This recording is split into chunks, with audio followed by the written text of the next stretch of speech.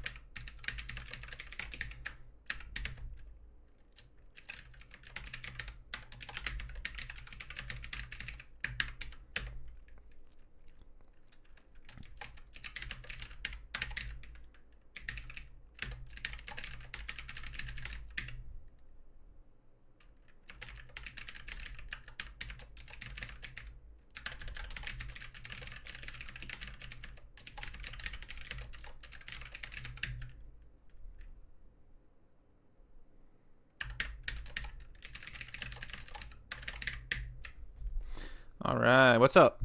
Hey, everyone. Should be a fun day today. Oh, it's been a while. How's it going? Sob's here. Ollie's here. Some new people are here. Pretty sweet. Squeak's here. We're talking about literal progress bars today.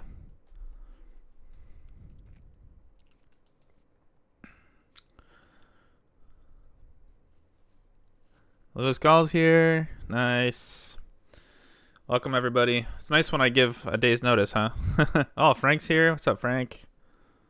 Yo, I'm going to see you in like a week or two. It's going to be fun.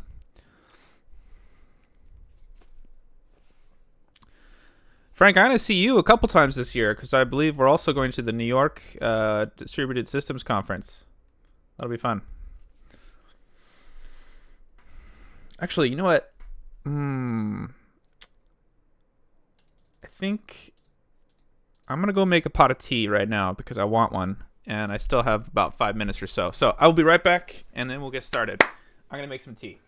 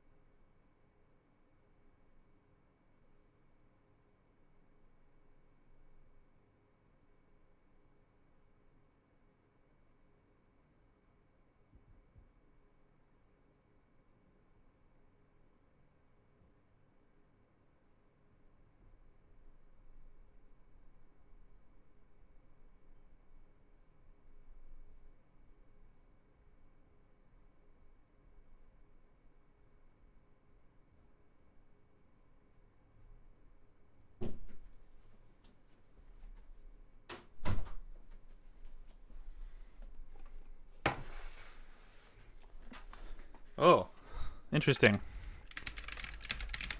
Okay. Well, it's time to start. So thanks everyone for coming. Let's see how we're doing here. All right. This part's done. So, hope you got your snacks, got your oyatsus, got your drinks. First, how am I doing? I'm doing pretty good. I got a new computer, so yeah, we're looking at it now. It's a monster. It is a absolute beast. It's been really fun to play with. 64 gigabytes of memory, 2 terabytes of disk space, 16 actual cores, 32 logical cores. It's a monster. I finally live in a house that I own, so I don't need to have a laptop and move around and stuff. So now I have a full tower.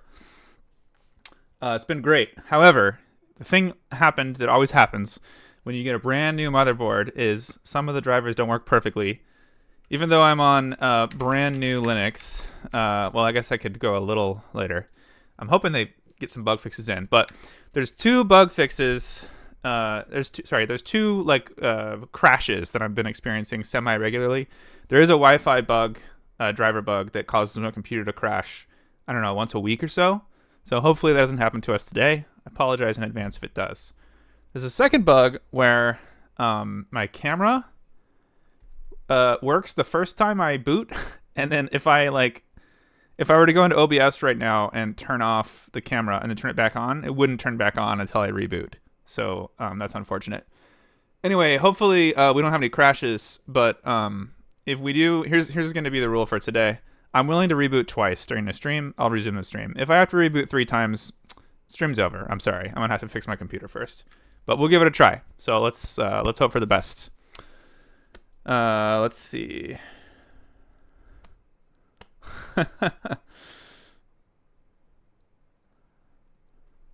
Okay, everyone's following along. So how about the Zig project? If you're not following along too closely with the Zig project, we just got 0.12.0 out the door. So that's here. Release notes are a little bit more under control this time. Oh, come on, give me that scroll bar. Not too overwhelming with content, but some of the main changes here are Autodock is new. We had a stream on Autodock last time, and I mean, there's a bunch of stuff here, but importantly, the build system. A lot has gone into the build system, and I think 0.12.0 is kind of the first release where a lot of projects can just stick with it until the next release and take advantage of the package manager, take advantage of the nice build system, and there will be not as much carnage when you have to do your update to the next version.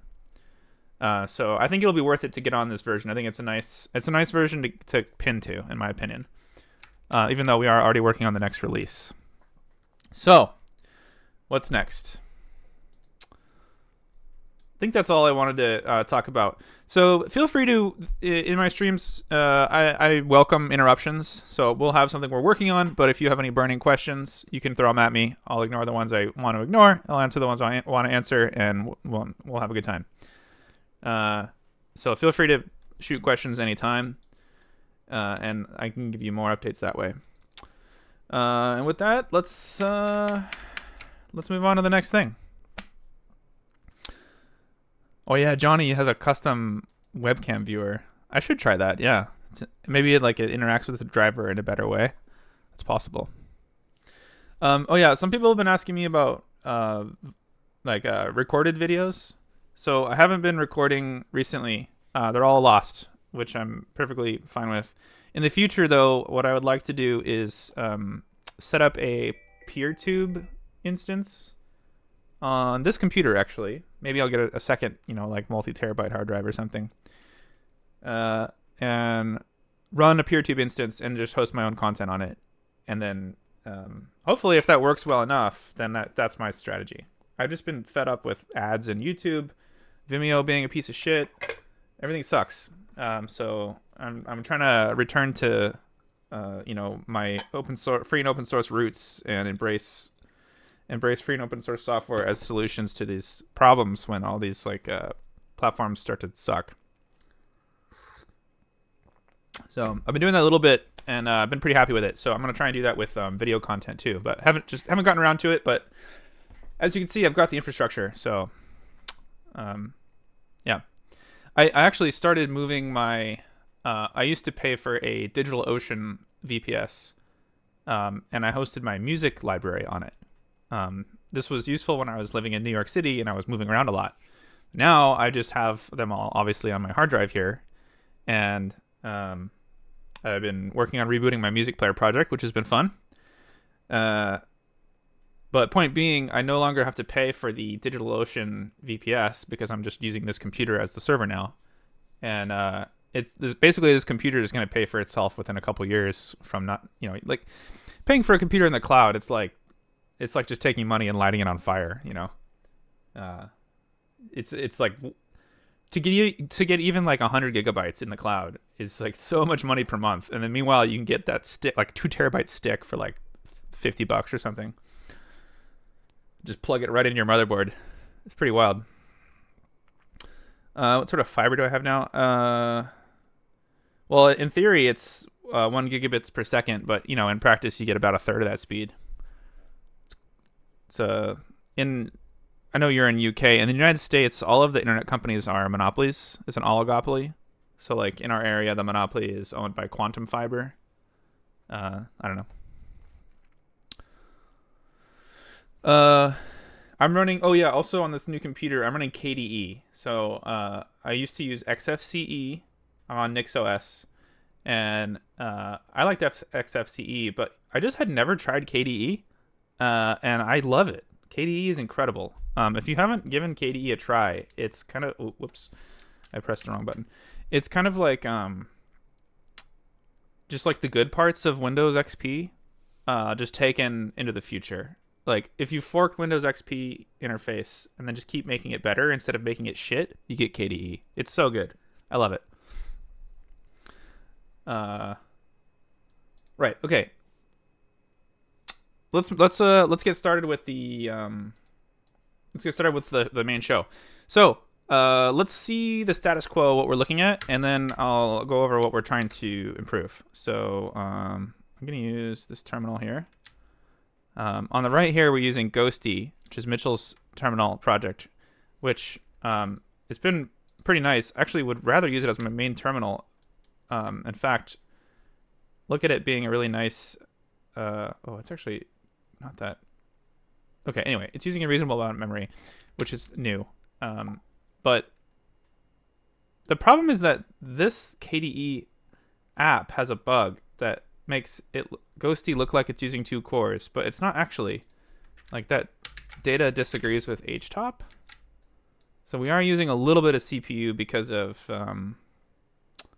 OBS, but we're not grinding 2 cores fully, which this thing seems to show. And it's oops. So it's not Mitchell's fault, but unfortunately it just bothers me when these things are wrong. So I'm going to use one for Bork, but I'm going to use KDE terminal for the rest of them. Oh, hey, business, how's it going? Xfinity. Yeah, Ben Business is in pretty near me, actually. You're in Seattle, right? And I'm in Portland, so they're like geographically neighbors. So we actually are talking about the same companies. I mean, yeah, as far as like American internet ISPs go, Quantum's been okay. But I mean, competition would be nice, wouldn't it? You know? Oh, you're in Minneapolis. Oh, I had no idea. I just assumed you were in Seattle for some reason. I guess because I just always see you in Seattle. Hey, Ristovsky, I'm using KDE. That's what I'm using right now. Okay, what's going on here? Okay, this is my Zig build. So if anyone's used Zig before, you've probably seen what the progress indicator looks like. I think for the nice example, let's go into my shell here. This is usually where I keep my current working directory, and I'm going to run this command. So this is the Zig build system. You can use the help menu to look at all the stuff you want to do. We have this thing called test behavior. It's going to run the language behavior test of Zig for a whole bunch of different targets, and then report the I'll do summary all so we can see all of it. Now this is going to grind my CPU. Hopefully the stream doesn't cut out because it's going to fully utilize all the CPU cores. But just so you can see what the progress looks like, here we go. I'll give it a little bump. So you can see that nice rainbow of the CPU. I can put my hand over here and feel the air getting a little warm. My water cooler keeping up. There's the progress indicator. It just came up. So you can see that this is the build system progress. So on the left here, we're on step 3 out of 92 steps. A couple more steps just completed. On the right-hand side, it actually does have even more fine-grained progress. It's a bit hard to see because it's getting chopped off. And that's part of what I want to fix today. This progress API was designed with the limitation and a couple of limitations that really hamstring it from being able to be nice, I think. And we're going to just remove those limitations in the stream. Well, that completed really fast. But anyway, we did get a chance to see the progress. So I think that could have been like a lot prettier, and I want to make that happen. Anyway, that's the output of running all the behavior tests for all the platforms. God, I love this computer. It's real fast. Okay, but we saw that it only went to about like half the screen. The limitations that I designed this progress API with is that, number one, it has to play nicely with other uses of the standard error stream. So it has to, like, it only will output to the terminal and then delete what it's done. Like, it will only add some stuff and then erase it, add some stuff and then erase it. And it doesn't know the terminal width, and it even has to play nicely with being a child process with a parent process already having it in there. So like the parent process adds some stuff, and then the child process does some more, and then the child process finishes, and then the parent process finishes. So it's designed to be very conservative, which is why it just kind of sucks. What we're going to do is lift those design restrictions. So I'm going to bifurcate the implementation into multi-threaded and single-threaded. And we're going to work on the multi-threaded one today. So we're going to assume that we can have threads.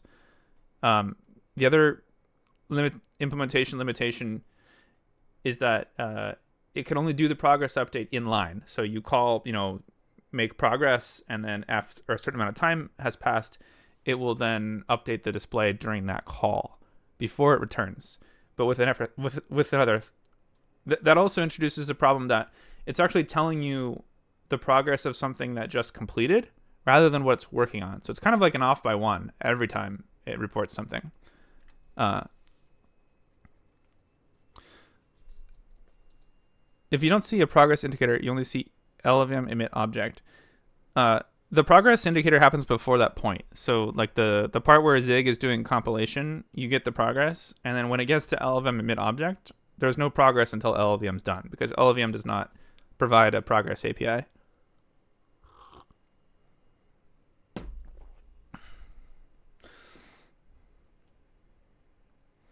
Did you say you pay for 1 gigabit per second fiber but only get 30? Yeah, that's about right. That's typical for American ISP companies. You get a fraction of what you pay for, and there's just nothing you can do about it because it's monopoly.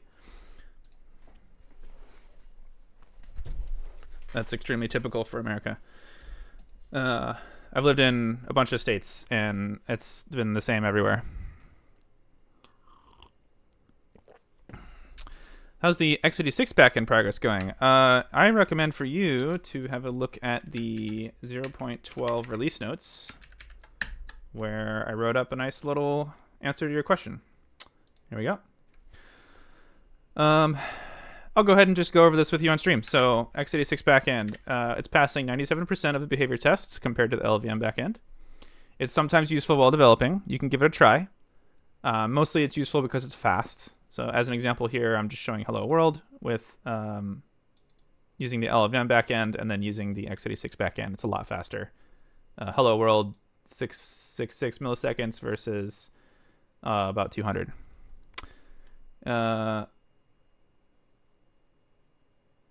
What else?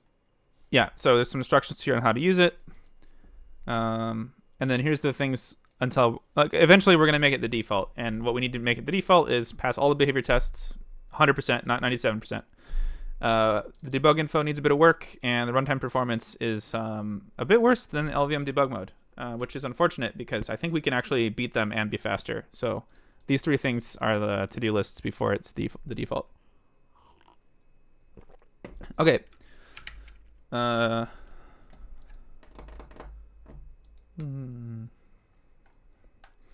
they systematically lying? See, this person's asking about the internet service provider and like how can they get away with it? How can they lie? And I think this is the wrong way to think about it. It's not necessarily maliciousness that leads to this outcome. It's just a lack of competition. So, like for example, when customers complain that they're not getting enough internet speed, they just dismiss it with, like, oh, have you tried rebooting your computer or something? And then that's it. There's just no more thing you can do. And, and they just never fix it. It's just like complacency. Whereas if there was competition, then the customers would just exercise their free will to just choose the other competitor that didn't have the problem. And then there's no excuse. It's like, is it malicious? Is it lying? It just doesn't matter. Like the company that sucks dies and the one that doesn't lives. And that's what competition offers you. It's like evolution, like you don't have to worry about motives or this or that. It's just like it solves a problem.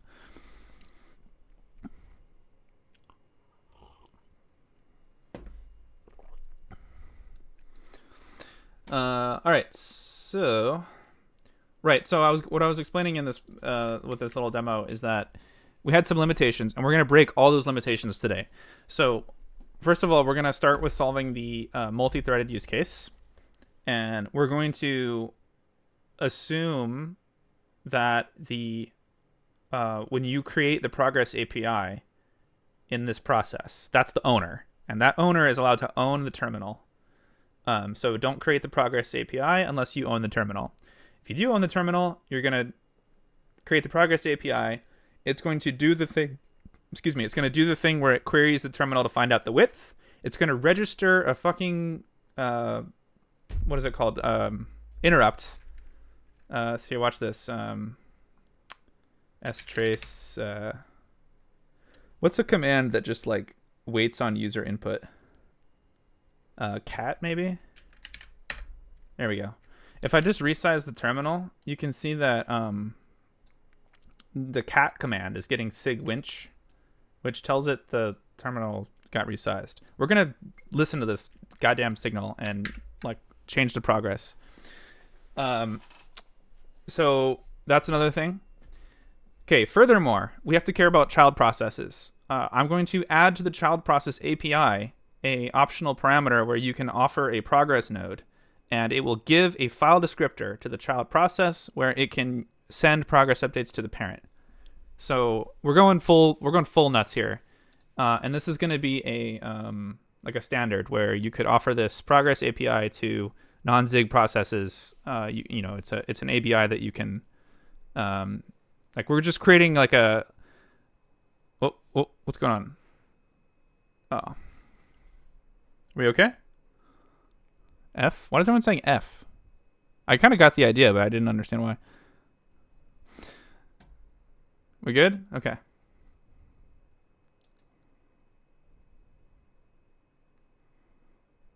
Oh, I stopped on saying full. Okay. I think we're good now.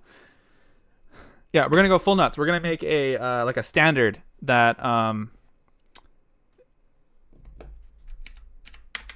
that subprocesses can use to communicate to the parent process their progress. And so this is going to offer us, instead of having like the parent process say like numerator out of denominator, status line, and then just like right here the child process then does another one, which is what we're doing now. They're not really communicating, right? And then the child process has to delete theirs, and then the parent process can like continue on. That's what we're doing now. Instead, the child process is going to communicate semantically with the parent process, and the parent process then has all the information it needs to just render everything, and it's going to know the width of the terminal. It's going to do all that stuff. Okay, does the plan make sense? I think the plan should make sense now. Hey, Robo Boboto. You have a name that's similar to one of my friends' names, and for a second I thought you were that person. Anyway, welcome. Yeah, I've seen a lot of new names here, so welcome to the stream. We should have a good time. Okay, now before we start integrating with the existing system, let's just play with a simpler system. Make sure it looks good, and then we'll start to go implement it. I can answer this question though. So how will this be generalized to be useful in the standard library? Well, the standard library already has a progress API. And it's this. So you create one of these. Do we have example code? No. Okay. You create a progress, and then you call start, and that gives you a node. And once you have a node, you can call end when it's done. And that's basically it. Or you can call start to make a subnode. You're creating like a tree. And then the progress API, just based on this, can construct a visualization of it. So we already have this in the standard library. I'm just describing a way to improve the status to give better output to the user.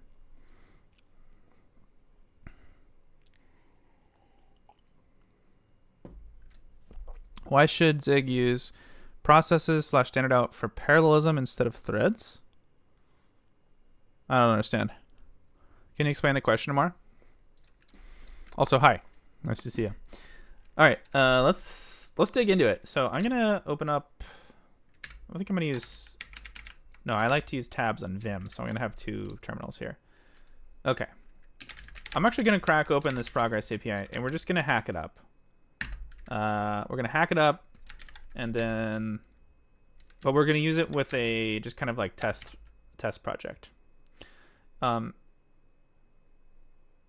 Should I make a new window for the test project? Now let's just hack into standard library. I'll make the test project. See, do I have zig dev? Okay, so I already have this alias, which is the zig here, which means that if I edit the standard library here, and then I go over here and I do zig dev, that means I'm using the standard library from here. So I think what we're going to do is we're going to edit the standard library on this desktop, and then on this desktop we're going to just have a different project, and we'll use like this basically fork of Zig, which is testing a patch.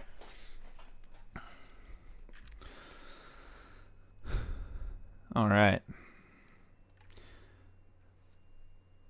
So let's make a new project. Standard library is old, but this test bed will be new. So it's nice to look at some fresh code when we're coding together, because then it's a little easier to juggle the complexity. So let's go to dev. Let's call this, I don't know, prog. That's too bad. I think that what's happening here is that I am on, oh my goodness, I am on Wi-Fi, and the signal's a bit weak. So I think that if I want to have a reliable streaming connection, I need to run a wire up to my office. I think that's going to be the actual solution, unfortunately. So I don't know. I think we're going to have to deal with this happening every so often for today. And then I got to do some house chores to solve this problem long term. All right. Well, at least my Wi-Fi driver didn't crash this time.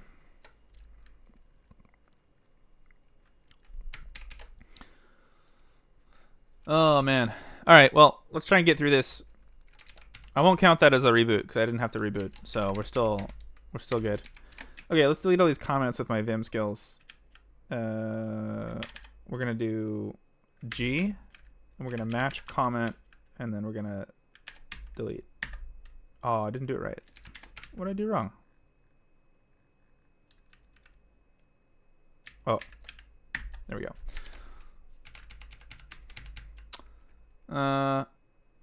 let's just run with this for now. I am gonna, for fun though, we're gonna get rid of the library. Let's just take the exe.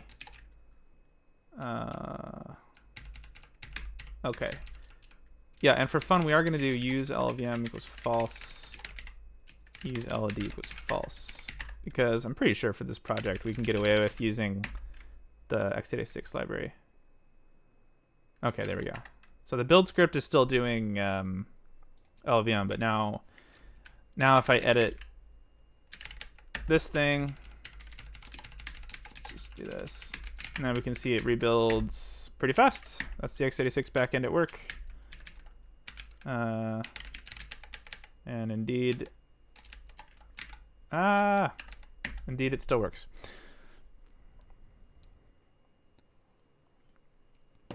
I'm really sorry about the internet troubles, everyone. I think that's going to be the status quo for this stream. So if that's annoying and you want to peace out, I completely understand.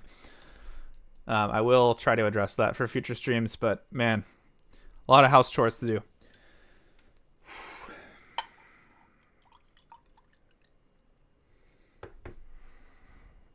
The electrician said I should probably just run a wire on the outside of my house because the office is really far away from the connection.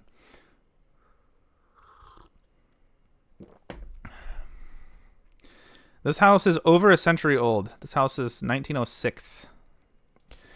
Hi Andrew, where would you put a CPU register initialization? Inside the standard library? That's not good. You can't do that. You gotta not use global state, because then someone depends on that global state being run, and that's not portable. If it really needs to happen, it goes in start.zig, which is where global state's initialized. But you should try to avoid it if possible.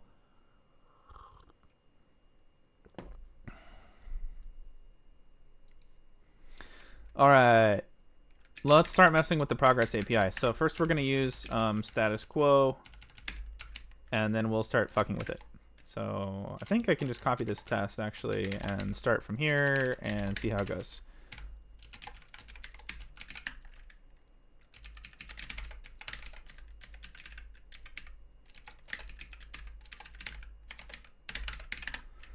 How am I going to do this?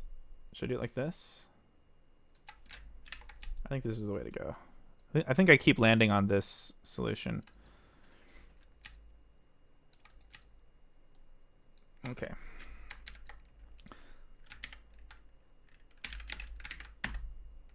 I better rebuild, eh? Okay, so this is simulating progress. That's what we got right now. We're using sleep, I believe. Yeah, there you go.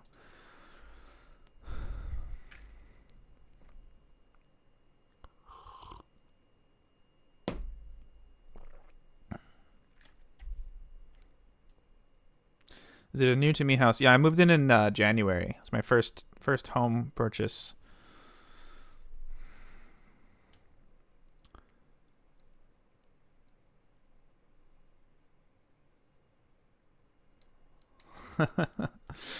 All right. So this is an example of using the existing API. We create a progress, we create a root node to start it, and then you create subnodes from the root nodes, and then you do some tasks, and we sleep as a just a work simulation, and then we call it end. And that's it.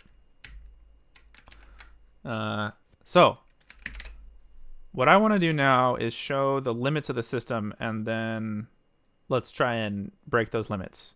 So as an example, let's make these things so long that they would exceed the terminal and have it truncate correctly. That's a good place to start, I think.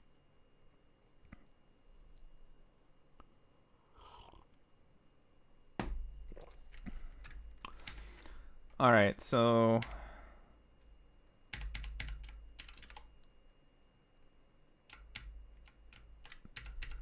I need some lorem ipsum, I think. Let's grab some lorem ipsum. I know it's kind of boring, but okay, this isn't what I wanted, but fuck it, I don't care.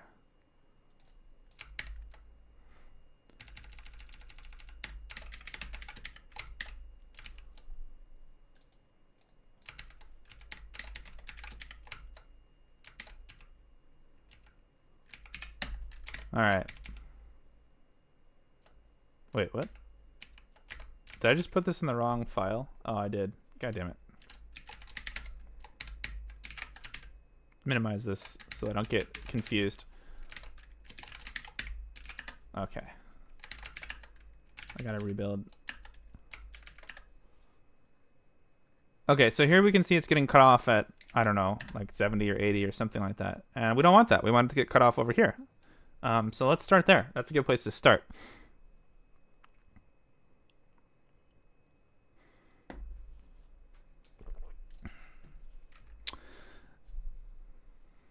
Oh, that's a fun idea.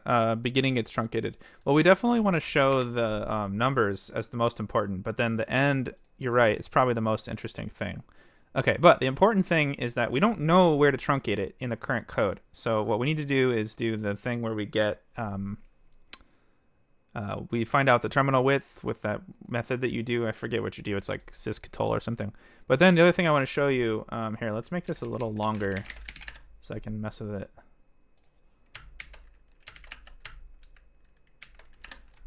Okay, so if I start doing this, it's going to get real broken real fast. Oh, it actually didn't get broken. How'd that not get broken? Oh, wait, it did get broken. Wait. I've seen that get broken. How come that didn't break now? I'm actually kind of confused now. Oh, there it goes. See, this is it getting broken. Okay, so I want to fix that as well.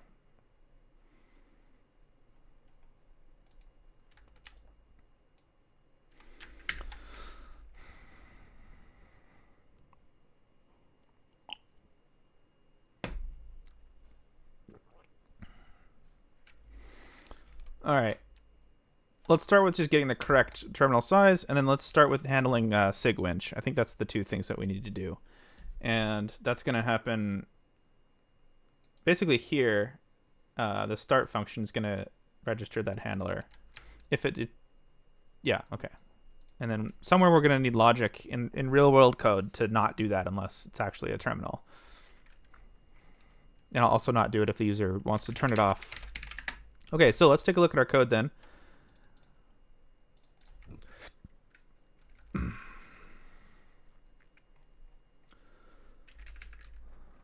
Let's find out where the width is. This is already pretty sus. We only have 100 bytes here. That might be just right. That might be the. Oh, I think this is it right here. Actually, it's just 100 output buffer. Okay, well, there's your problem. Now, I do think we need to have a fixed size output buffer because it can be kind of big. It can be like 1,000 or something, but basically we just don't want to have to allocate dynamic memory for this. So we do want to put an upper bound, but we don't want to use that.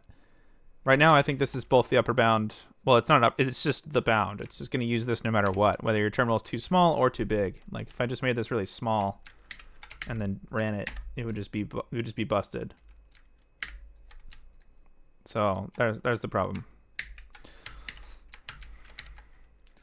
Okay, so we're gonna gut this code and basically start it over, and we can change the API if we need to, but yeah, if we need to. So right now, this is how it looks. Basically, in this code, or maybe this code. Like when you're calling these functions, it's when it's going to potentially trigger a refresh if enough time has passed. I'm going to make this function actually spawn a thread, and then the thread will do the update on a timer.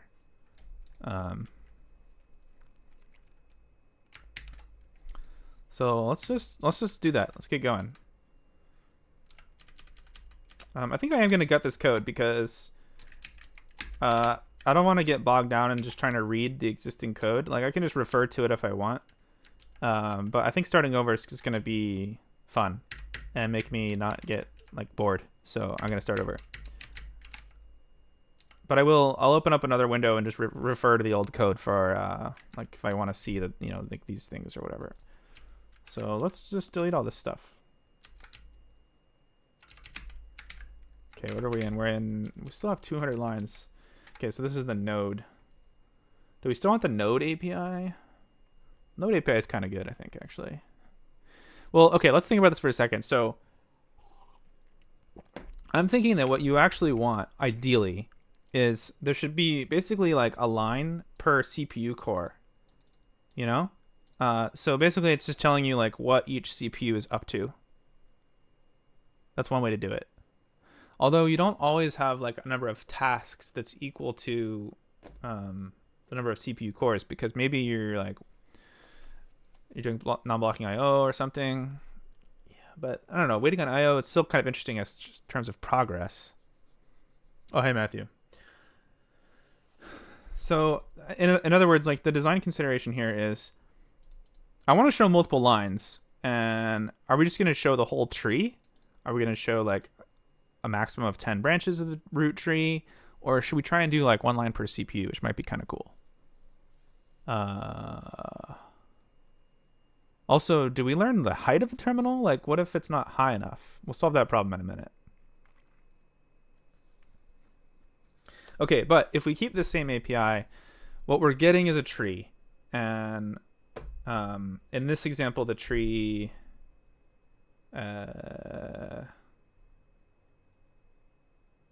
actually, it's not even doing two things at once, I think. Really what we want to do in this example is make a thread pool, simulate a thread pool doing work, and then see what that looks like.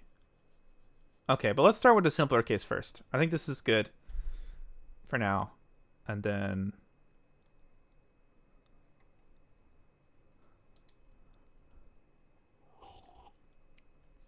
yeah, don't worry, you're still going to get number. But yeah, we are going to make a thread and have the thread display updates on a timer. So let's start there. So progress dot start. That's going to be the one.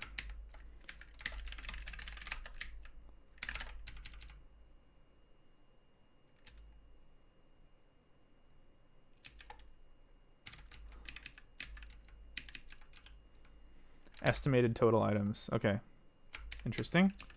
I guess this number is supposed to be the denominator.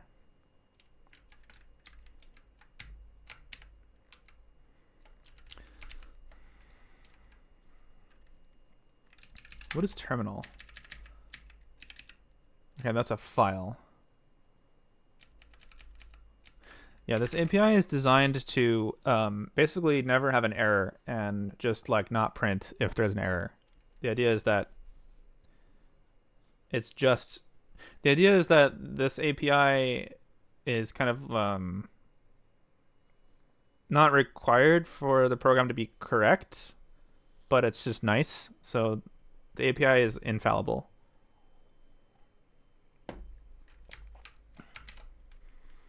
So internally, it has to track, like, oh, we tried to write something that's not a terminal, so just make all future updates do nothing.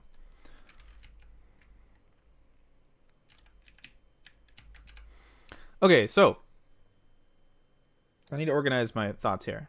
How do we... what do we need to do next? Okay, the very next thing we need to do is just figure out the width of the terminal, I think. Why not take the whole screen? Well, it's a compiler. It'd be pretty weird if the compiler took the whole screen, right? Well, actually, sorry. Compiler is just one use case for this. This is a standard library API, which is designed to be used by not only command line utilities, but also other kinds of utilities as well. So the idea is that you can collect progress data in a like display agnostic manner, and then like maybe even a library could accept a progress node and then just keep the node updated. The library doesn't know if it's being used in a graphical application, a command line application, or whatever. It just updates, it just keeps the progress updated, and the application can decide what to do with that information. And then in this implementation here, it's kind of like you call this function if you're a terminal. I guess with that in mind, you could have an option to take the whole screen, and that would be reasonable. But it should be an option because some command line tools would want to show progress and not take the whole screen. I think that's the actual answer. So not a bad idea. It just can't be the default, I think.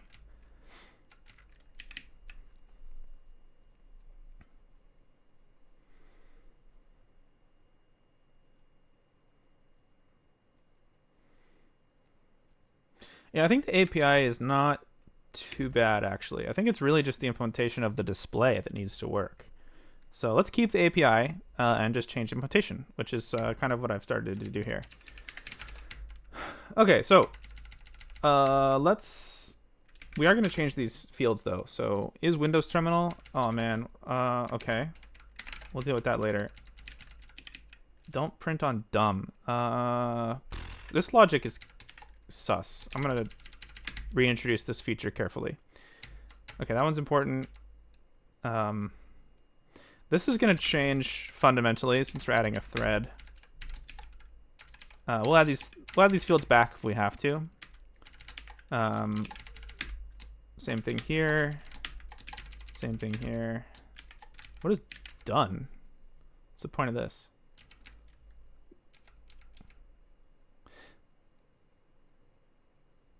I think the idea here is that you want the screen to reset and then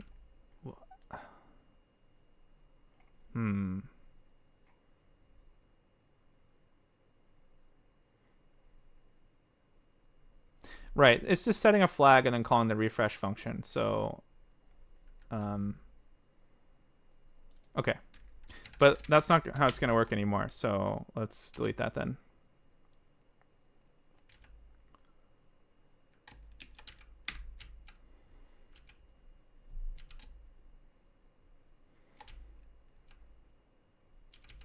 This function needs to be re-implemented.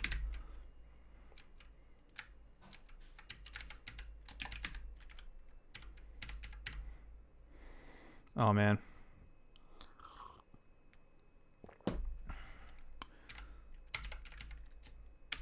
Update mutex. Okay, we are going to need something like this. Let's just call this mutex. It's going to protect all the state.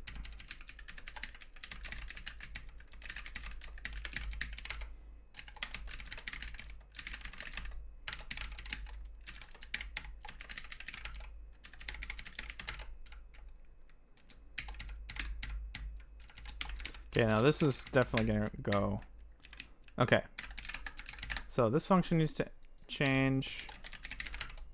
So panic to do. What's going on here? And then we need to, okay, it's time. We need to get the size of the terminal. How the heck do you do that? I need what's that guy's name? Rogerager in here. That guy who's done some ghosty work and has his own like terminal library. Oh, he's right here. Whoa, wow, it's like summoning the devil. Hello. Let me give you a recap of what we're doing today, since I'm gonna ask for your assistance. Today, my goal is to change the standard.progress implementation to do more fancy stuff, such as collect the width of the terminal and use that, respond to a interrupt where the terminal changes size. It's going to update based on its own thread on a timer instead of in line with the API calls. And I'm planning on making it have a child/parent process coordination system so that only one process is responsible for rendering to the terminal. So all child processes are just giving progress updates to a parent, and then there's exactly one parent process which controls the UI. And then this is just like we watch it, you know, and have a good time. So anyway, I think this is the answer. What is that? IO Catol or something like that, right? We could probably try that over here first and then see how that goes.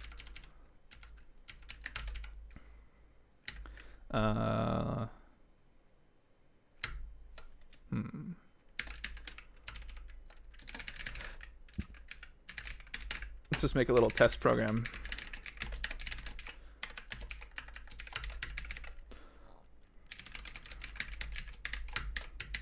Oh, dang, we got some code here. Too bad I can't copy that. Loris, how do I copy?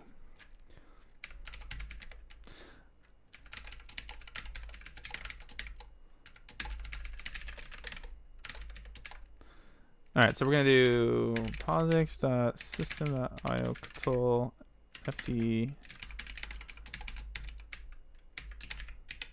Right. Okay. Int from pointer win size. All right, I need to look at this API. IOCTL.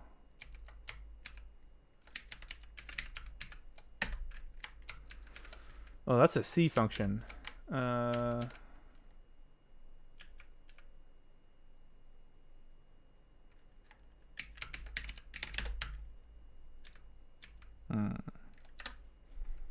Ooh, here we go.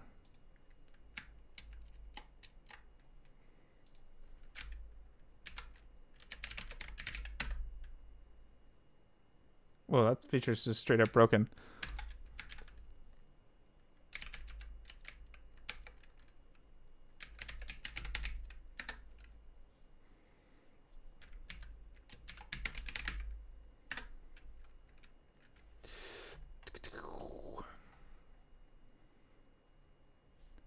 Ooh, get win size. Ooh, that looks really handy.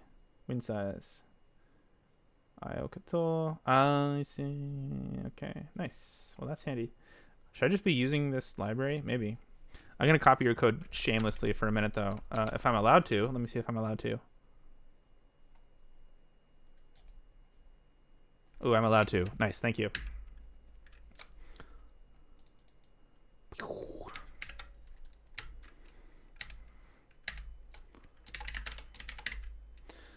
All right. Oh god, I just spilled tea on myself. That's embarrassing. 200 people just watched me spill tea on myself while having a sip. All right. Let's see if this works. Okay, we need an FD, so that's going to be standard error.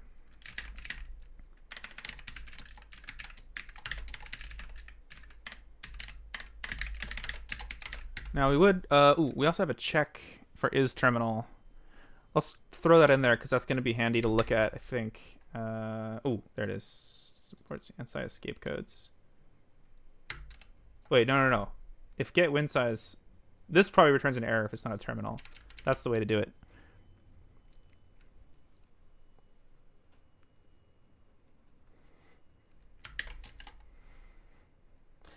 Stir.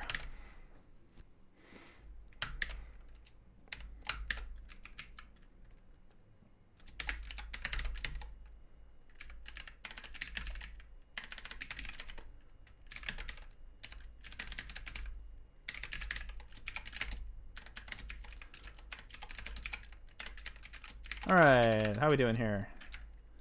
Okay, that's a fair alias to want.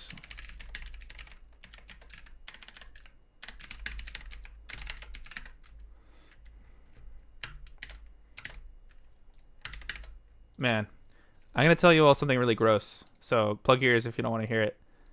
I've been making a lot of typos lately because my keyboard, it's this nice keyboard, right? But like these little pegs, they're little like rubber pegs, right? So to keep your keyboard from sliding around on your desk. But I haven't cleaned my desk in a long time, so the pegs are just like sliding around on all the dust. So my keyboard just keeps moving around, and then I make all these typos.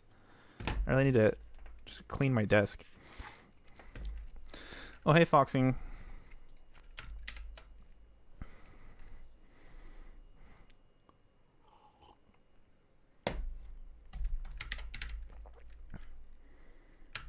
Everyone but me cleans their desks every single day. Yes, that is a fact that I believe.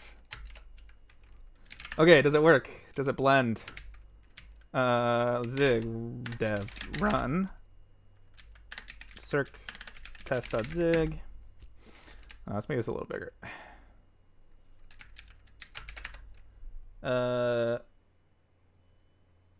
Okay. That's fair.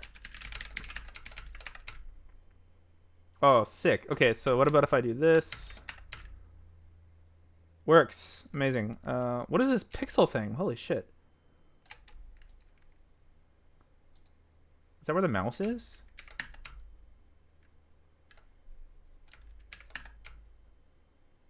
No. I have no idea what that is.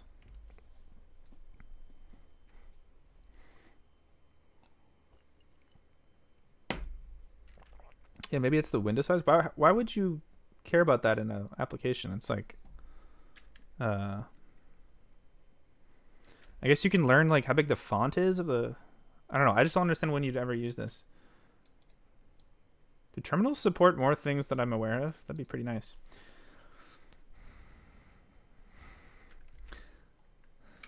Yeah, for laser mice, the dust almost makes it like more accurate, you know? It's like texture. Okay, cool. Well, this is a great start. So let's integrate this into our new progress implementation. Okay, you know what else I want to do though? I want to handle sig winch. I think I have Rocco Reger for a couple more minutes. So here's a question for you, which you might know the answer to. So if I run this command, obviously I get like the current size. But as we looked at earlier, if we do something like this, then if I like change the size of it, it goes crazy. Wait, actually, it's getting fixed though. Like, is this a feature of wait, what? That's incredible. How's it doing that? I think that's a feature of this terminal. When you resize it, like fixes the bad thing. Okay, well now it's broken. Okay, so my question is responding to sig winch the way to address this problem? Like we get the interrupt, we find out the new size immediately. Okay, so here's a more concrete question. Does the sig winch signal come before wait, of course it does. Yeah, it's definitely the answer. So you would get the sig winch signal before you tried to refresh the terminal to print too small. Okay. No. I thought of the problem. Okay. So if we run this code before we print a status line, then there could be a race condition where you check, then the user wiggles their window, and then you write. And so you still write the wrong amount. So what we need to do is first we register the sig winch signal, then we check the size. And then now we're guaranteed that we will get a sig winch signal fixing our size before we have to write to the output. I think that's the solution. Let's try implementing that here, and then let's just wiggle the window around and see what happens.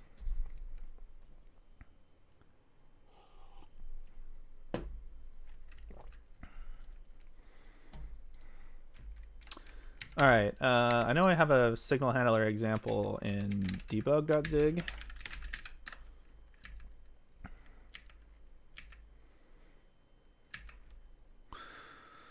It's nice we haven't had any more network issues for a minute. Okay, so at the bottom of the file, sigv, here we go. Attach sig fault handler. Ooh, here we go, sig action. Okay, there it is. This is going to take some porting work to make it work on other operating systems, but let's just get it working here and see if we can do a proof of concept. Okay, so where's our sig list?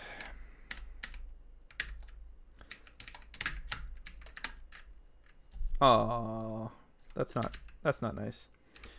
How about Linux sig? There we go. Okay, so what that tells me though is this list is going to be different for operating systems, which we already knew. Let's actually look up winch. Looks like Linux has it. Mscripten, what the? That's so weird. Okay, a bunch of the BSDs have it. Haiku has it. Darwin has it. Okay, basically everyone has winch, so that's nice. That's pretty portable, actually. What's act?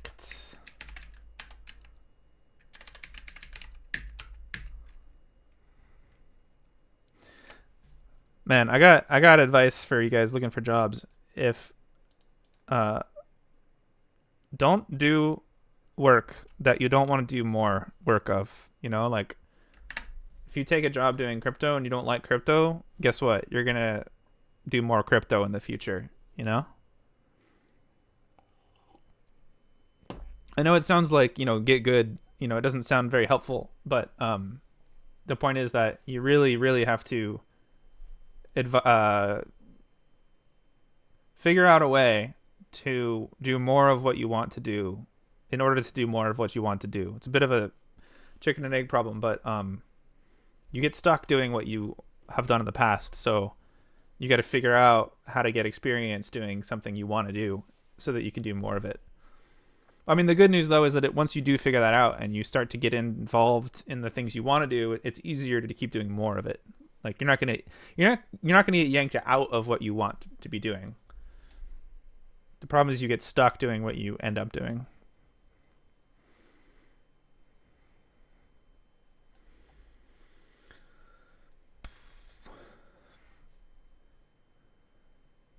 Matthew, I think that everyone wants a senior dev. I think frankly, you kind of are a senior dev in terms of your abilities, and there's probably some magic words you could say that would just land you any job you want. I think what you're not senior in is just like interviewing yet and negotiating. But that's a skill that you hone with practice.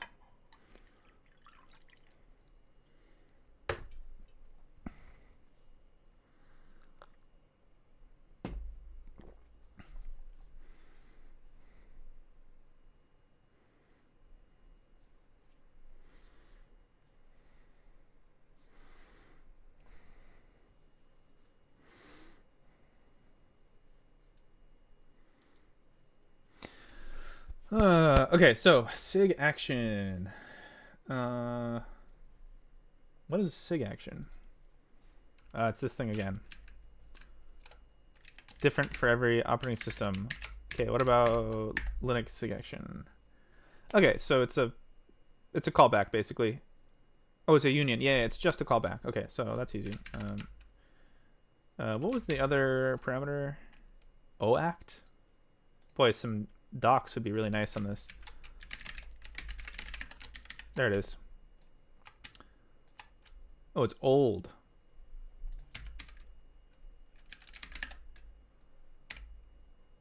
If it's non-null, the previous action. Oh, it's like it's like an atomic API. That's actually pretty handy.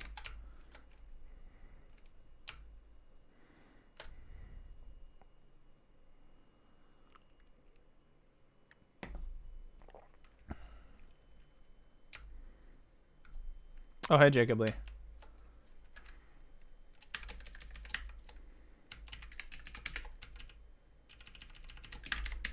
There we go.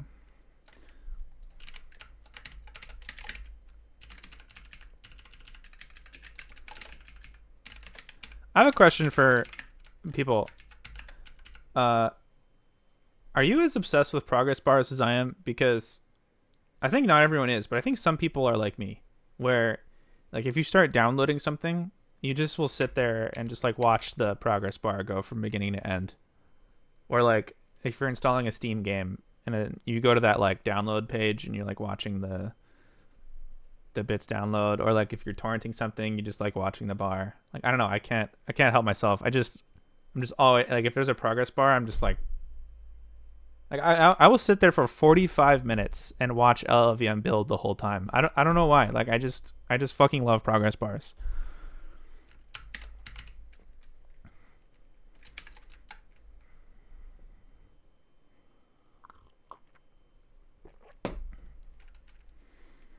I think I'd rather just like watch a progress bar than like a movie. It just feels like it just feels so good.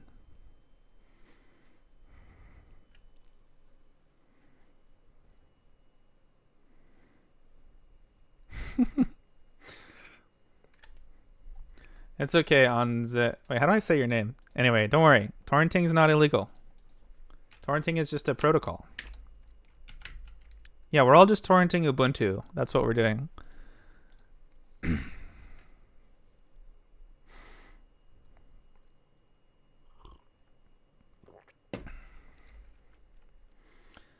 All right, so what does this function look like?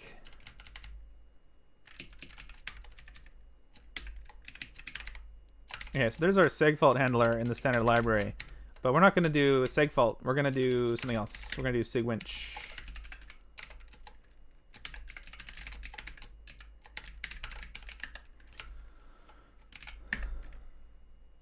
Okay, what? Wait, sig action. I think that should be a thing there.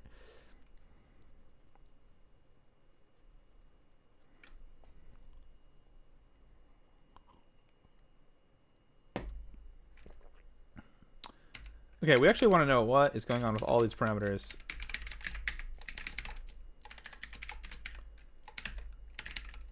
Info.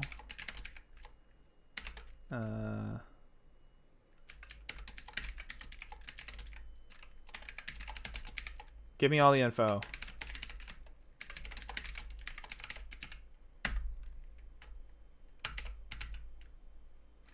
Rip my message to progress chat? What?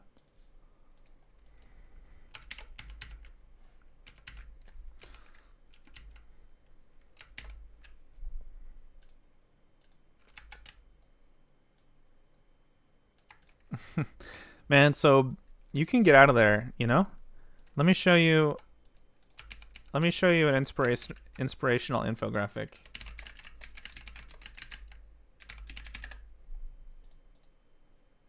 There you go. This is for you. Sob. This is you need to like print this and frame this and hang it on your wall. This is your life advice right here.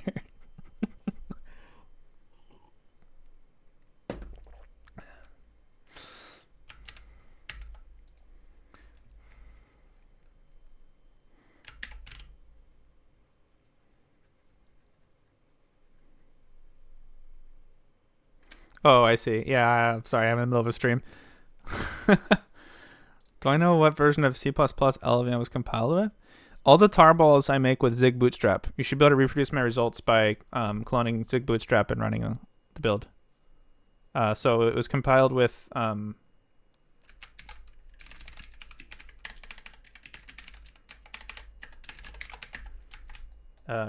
this one.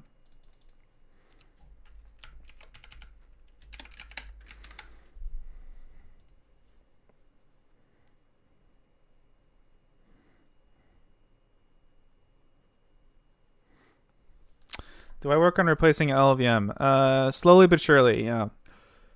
I mean, right now we're not working on replacing LLVM. We're just making a progress bar. But, I mean, LLVM doesn't have a progress bar.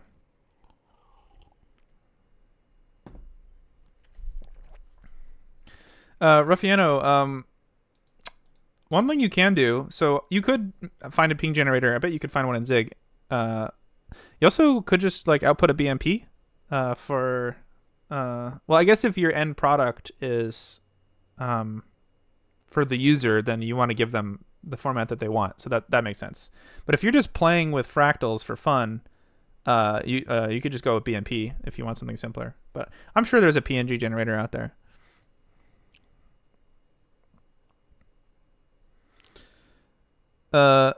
So Jacob Lee, let me help Jacob Lee with something because he's trying to work on something and I gotta unblock him. So in Zig Bootstrap, the first thing it does is it builds LLVM on the host, and then it builds Zig on the host using the host compiler. So whatever you have on your system, it uses that. Then it rebuilds LLVM with Zig CC and then rebuild zig for the target. So if you're using so my recommendation is to not use the host artifacts, but use the final product. And the final product will be very consistent. It'll be exactly this version of LLVM, LOD, and Clang, and then yeah. Does that make sense? Like this is just for the host, and then it goes on and builds the actual thing with this. And then you end up with the host build artifacts as well as the cross-compiled artifacts. And then my recommendation is to only use the cross-compiled artifacts.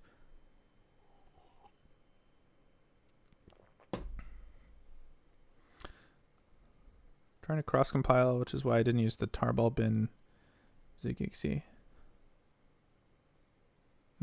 Okay. Anyway, let's find out where we're at right now.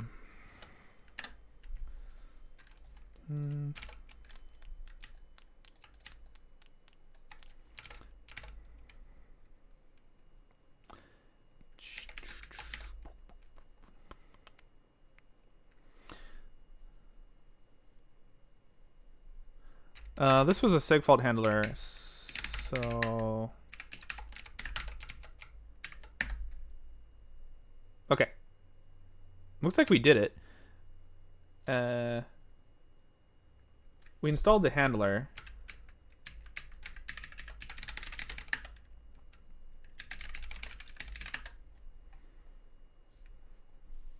So there's the winch.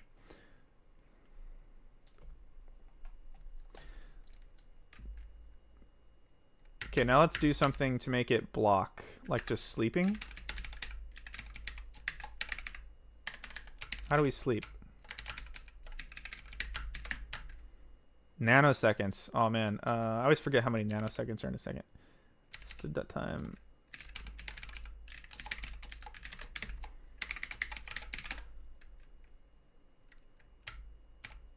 Okay, so if I do... Okay, that's not long enough. Give me 5 seconds, actually.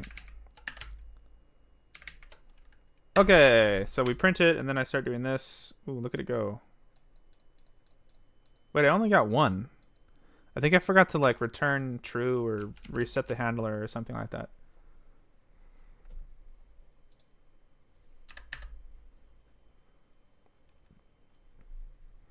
Okay, but what did we get? So we got a signal. I guess that's just sig winch, right? 28. Yeah. Okay, so that's useless to us.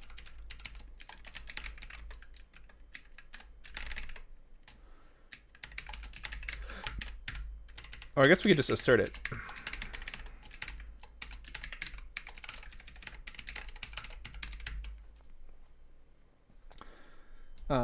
All right, sig info, signo, erno, code, fields. Do they give us the size, or should we just query the size again, or what?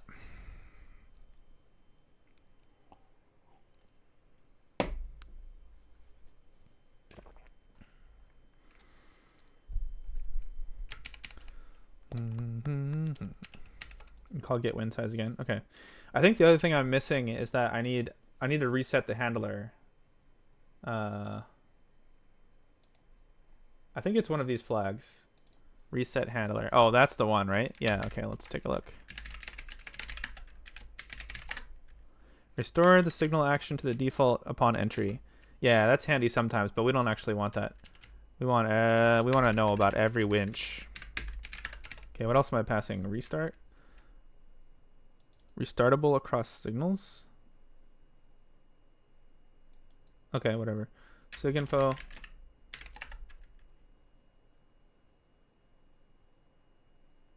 Okay. That's fine.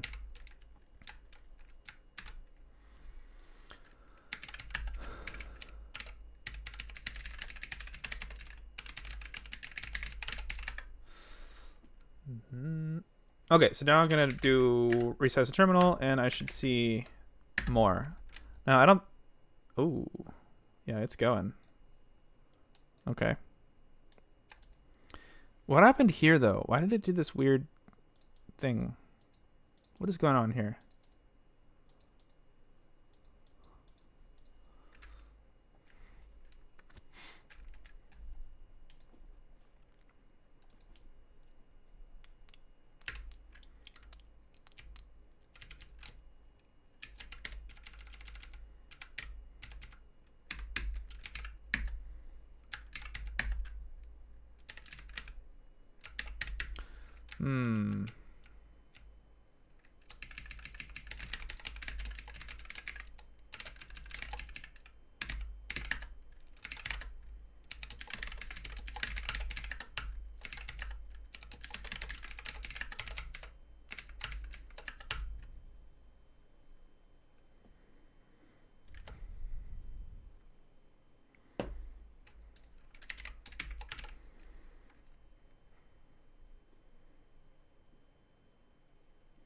Right. Okay, so get win size can fail, which is a problem.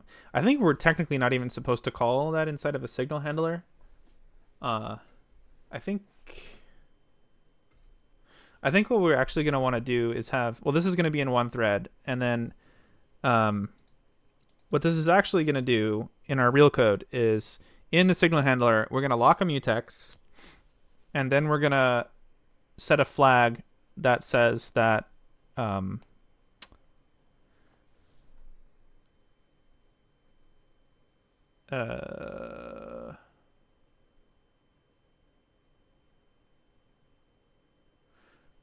the window size changed, and then in the thread we try to grab that lock. Okay, but what happens if we grab the lock inside the thread and then the signal happens? That's kind of a problem, isn't it?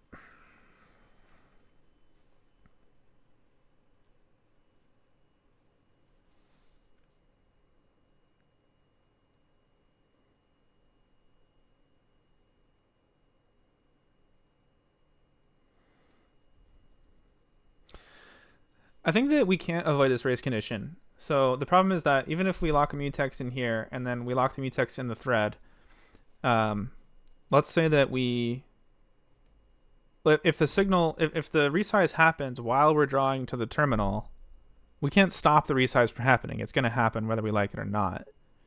I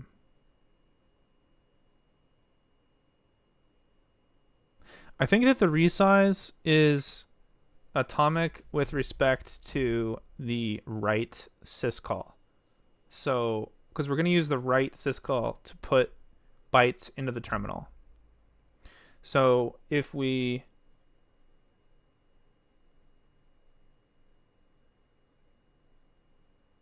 in theory, I can test this right now. In theory, if we use the write syscall, I think this is where interrupt comes in, which actually reveals that I kind of made a mistake in the design of the standard library.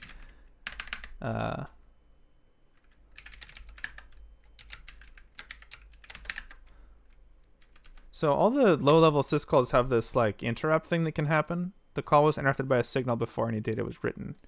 I think the idea is that you start writing the progress to the terminal with a write syscall.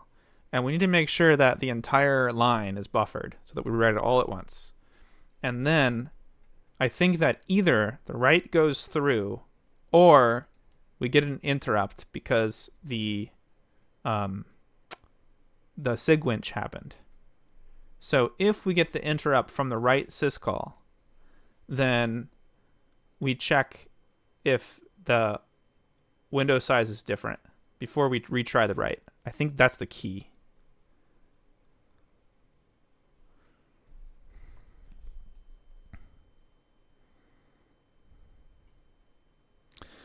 That's a good point. Maybe we don't need the signal because if enter happen, no, we need. Wait. No, we still have the race in between checking the size and doing the write syscall. So the problem is, let's say we get the size, right? And then we need to have a we do a right here. How do we know that the size didn't change on this line right here?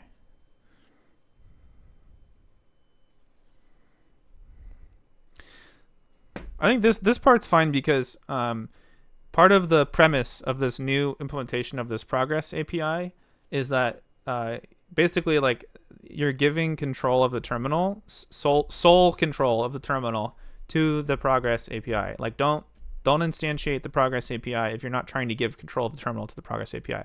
So I can assume that it's the one handling SigWinch. That's kind of the premise. It's like only use this if you want it to control SigWinch. You know? And that's why we're going to have the child processes communicate with the parents and such. Wait, what did this say though? Trigger a redraw?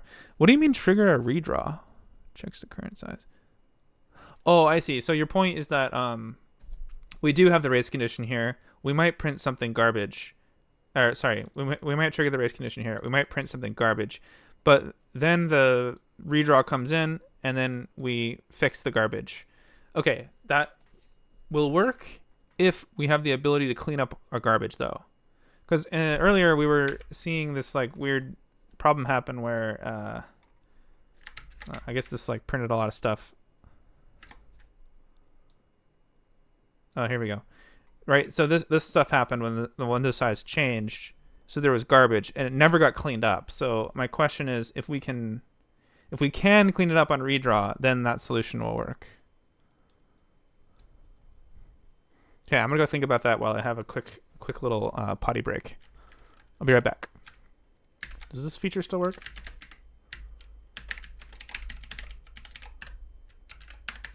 Oh yeah, let's go.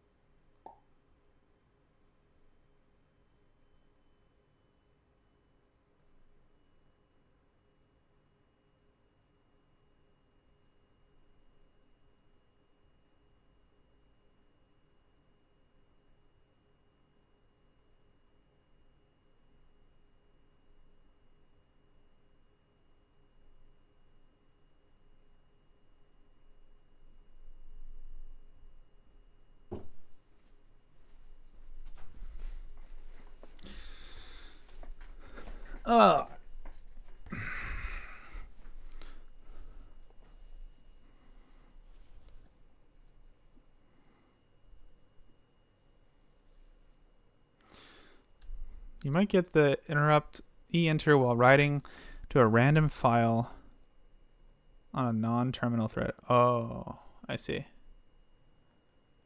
Okay, so the e-enter is not a reliable way to detect a redraw needs to happen. Okay, well the other idea works fine though. So we trigger a redraw, and then the redraw just needs to make sure that it can clean up the garbage if there was any garbage.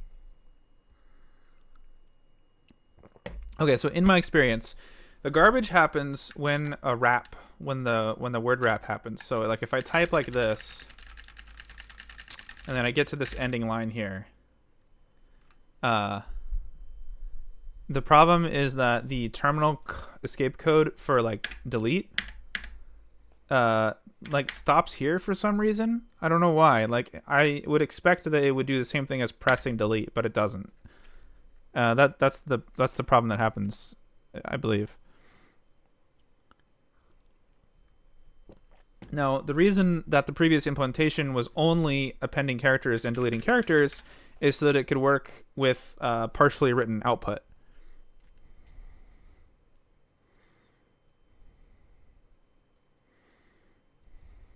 Are we just using the wrong one in the standard library? All right. Let's investigate this really quick. This is worth just taking a look. So here we're gonna go to this other checkout of Zig.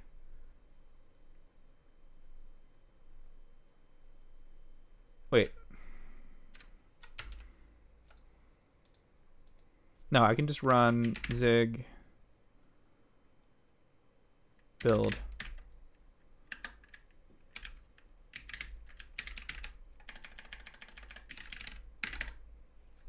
Okay, so this is master branch. Or sorry, it's not master branch. It's actually LVM 18 branch. But anyway, that's the one I have. Let's try taking a look and seeing if this theory is accurate, because I think that's worth investigating.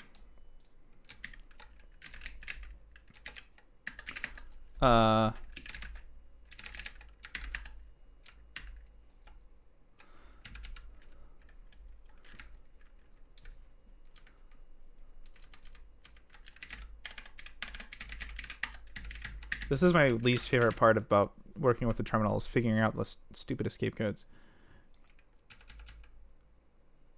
Okay, so here we go. We're doing escape code, open brace, something capital D.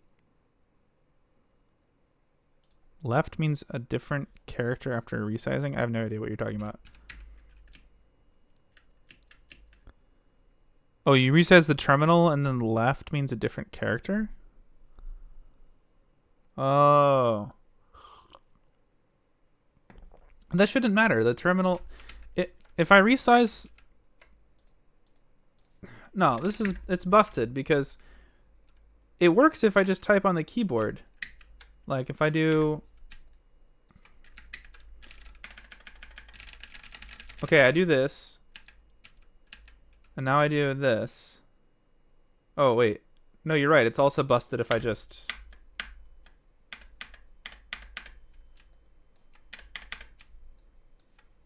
Okay, I don't know. Fucking terminals are broken. Whose fault is this? How am I supposed to work with this? This is garbage. Who made this code? How is this okay? Is this what we're trying to retain backwards compatibility with? Is this what everyone's so afraid to break?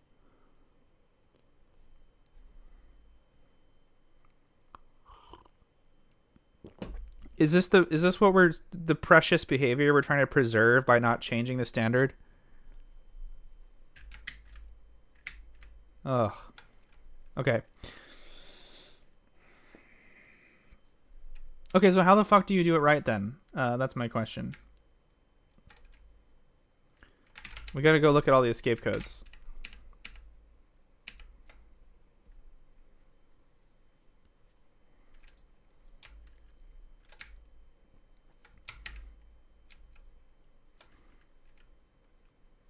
Okay, we're gonna assume that we're gonna be able to clean up the garbage. We have to assume that, or it's not gonna work. Query the current position, delete lines until we're on the original line. That should work. We just got to be able to delete stuff until we get to reset. So let's assume that we can do that. So our strategy is spawn a thread. Thread updates on a timer. Sigwinch just atomically updates a flag that says we need to redraw. And then after we finish drawing, we just check if that flag is set and redraw again. That's it. And then also, yeah, that should work. Yeah.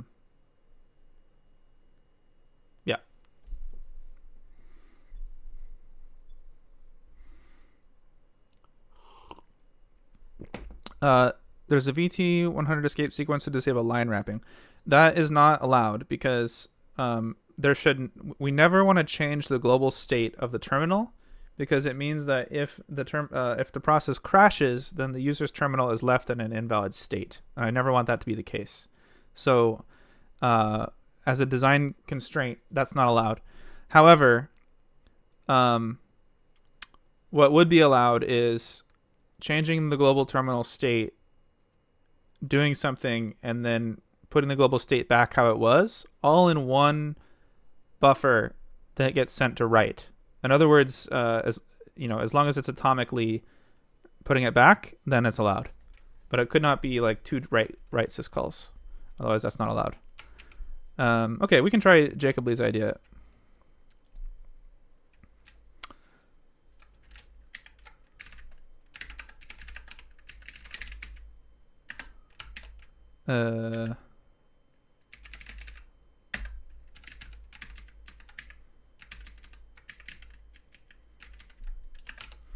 Okay, so you're thinking just do this. Let's give it a try.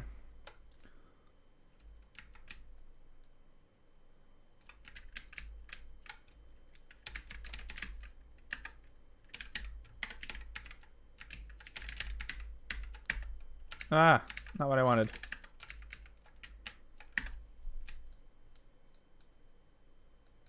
No good.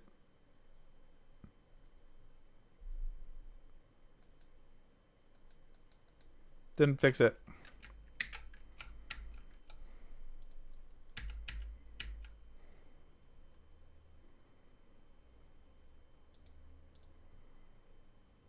What? Oh. You're saying to do this?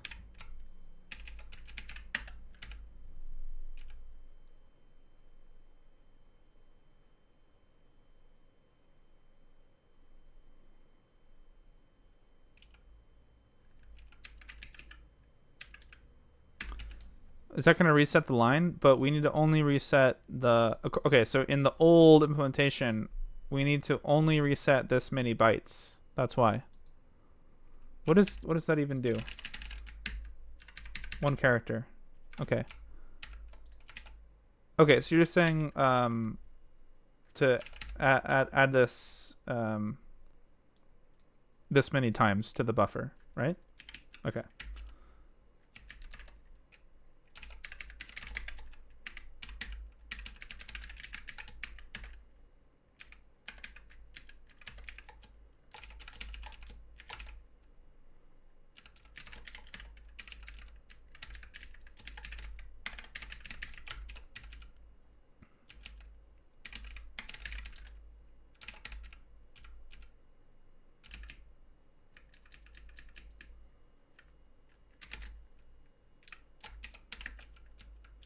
Okay, a bit awkward, but that should do the trick.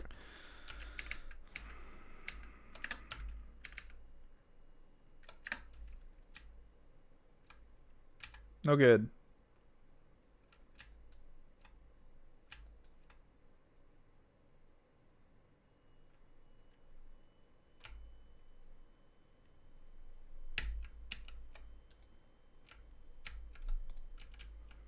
For whatever reason, it just gets to the beginning of the line and then stops. Stops being able to backspace.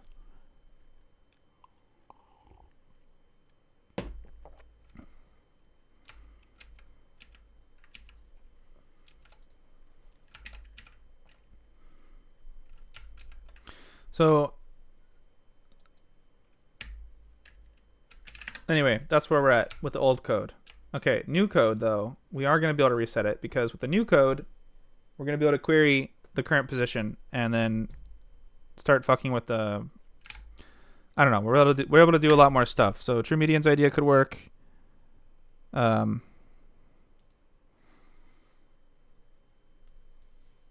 Anyway, we have more options now that we're going to be able to have the terminal size. Now, okay, what happened though? Rows, columns.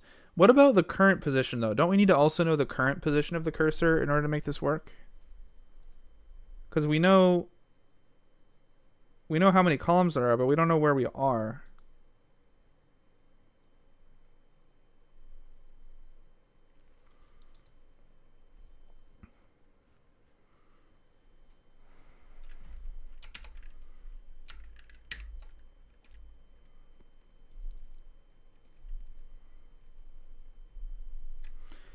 Yeah, you query and it comes to standard in. Okay.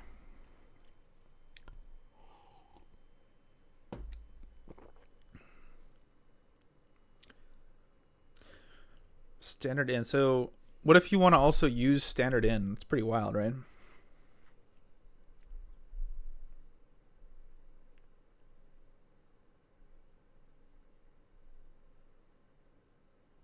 What if I'm making like a command that's taking input over standard in?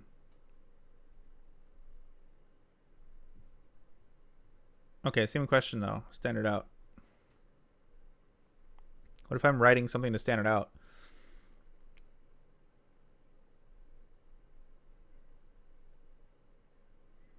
You read from standard out? Oh, so normally you're only writing to standard out, but now you read from standard out? I guess you would only ever read from standard out for that one purpose.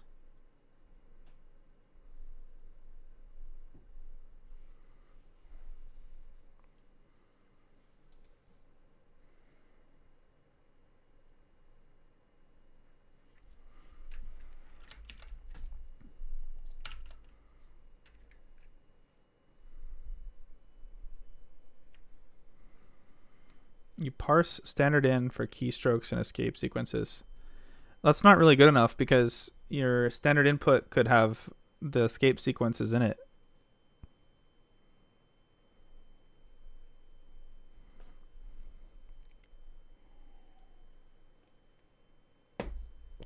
It's impossible to tell what's coming from one stream and what's coming from another stream because your standard in could just have escape sequences in it.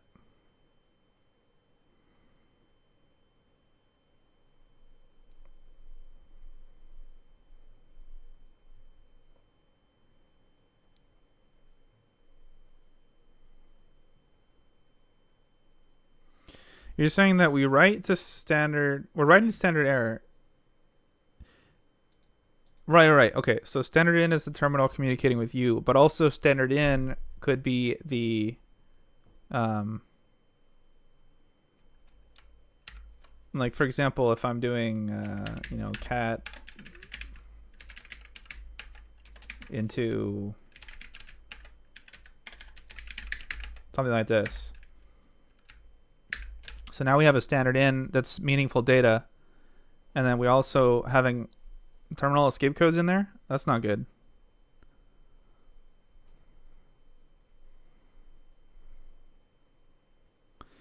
Usually they're all the same FD, so you can read and write to any and its equivalent. What are you talking about? What are all the same FD? Standard in, standard out, standard error are different FDs.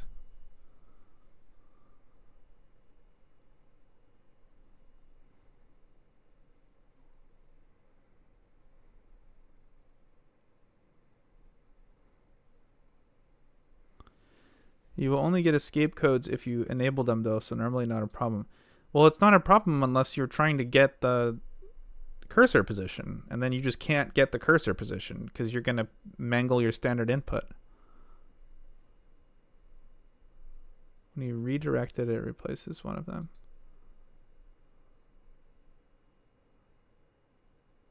Same redirect that the ANSI codes are written to?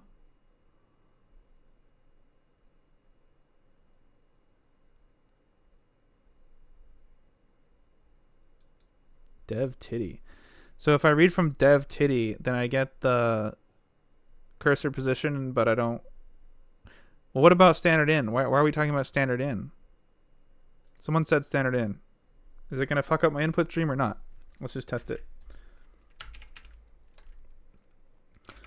Okay, how do I get the cursor position?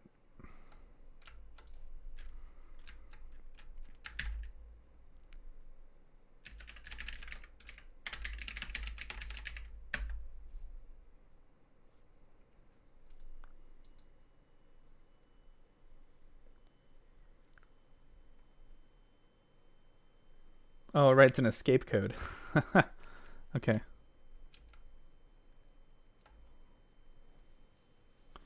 Okay, let me ask my question in a very clear manner.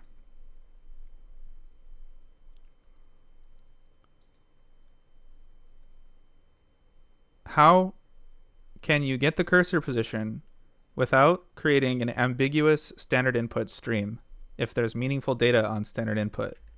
For example, if I'm, here's my input, it's going to a program. This is going into the standard input stream. Nothing else should go into the standard input stream other than the input, otherwise it's ambiguous. Is there a way to get the cursor position without violating this basic principle? I don't understand how dev_titty has anything to do with this problem, because if I write something there or I read something there, I just need to know, is standard in getting corrupted or is it not getting corrupted? If there's meaningful input on standard in, then it's not a titty FD and will never give you the cursor position. So, okay, but I should be able to make a progress bar in this case. So in this case, we're, okay, so you're telling me that if I'm piping input to the application, then we can't gain the cursor position for the progress bar. Okay, so then the cursor position is unreliable for the progress bar. So then that ends that line of discovery. Do you see, like, think about it. The whole point of the cursor is so we can print this line. So if we don't have that information, then it's not reliable. We have to do something else. Read from standard error. Okay, see, that would be a solution. I don't understand why this should be very easy to understand, right? Like, standard in must be a pristine stream, and we just need to be able to write to the terminal without fucking up the display. Like, the requirements are so simple, you know what I mean? Like, it's just a matter of getting the data in an uncorrupted manner.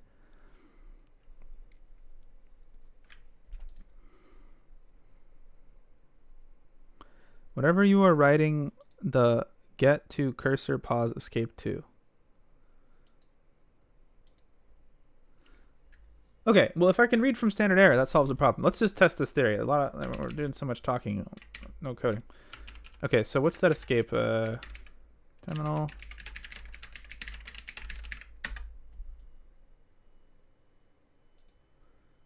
Okay, so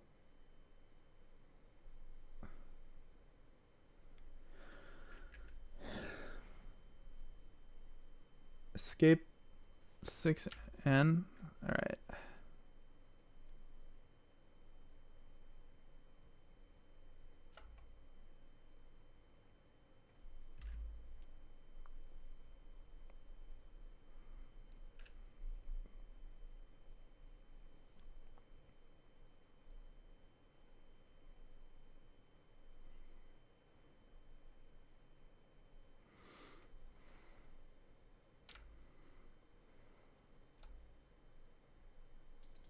Okay, I want to know what both of these do.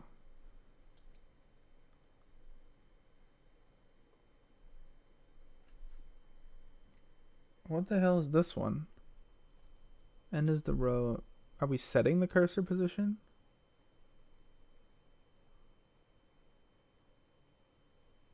Huh?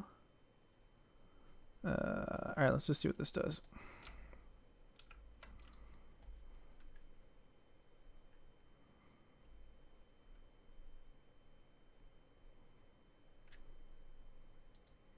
Why is anyone talking about standard input? It's like really frustrating me. Like, why did anyone say standard in? I don't understand.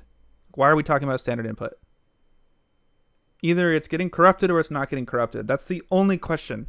Like, what? If you can get this information from dev_titty, then that's great. But what the fuck is standard input being mentioned for at all? I don't understand.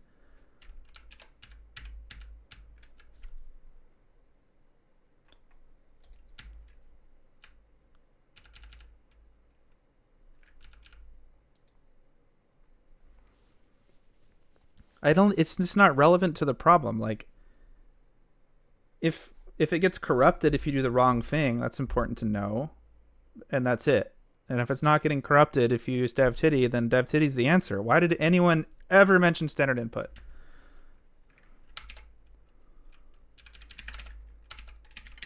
It won't get corrupted, so it's irrelevant. It's completely irrelevant then. Okay. Oh man. Okay.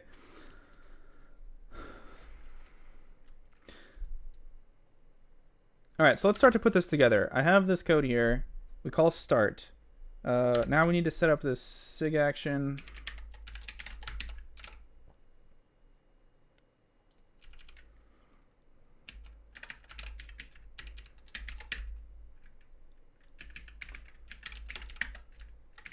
Let's grab some POSIX.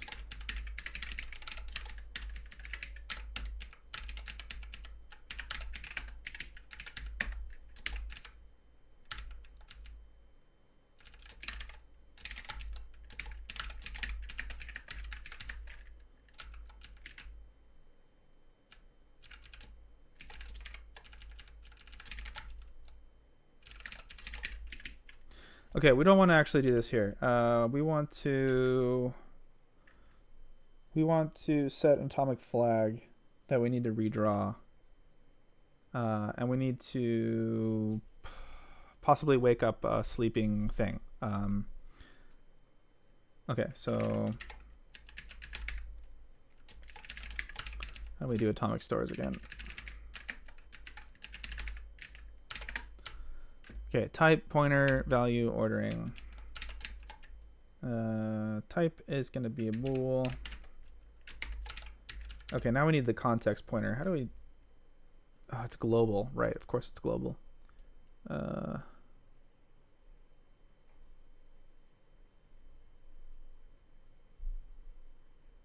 Yeah, and it's supposed to be global. That's the whole point.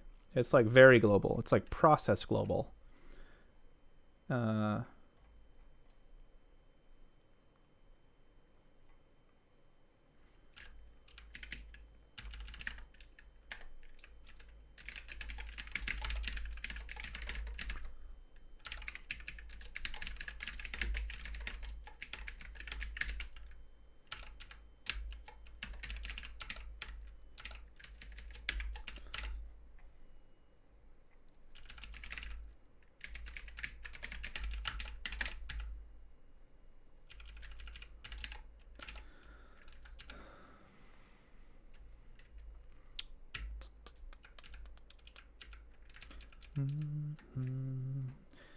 So we want exactly one.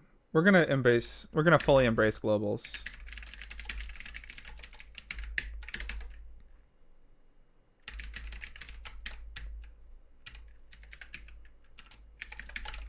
Okay, we don't want defaults. Defaults are bad in K.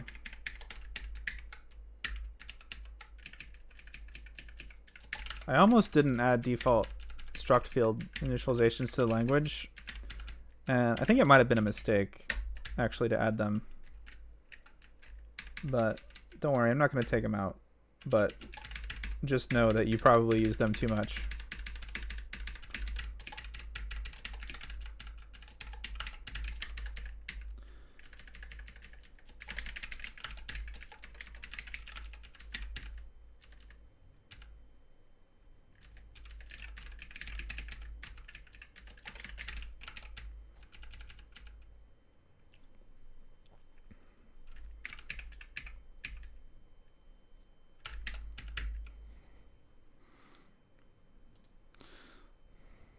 Clearly, the only solution is to output by erasing to end of screen, save cursor position, output text, restore cursor position. Yeah, that sounds good.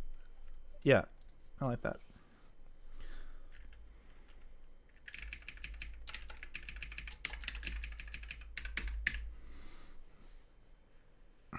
Don't worry, Kingo Pants. Nothing's getting axed. But people abuse default struct field values. That's all I'm saying.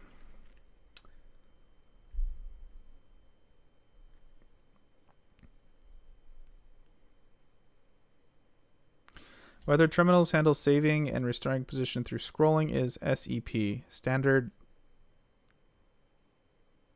exhibitionist practice. I don't know.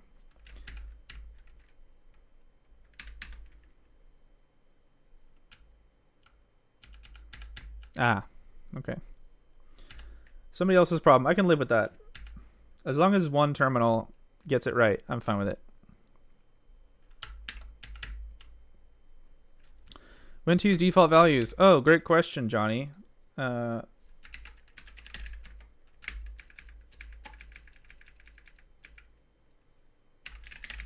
Where's structs? Here we are. There you go. Read this. I typed this up for you. I'll go over it though. So struct field default values. They're only appropriate when the data invariance of a struct cannot be violated by omitting that field from an initialization. So for example, here's a inappropriate use of field default values. We have a threshold struct with a minimum and a maximum, and here they're being both defaulted. Someone's like, you know what? It's a nice default to have 25%, 75%, so we're going to set these fields. Bah! That's bad.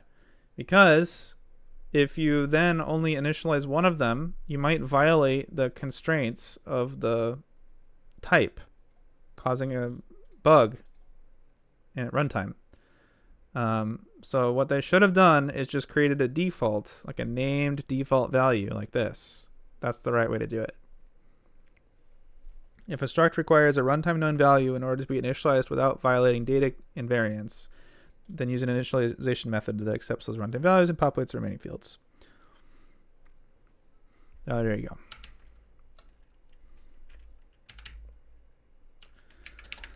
All right, we're going to call this global progress.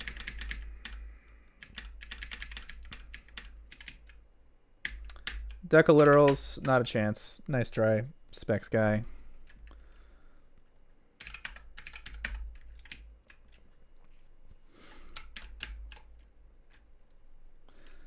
Sometimes I get lazy with private structs. Yeah, that's fair. Okay, so now we have a global. Let's use the global.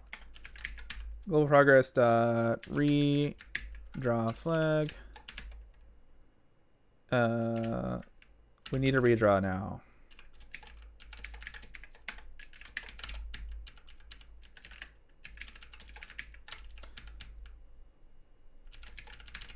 That's it. That's all our signals handler is going to do. And then also, actually, we'll need to do one more thing. Wake up the sleeping thread.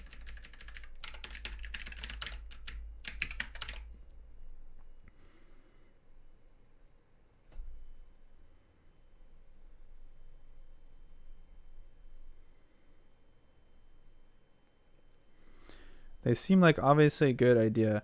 Yeah, see, the problem is that adding complexity to the language that you already conceptualize feels like not a big deal, but all these things add up and then the language becomes complicated.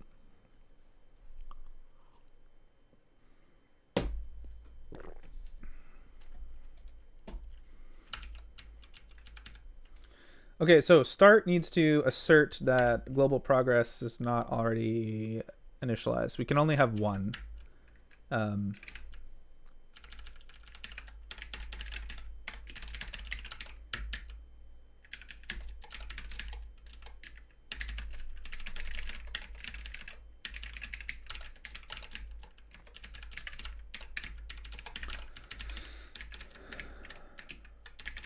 Oops.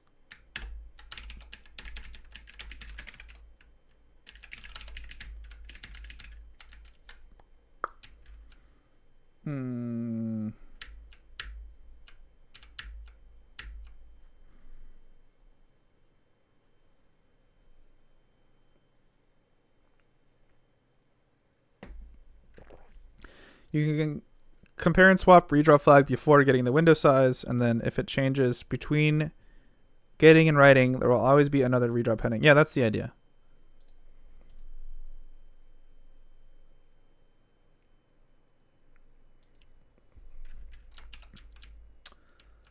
Okay, so we're just going to assert that the user didn't violate the constraints.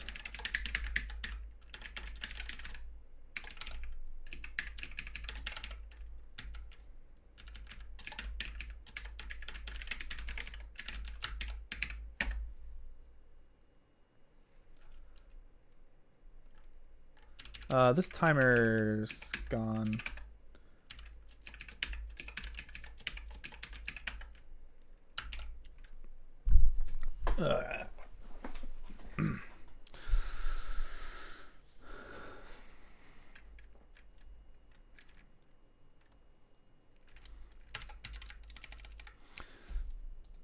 Don't worry, we'll try this in Ghosty as well as the other terminal. It is driving me nuts, though, that it looks like two of my CPUs are grinding, even though they're not. It's not Ghosty's fault, but it's just drives me crazy. Also, apparently, like the KDE people are not aware of it. A couple people have tried to report this issue, and then they get shut down by like rude people who like tell them that they're like looking at the data wrong. And it's like, no, I'm not fucking looking at the data wrong. It's obviously a bug in a widget. Like, do you see two CPUs at 100%? I don't. This thing's fucking wrong. God damn it. I hate rude people on the internet who like block bug fixes from being made. All right, let's start ourselves a thread.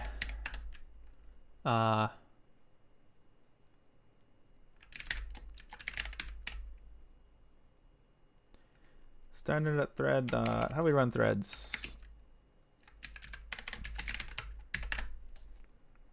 Thread spawn.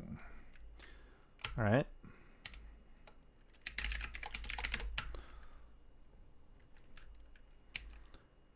Function. Update thread run.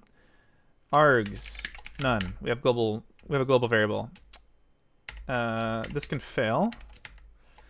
Okay, now this is a non-failable API. So if thread spawning fails, we just need to put the we need to put it in a state where it just does nothing. We could try to log like a warning, excuse me, the standard error that that nothing's, or that like this thread couldn't be spawned. But this API is like very generic. Like maybe they don't want that to happen. But if it's standard out log, that could technically be intercepted by the user. So I think that's actually fine. We'll give it a scope from the standard library. No, from progress.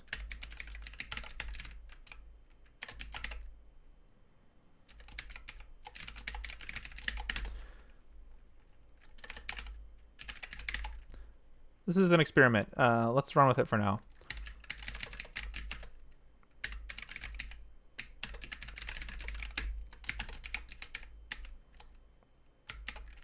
Or maybe we should just have silent failure.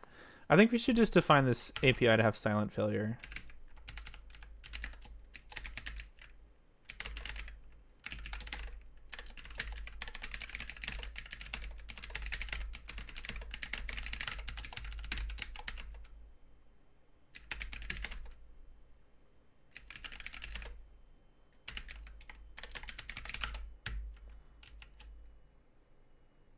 Oh, it already says non-fallible there.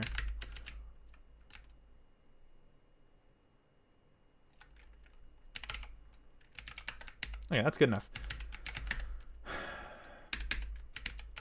Okay, so we catch the error, and we just need to put this thing into a state where it'll just do nothing. And we already have that set up. That just means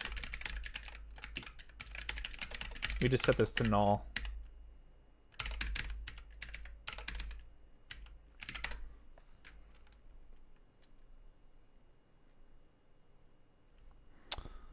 Rather than a string. You can ask Isaac Freund about that. I think that his idea was that in your function, I think he actually uses that feature in River. And I think his idea is that in your log overriding function, it's handy to intercept scopes by enum literal instead of by string.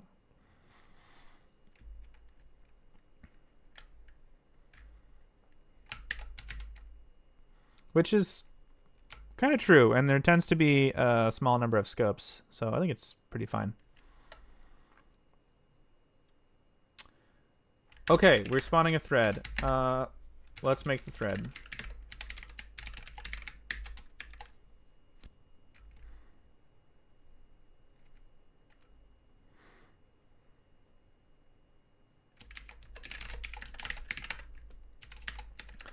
Now this thread needs to operate on a loop, and this is our draw. This is where we're going to draw the progress. We are going to need a mutex here, I think. So while true. Okay, what are we gonna do? We're gonna check the current time.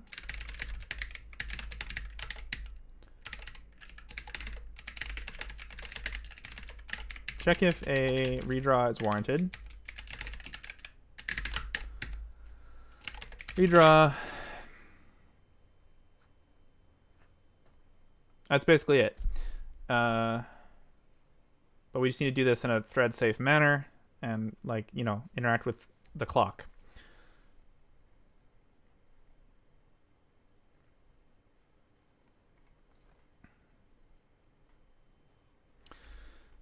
Check if a redraw is warranted. Redraw.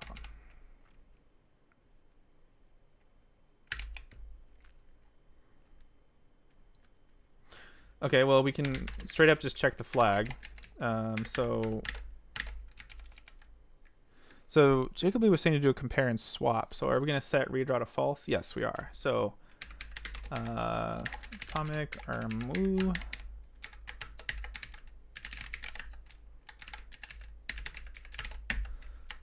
All right, we got type, pointer, op, operand. So type is bool, pointer is global progress dot redraw flag.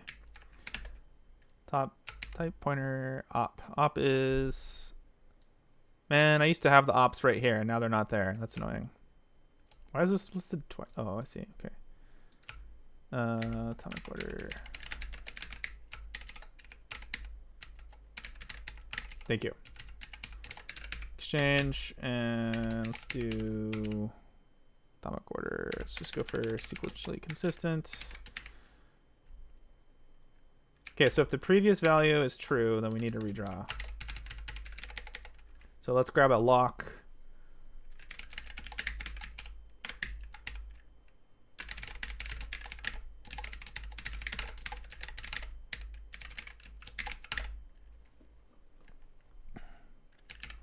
Oh yeah, they got downcased, I think. Oh, never mind. Expected 5 arguments.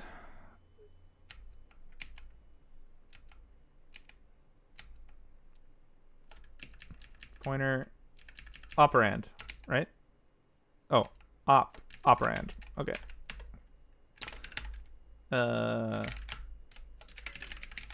False. Okay, so grab that, we redraw. What about the clock though?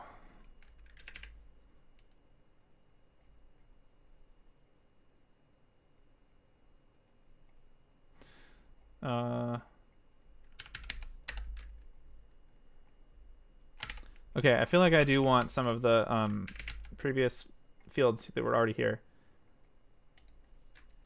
Ooh, initial delay. That's handy. I kind of like initial delay. It means that you don't see the progress until it takes a minute.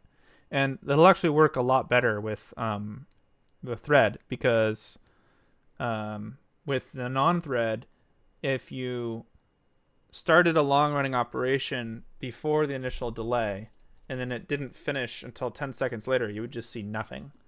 However, with a thread, the initial delay will actually work perfectly. You see nothing until exactly the delay, then it will show you the progress. Have a good night, MEFX. Have a good night from the Pacific Northwest, where it is 3:42 p.m. Okay, so I think these fields are pretty good, actually. Yeah.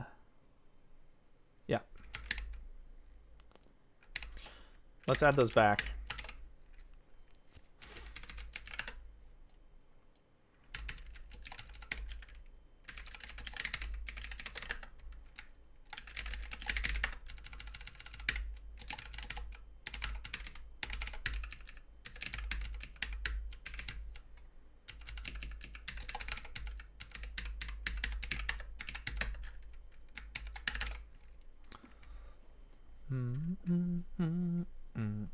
Okay, so we'll make that configurable later, but for now, let's just get it working. So we have the redraw flag that we have to care about. We also need to sleep. We need uh-oh. I guess I'm guilty. So in the traditional like mutex condition way of doing this, we basically lock a mutex, we wait on a condition with a timeout. And then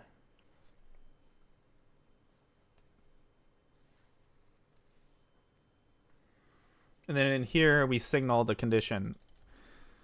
Let's see what abstractions we actually have to work with in the standard library, because King, the guy who made some of these abstractions, does things a little different than what I'm used to. I think they're all in the thread namespace though. Okay, we do have a condition. We also have a reset event. Can we wait? Ah, timed wait. Okay. I think reset event might be what we want.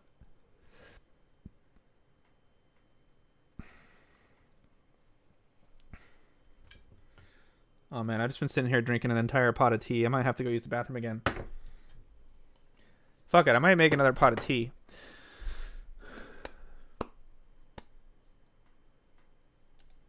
Blocks the caller's thread until the reset event is set, or until the corresponding timeout expires. Memory accesses before set can be said to happen before time wait returns without error. Okay.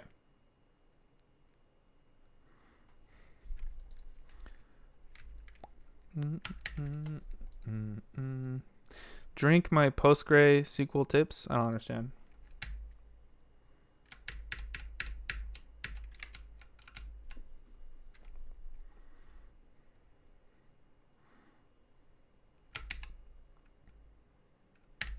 I think that is what we want, a reset event. So let's make that then. So instead of a redraw flag, so this is going to look something like timed wait.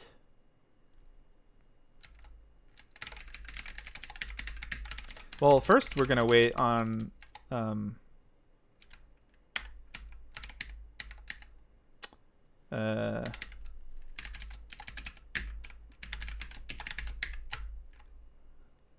a bool convar where you only sleep on it becoming true. Yeah, that makes sense. So we do first we're going to do a timed wait on the initial delay. That takes nanoseconds. Good. Okay. And whether we come back from the timeout or from the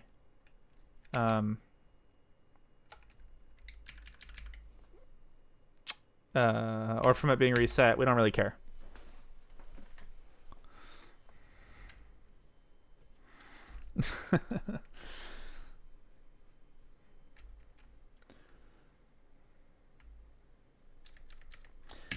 Idiomatic zig would have me do this.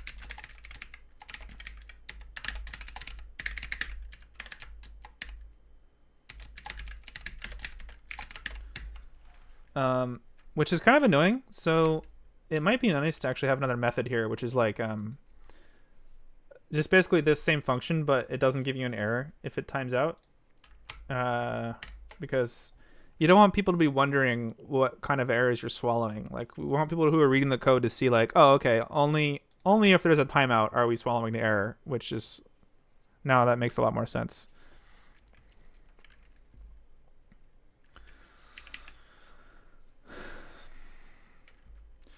Okay, so we do a timed wait on the update event, which we're about to create. So we're gonna redraw event is what we're gonna call this.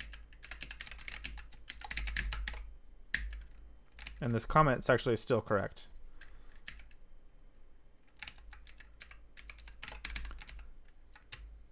How do you initialize this thing?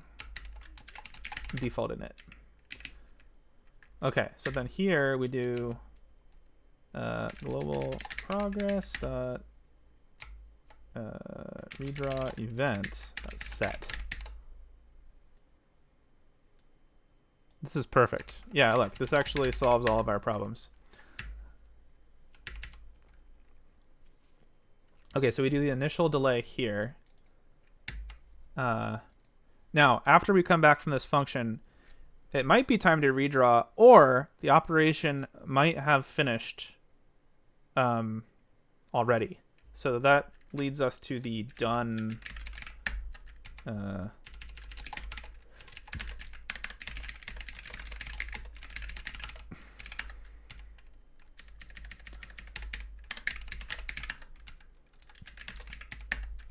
Wait, is it finished? Where are we going here? Is it end? Ah, here it is. Okay.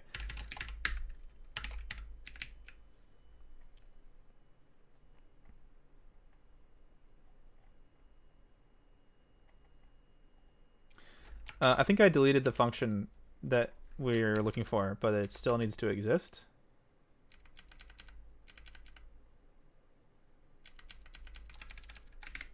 Let's take a look. Oh, it's just root node.end. Okay. So the previous implementation handled done in the root node special. See?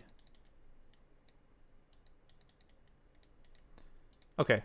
Let's reconsider this function. I think I am going to take a break, make some more tea. What are we? We're an hour 45 in. I think you can probably go another hour or 2 hours in the stream. Feeling invigorated. Just need more tea and I need to pee.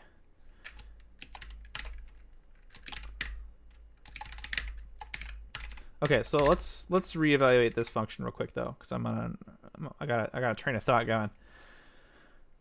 So when they call end on a node, I'll keep this logic for now, because we have other stuff we need to evaluate as well. Hello, Greyjack. Yeah, I have my glasses right here, actually.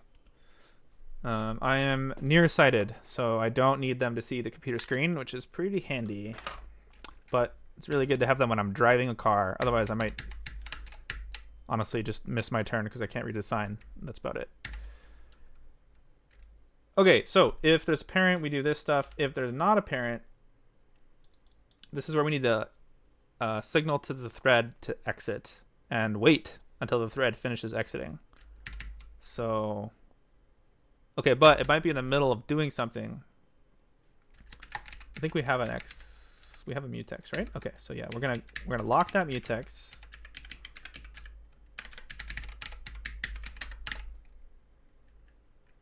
We never need to unlock it because we're like killing the memory basically, or resetting. I guess we do need to do that.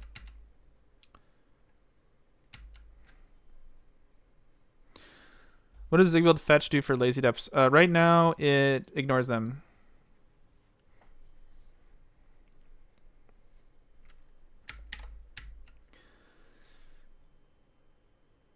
Okay, so we're setting done. Do we still have this flag? Okay, let's get rid of this flag for a minute. But we do need to call global progress dot what do we call that thing? Redraw event. Set. Okay, so that will wake up our. Oh, we do need to set done though. We need to.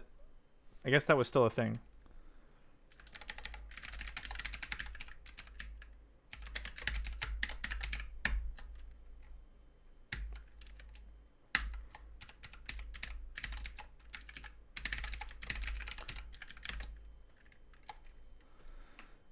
Indicates a request to shut down and reset state.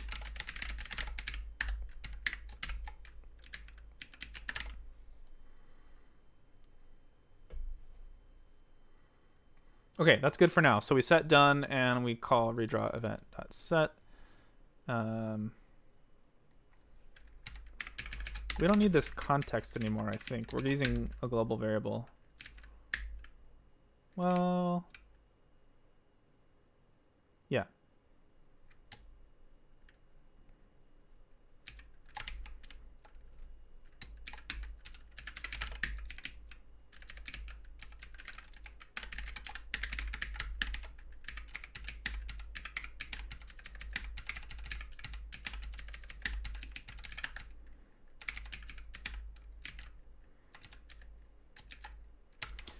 Okay, I'm going to ignore those for a moment. Some of these functions need to be reevaluated. Okay, but we lock this mutex, we set done, we do redraw event.set. Okay, so now in the thread, we're going to do...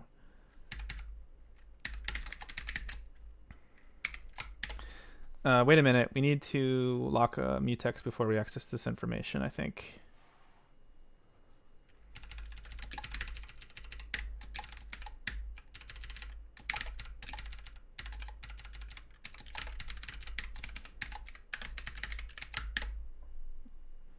Okay, then we exit from the thread. Ah, right. So we set done. We set done, we do this thing, and then we do progress dot thread. Okay, we actually didn't... We forgot to save this value somewhere.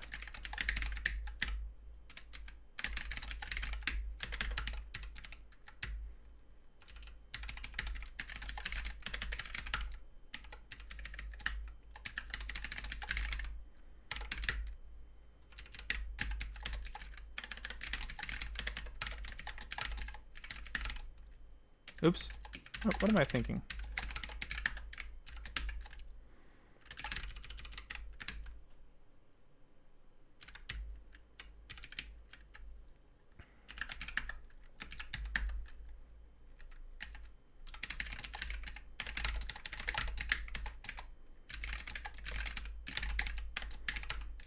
Is that the right function name? Oops. Why am I using caps?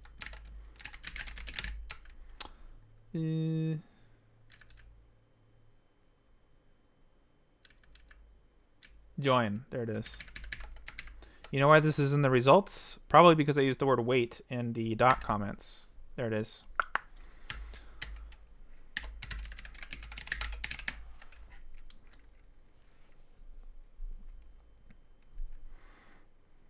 Thanks, Greyjack. Yeah, there's definitely some nice parts of the standard library, and then definitely some parts that I'd like to improve before we call it done, you know?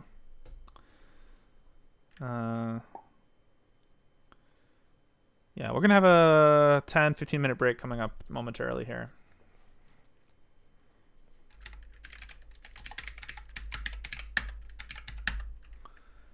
Okay, so initial delay, right? Then we go into a loop, and we want basically the same thing, except now we're doing the time to wait on refresh rate. So you can trigger a redraw from the refresh rate or from the reset event, update, or the reset event.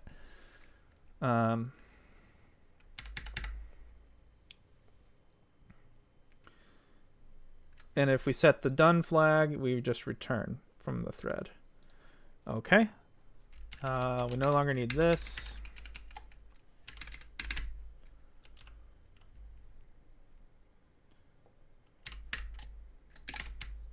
So redraw, let's call it redraw with held lock. That's a nice name, isn't it? Oh, okay, we got a raid coming in. All right, everyone, I got a special activity for everyone who's raiding. Are you ready? It's a 15-minute break. Get off the computer and go outside. After I make some more tea. All right. I'll see you in about 15 minutes, everyone.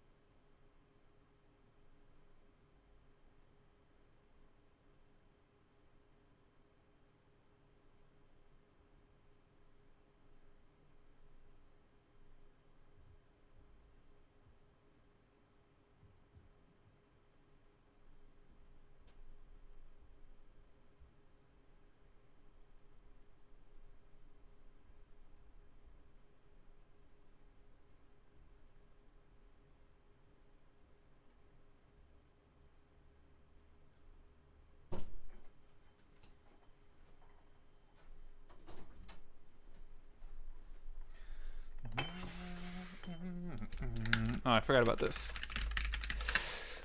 Oh.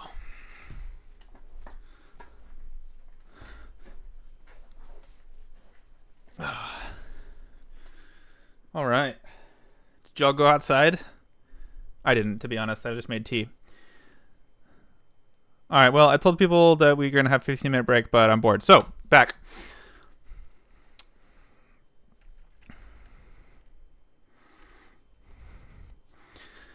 All right.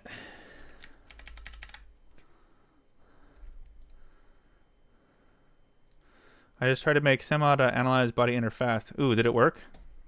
Is it fast now?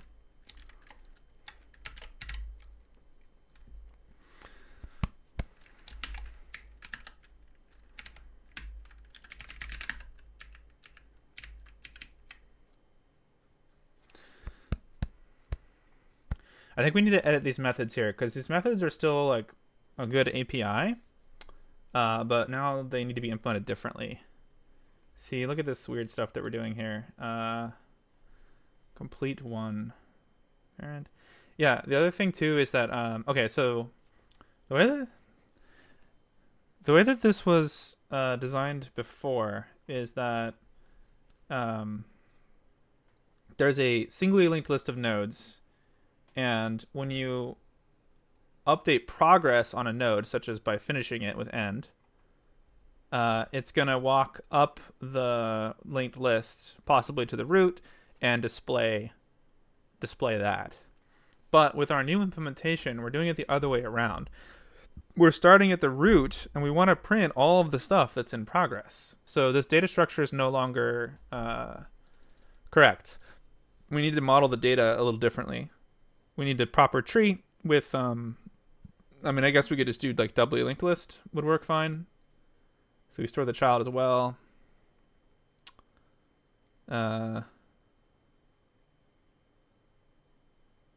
then we just got to make sure that we don't violate like memory stuff. Like end needs to block until no other thread will be trying to walk the tree and access the node. But yeah, I think we basically we just need a proper tree, so every node can have multiple children.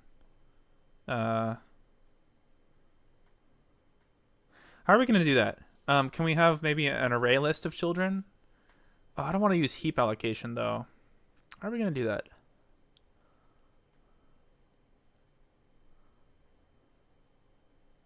Because we're trying to create an infallible API. So how are we going to be able to model multiple children? Oh, we can just use an intrusive linked list, right? So each node can just know about its siblings, I think. That should work.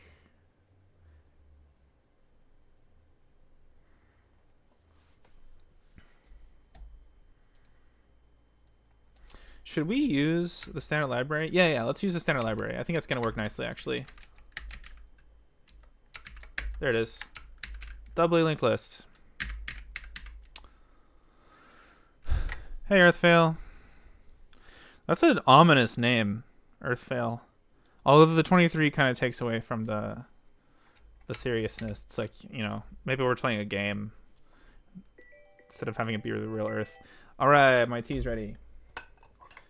Today I have some Darjeeling. I keep telling you all, don't sleep on Darjeeling. It's good tea.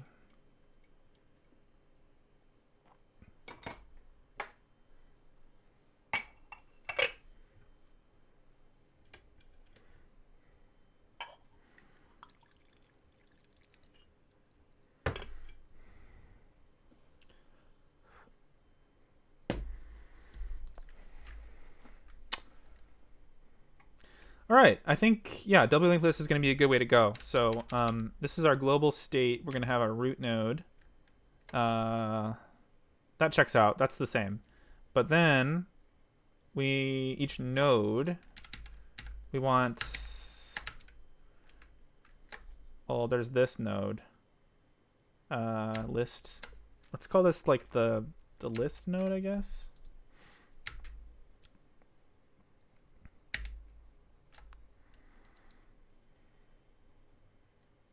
So this is a progress node. But now we're going to have another kind of node.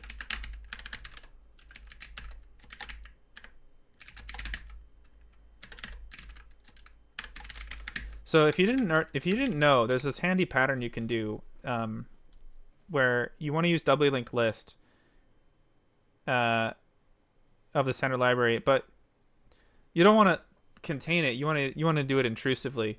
So what you can do is you actually just create this node and just put that in your struct, and then voila, you have an intrusive linked list. Because look at all these functions.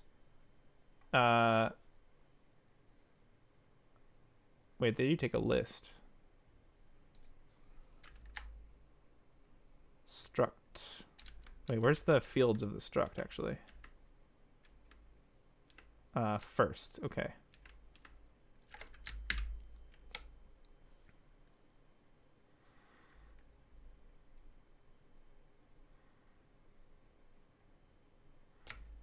Well, we can just replace this with the double linked list then. So,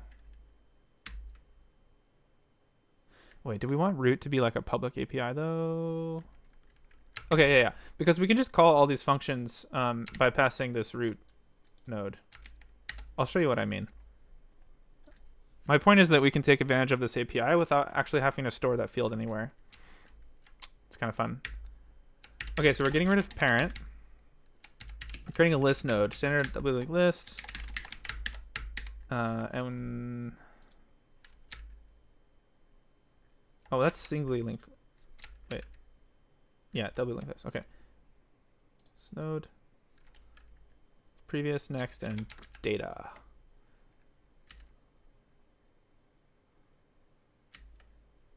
And then we just pass void for data. Actually, there we go. This is the pattern. So you give void to double linked lists, and then now you have an intrusive node. So instead of parent here, we're going to put list node. And there we go. Now we have an intrusively linked list. Intrusively linked lists are handy when you want to create infallible APIs and also deterministic timing APIs.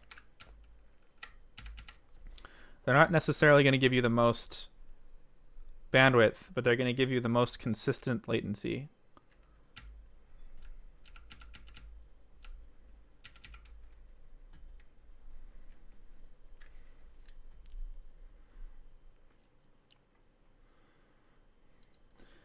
I guess people don't care about this as much, but Zig is a good language for caring about your like P99, P99.9, all that stuff. Like the part where there's a, like if you have a server, you measure the latency of your worst like 1% of requests or your worst 0.1% of requests, and that's like your P99.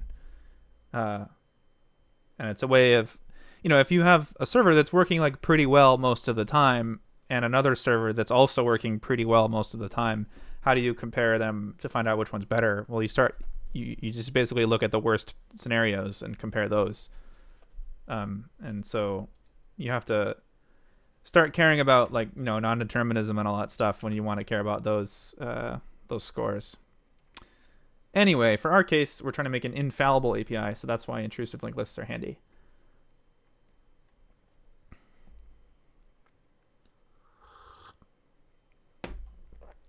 Okay, so now nodes have siblings, which means that we could start here at the root and go over the progress things. Is this the default Vim color scheme? Oh man, I don't remember how I have this set up anymore. I'm sorry.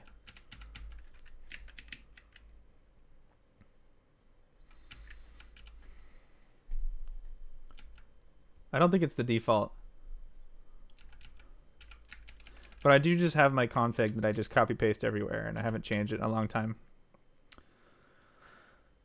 Okay, where were we? Yeah, we're trying to fix these functions. Okay, I just changed the data model, so we don't have parent anymore. I've basically introduced a lot of compile errors to this code. I'm gonna delete this.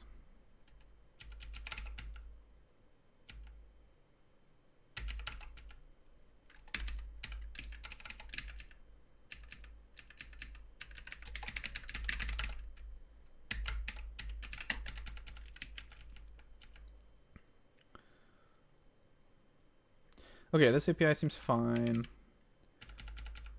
Okay, now this is a problem. So complete one. These functions are all designed to do the updates immediately rather than just communicate with a different thread. So that's the difference here.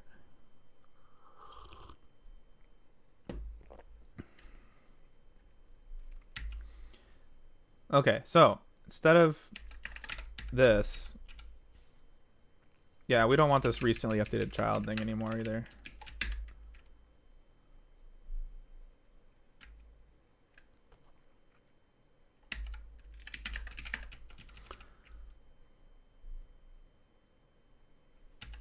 Okay, we do want to lock this mutex. Then we can just start editing the edit the data. No problem. So right here.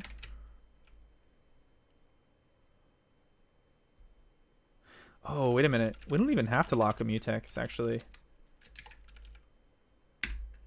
This atomic RMW is correct.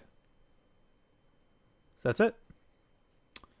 Just add one to a number. Don't even refresh. We already have a timer checking this stuff.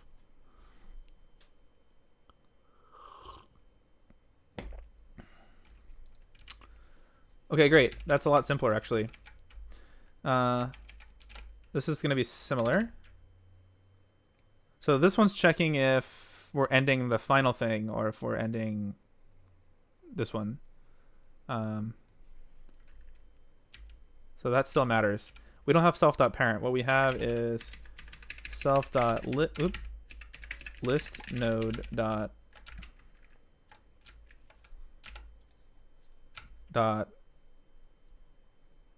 oh, we still wait. We still do need a parent actually. So we have siblings now, but we still also have a parent.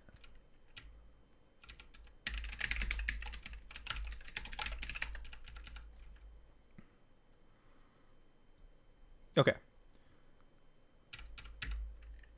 What was complete one again? Okay, recently updated child. I don't think we need recently updated child anymore. We can put that back if we need. Oh yeah, there's a bunch of stuff in there that you can add now that you added those. Nice. Yeah, I know exactly what you're talking about. Matthew's doing some work on the zig compiler right now on the semantic analysis. Matthew has implemented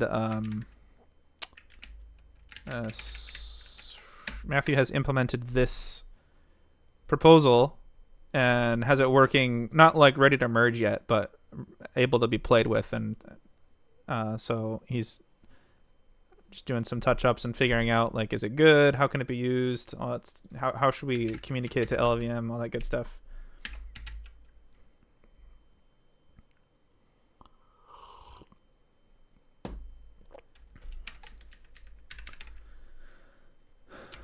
Okay, so I didn't need to change that line, actually. That's the same. So if there's a parent, then lock the mutex.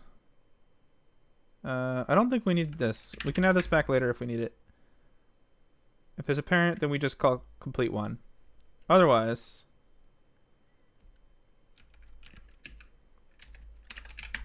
we already wrote this. So yeah, we lock the mutex. We set the done flag, trigger that event, and then we wait for the thread to join. Perfect. Okay, that one's done.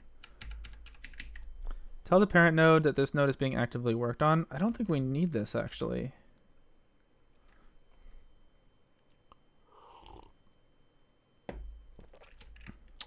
Yeah, this was a kind of a complication of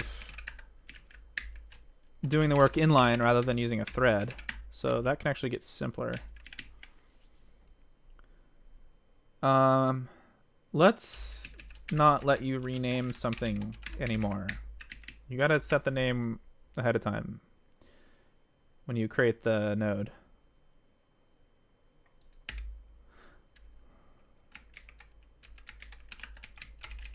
What the hell is a unit?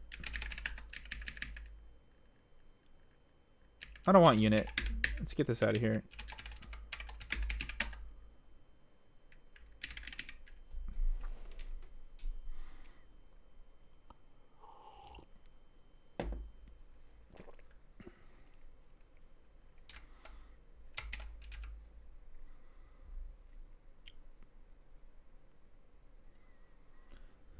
Okay, we're looking a lot better.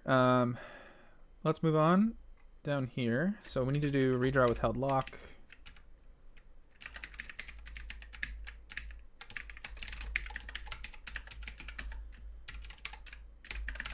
Okay, it's time, everyone. It's time to draw stuff to the terminal.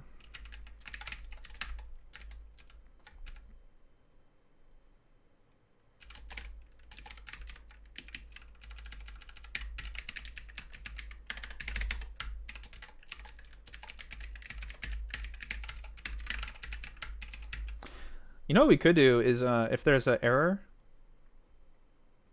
where like a terminal is null, we just don't spawn the thread.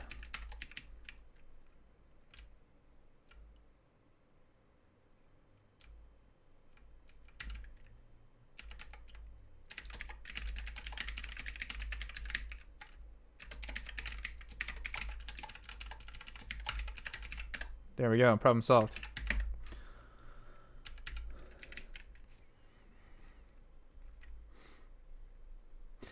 Okay, now someone was telling me like an hour ago how I send that escape code that just resets the whole line, which sounds great right now. Actually, can we do that? How do I start over?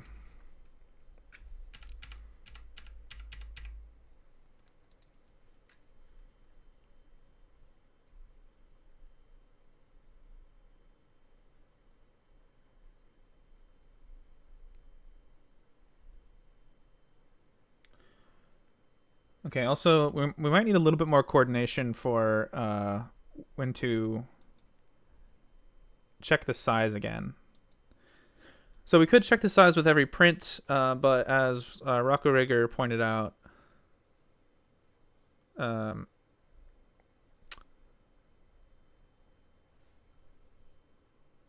could be slow. So we still want to run that. We still want to do it, even if it's slow. When it changes, we just don't want to do it redundantly, which is fine. We only want to do it if sig winch got called, so we can make that happen. Which means this redraw event isn't the only thing we need to know in order to call.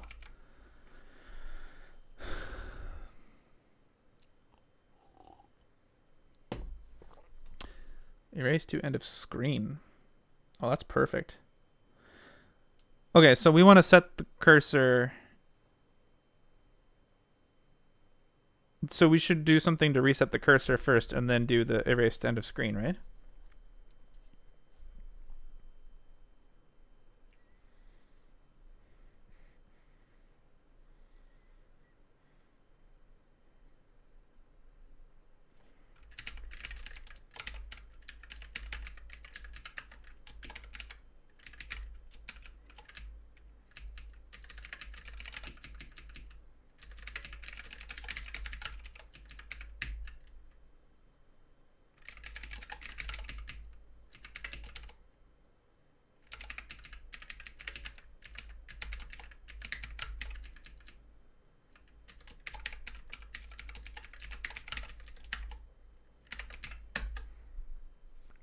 You always have the cursor at beginning and then erase, save, write, restore.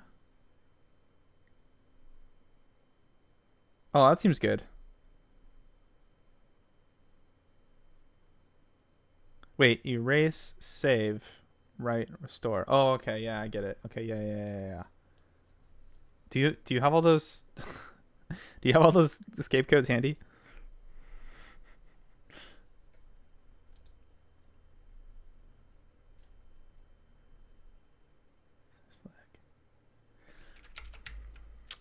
Okay, so we set a resize flag, and then I think we're gonna do it here. All right, no, we don't want to do the resize with the held lock, actually. Anti-escape code on Wikipedia. Okay, yeah, that's the one I usually use. So many programmers would be lost if that article went away.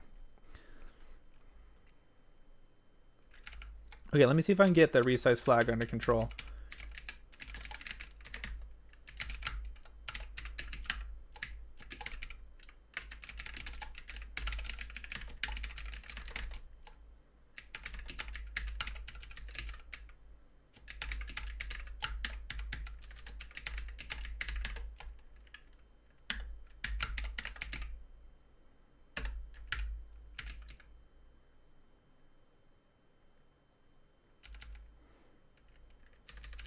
So redraw event, the thing is, it can happen. Oh, wait a minute. We know if it comes from a timeout. I don't think we actually need that Boolean then, if that's accurate. If we know that it came from a timeout, let's try relying on that, because that's pretty sweet, actually.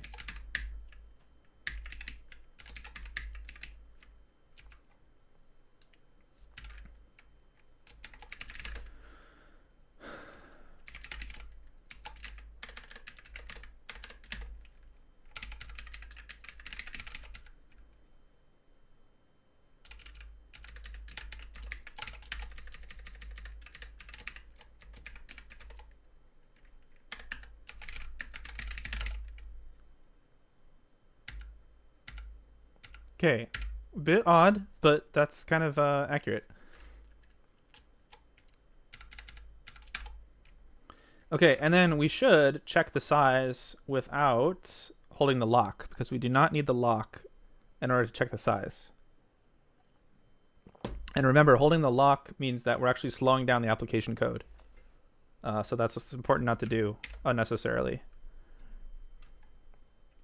So we do have to hold the lock while we walk the node tree and construct the buffer. But then we can release the lock and then write the buffer to the terminal.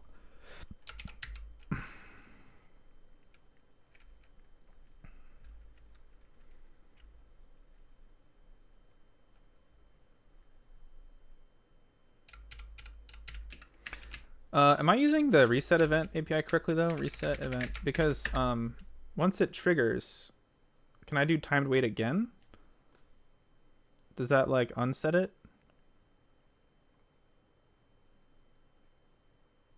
Do I have to call reset? I might have to call reset.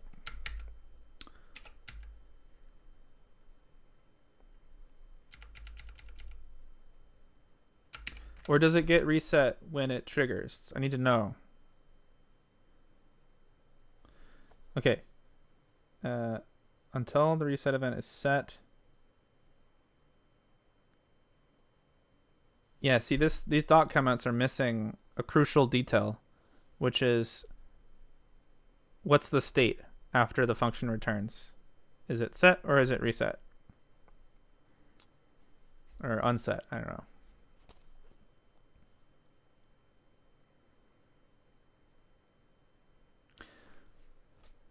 It'd be really handy if it got reset automatically when you waited.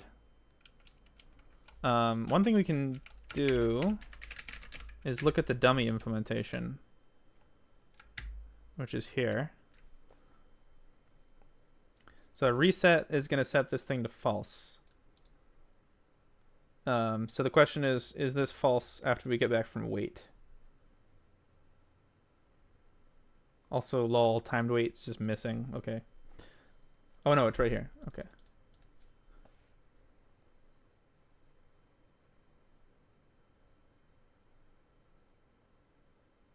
Clearly this is not resetting. So if this implementation is correct, that answers my question.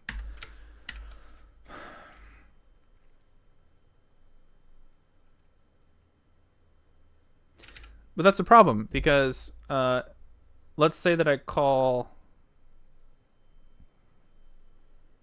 Wait.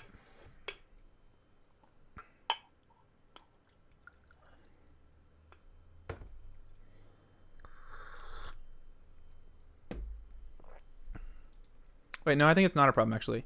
So let's do global progress dot update event dot reset.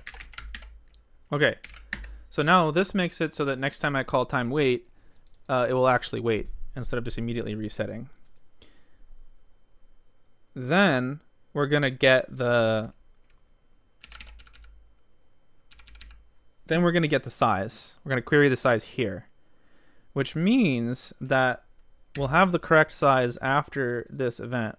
And if it changes, that means the next time we try to wait, it will immediately learn that the size, that it's been resized because the reset already happened before we even tried to wait. So I think this is pretty good, actually.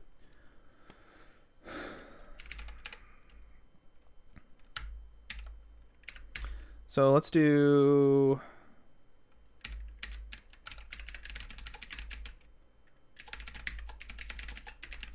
do this, and then basically we're gonna do the same thing here. So maybe I can put this into some kind of little handy function. That might be nice.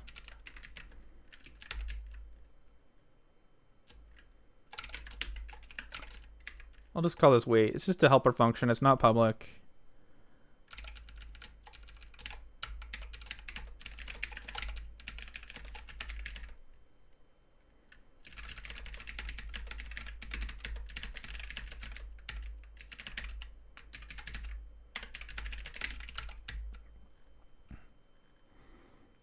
We still need to figure out the terminal size, right? In order to print correctly? I think so.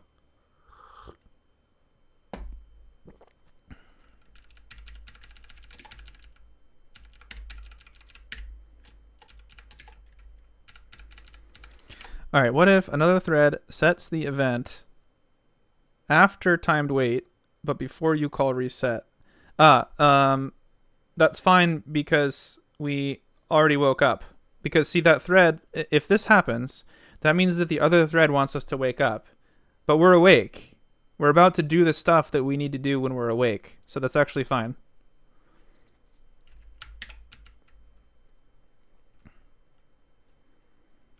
Does it make sense?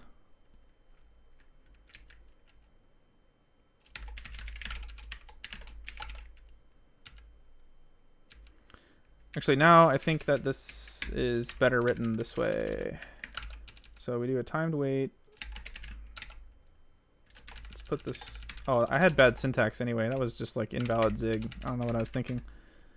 Okay, then timeout. Oh, wait, no. We're going to keep this. Sorry. There we go. Okay.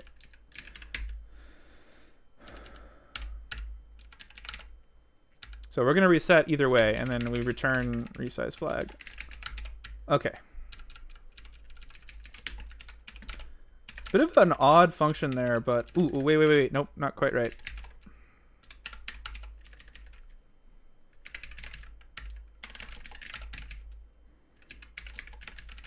There we go. Okay, bit of an odd function, but it's just exactly the logic that we need. I'm a big fan of Casey Muratori's phrase that he coined, semantic compression.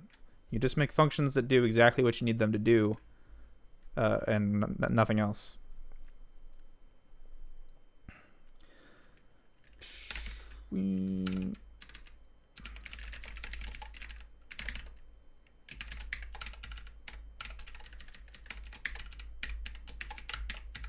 There we go.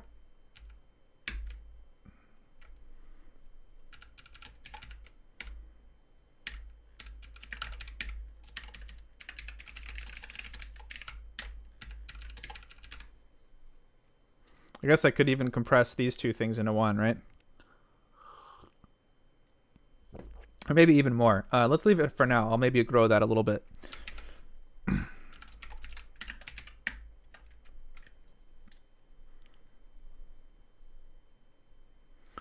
Okay, so maybe update size. That's the part where we're going to read, I don't know, something from dev titty. Let's... How do we do that, actually? We write the escape sequence, and then we read it.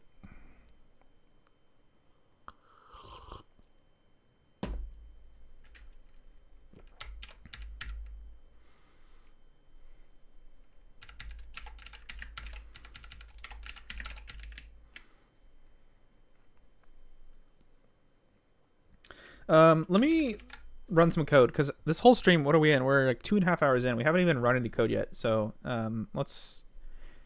let's add the knowledge of the width of the terminal in a moment, and let's start with just implementing something that works.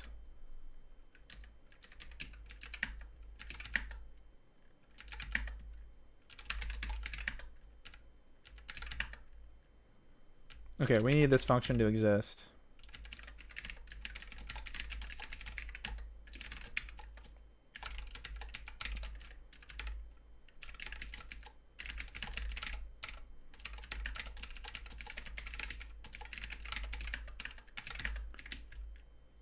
Unused local constant, TDY. Right, we need to do something with this.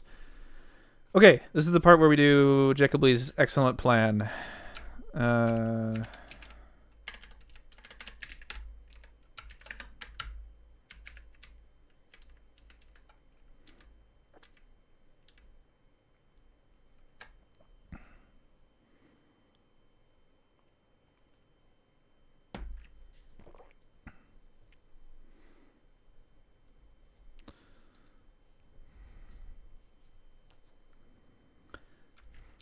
Okay, so the strategy is keep the cursor in the beginning.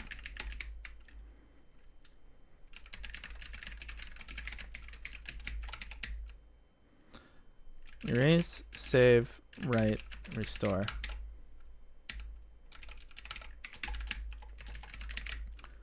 Okay, actually this function, this isn't quite how we want to do it, right? Because what we actually want to do is just create the buffer. And then we want to write the buffer without the lock. So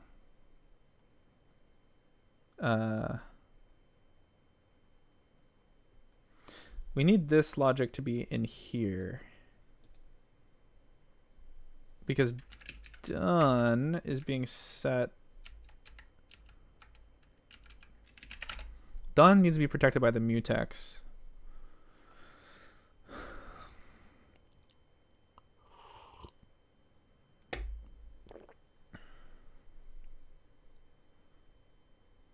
But we do want to break this into a couple pieces here. Which is, oh, hey, Rocket Rigger, you're still here. There's multiple lines. So the plan is to show multiple lines because multiple things are being worked on at once.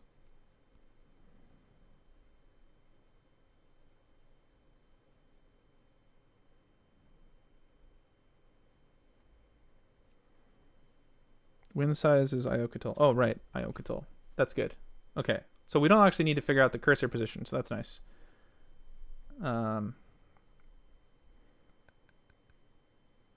Oh, so we already have that then. We can just grab that and pull that over.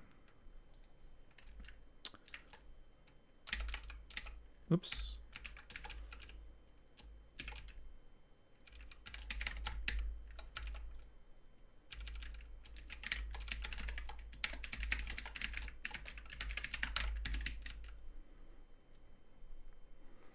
Yeah, multiple lines. So yeah, the idea is that let's say we're doing work on a thread pool. Ideally, there'd be a line per, per thing being worked on. Rocco Rager. Okay, gotcha. Like a mosh pit.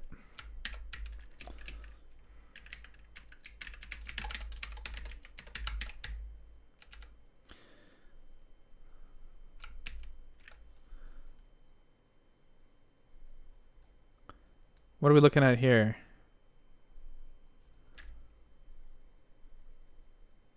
He's the one that works. Okay, yeah, I'll just look at those in a second. Let's get the window size since we already have this working.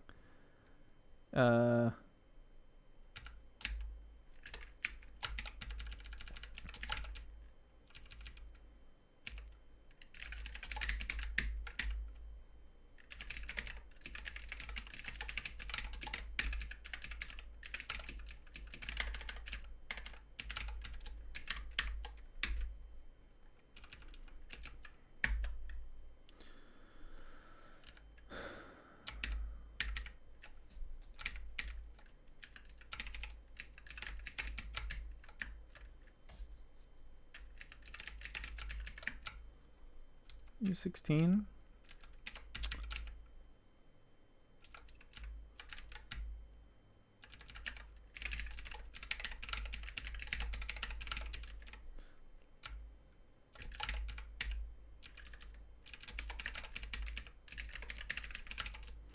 No, that's not quite right, is it? When...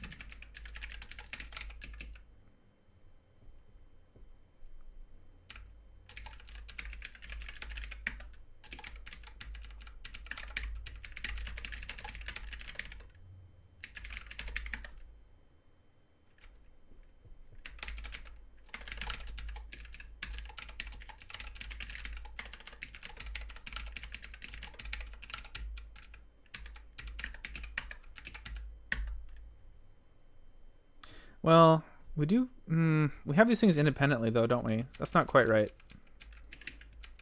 We might fail to get the size while we do have the... while we do have the file descriptor. So I think having these here is fine. I think if we don't have the values...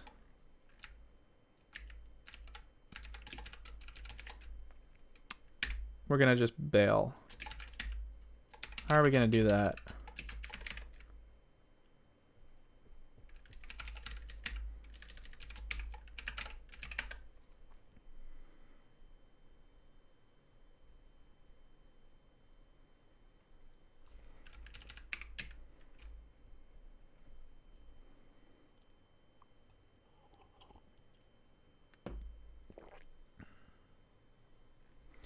I think...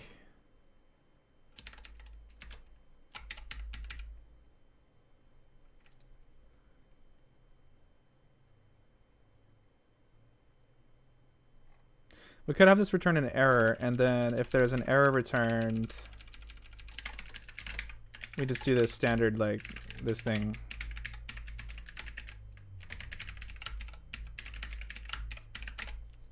I think we can just exit the thread on error, and then it's fine. Although we should probably clear the screen. Let's put a to-do there for now. I think we're going to want to test that case.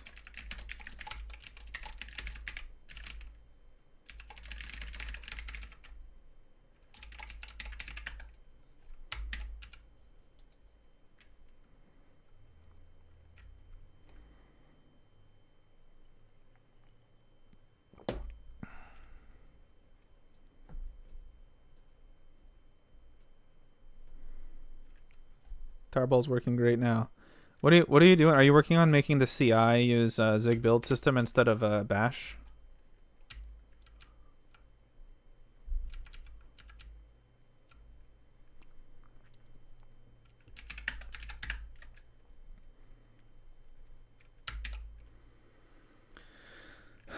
Okay, this should be terminal.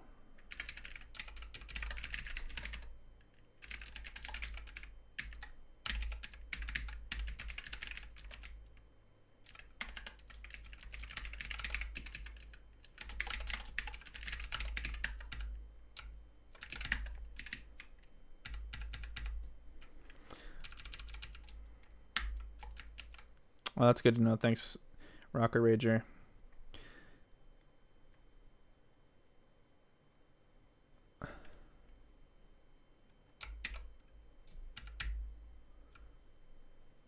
Okay, what we want is to split redraw with held lock into two. We want compute redraw. Wait, no. Yeah, here we go.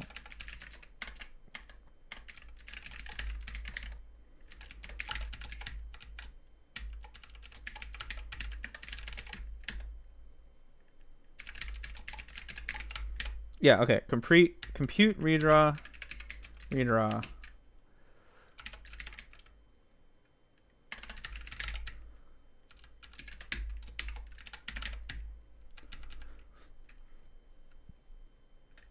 Now, both, I'm going to copy paste this logic here, and I think it makes sense to do this because we have control flow in here. That's the key. This thing we're going to have control flow to exit the loop if it fails. And then here you can obviously see control flow. So that's why I feel like control flow, that's sometimes where your abstraction stops. And this is a pretty nice way to write it, because here you can see that the same pattern, it's the initial delay, and then we do the thing, and then it's the refresh rate, and then we do the thing. So yeah, you have to manage these two things, but I think it's a pretty nice way to organize it.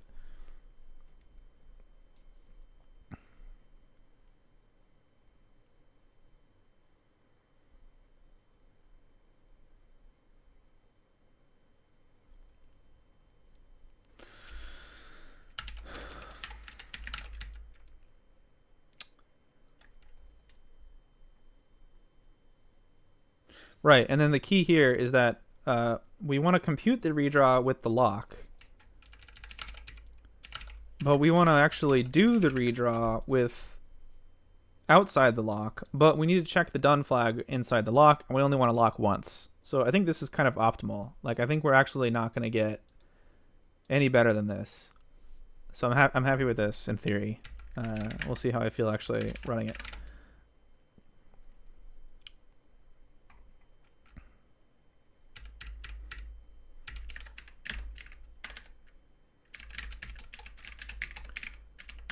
Okay, so we're going to compute the redraw, and then we're going to redraw. Right. Right. The buffer. What are we even going to do in here?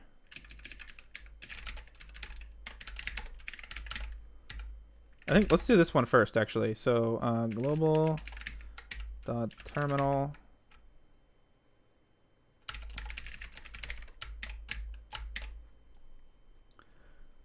Let's actually grab that handle.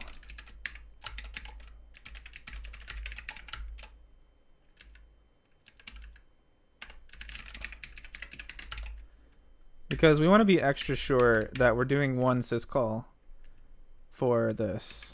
We don't want write all, we want write. FD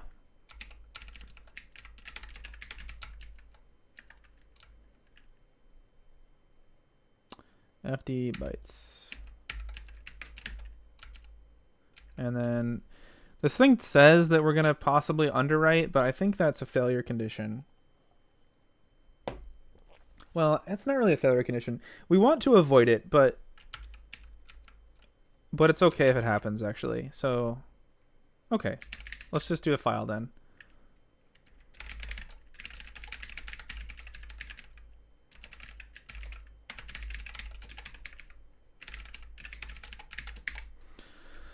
Okay, so now we're using write all.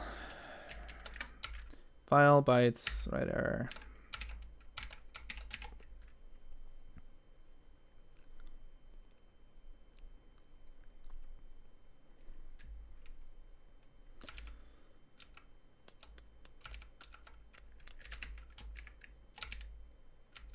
I guess we don't really need a function, right? Or I guess this is just error handling. Okay, so catch.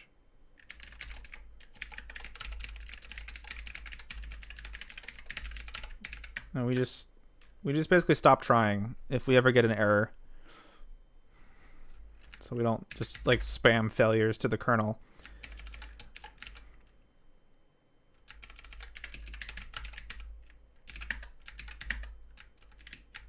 Okay, we're back to here. We don't have this function anymore. We have compute redraw. We want to return a buffer. This is here.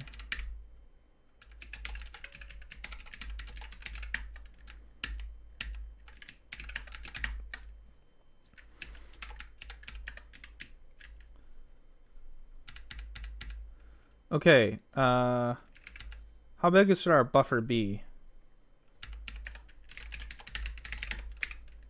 What's the biggest possible terminal in real life? Like 1,000? It is a single global variable, so I think that's fine.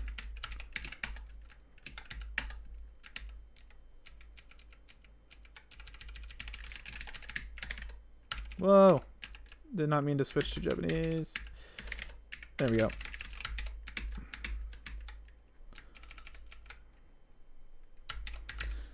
Bring your own buffer. Oh, that's not a bad idea. That's a really good idea. Yeah, you know what? I think this is just like low-key a good way to write APIs, and like we're all just being a little slow in embracing it. But every time I do it, I realize, yeah, it's the way to go.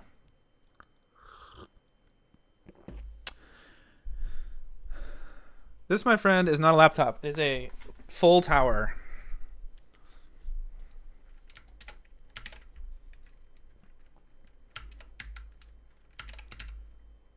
Okay, yeah, bring your own buffer. That is a brilliant solution.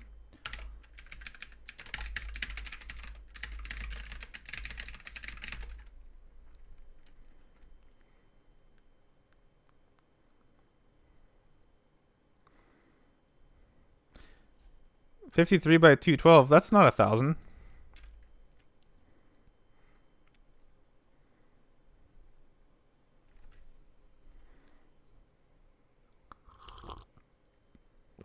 $426. Ooh, that is almost half.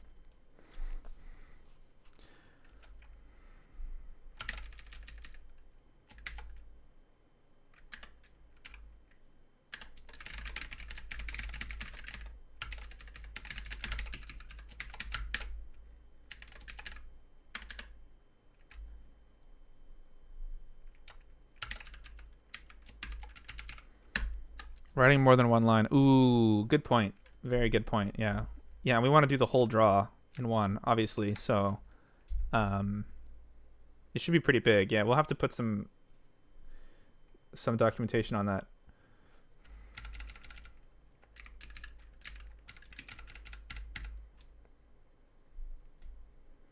Okay, so start. We're gonna need like an options struct, I think, here.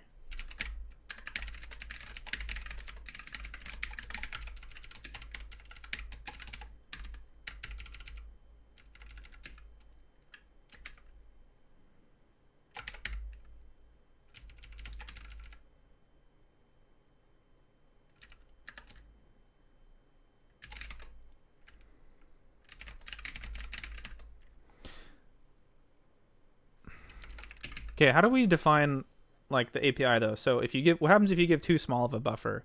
Do we just truncate the message or what? Or do we just like fail and stop printing progress? No, we're not gonna trip an assert. Goober. You shouldn't trip an assert if the user can just like make a big terminal and then cause your program to crash.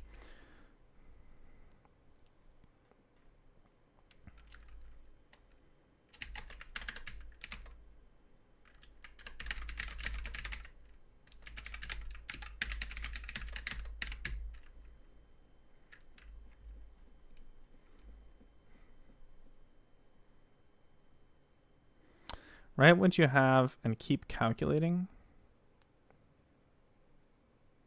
Yeah, I think we just truncate. Yeah.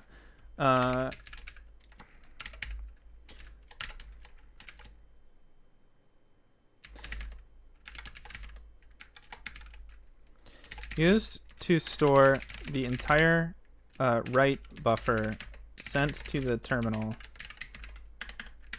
if the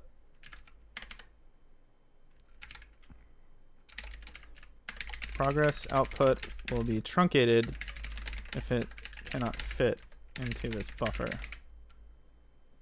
which will look bad but not cause any malfunctions.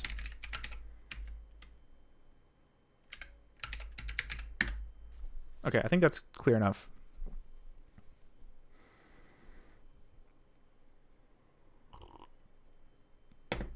As long as we can recover the cursor state and all that stuff.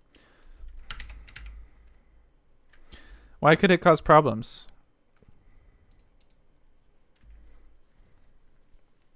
Okay, it has to be at least, must be at least, I don't know, how about 100 characters, bytes? There. Okay, because our well, we can assert that it's above some minimum, and then that way we know that we can fit our cursor restore. You know, like when we, like we'll do a smart truncation. We'll truncate the content, but not the control sequences. You know, so we only need it to be. We can assert that it fits the control sequences in there.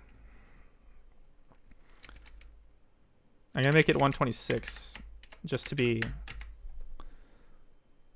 nlog uncomfortable. Just kidding.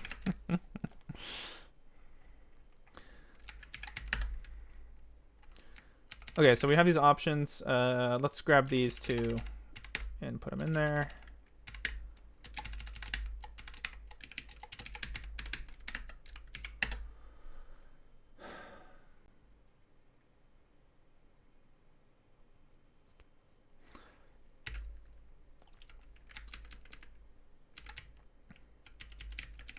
Estimated total items.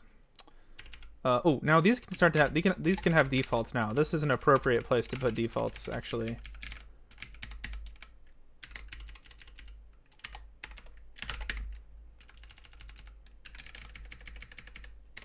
Because, as I pointed out earlier, if you were to just leave out one of these fields, it's fine. So that's why it's an appropriate place for using defaults. What else are we looking for? Start.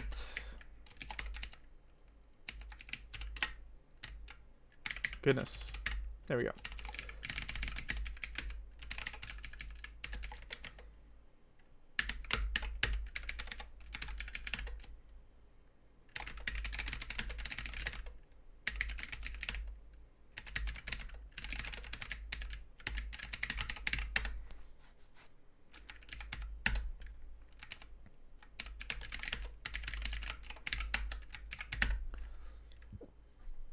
Okay, so now we have the start function. Now we're going to take options. Oh, wow.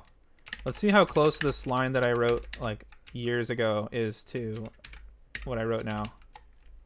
Very close. Oh, wait.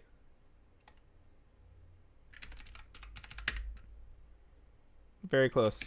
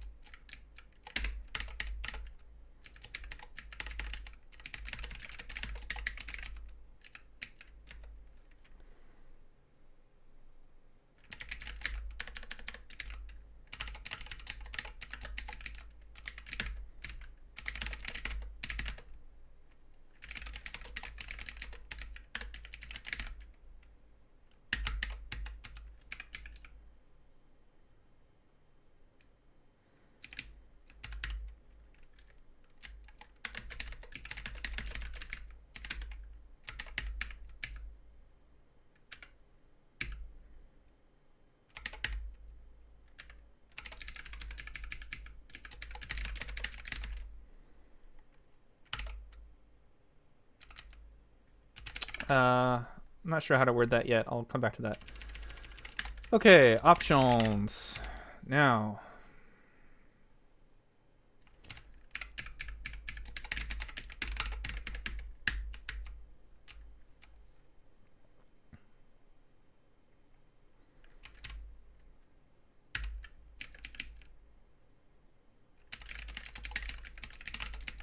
Unfortunately, I don't have a handy way to notice that I should have updated this thing. I don't know. I'm not too worried about that right now, though.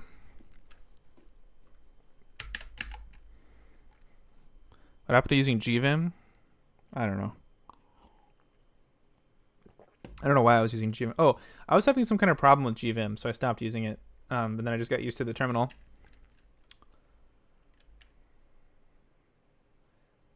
Okay, draw buffer. Okay, we want that one.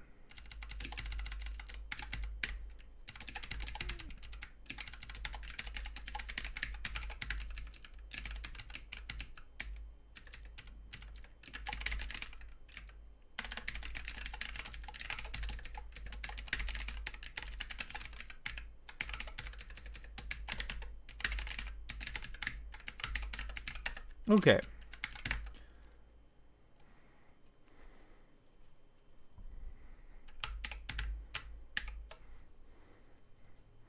What's a useful terminal feature in Vim? Oh, I guess like pressing Control Z and then putting it back in foreground.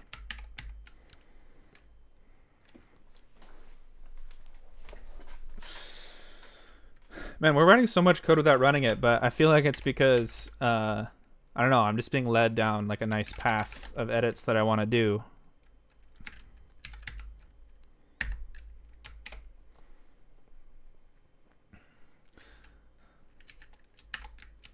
Compute redraw. Oh, look at that. That's great. Okay, so that function turned into that function.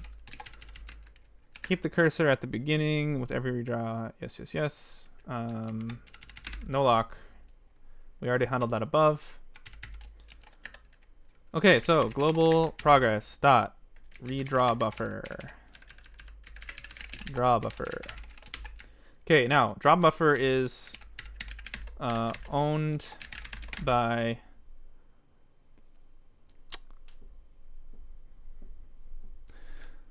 what should the progress bar do, my friend? It should show you it should tick against, it should have some number of items that need to be done, and it should tell you at regular intervals how many of those items are done. And in the case that many different things are being worked on at the same time, it should tell you about all of them, or at least a lot of them.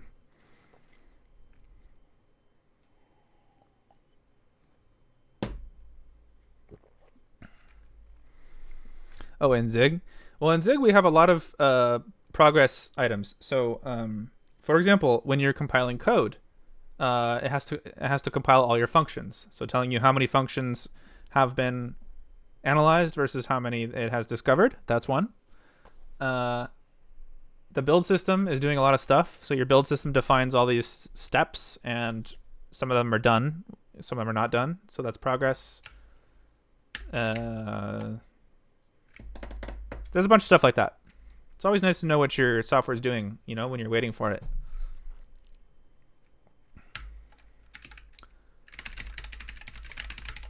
Okay, no mutex needed for draw buffer. It's owned by the update thread.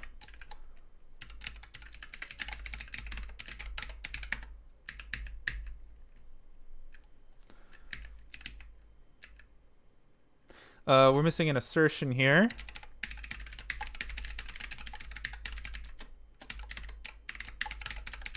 There. So as long as our control sequences fit in 100, we're good. We might need to revise that number, but let's start with that for now.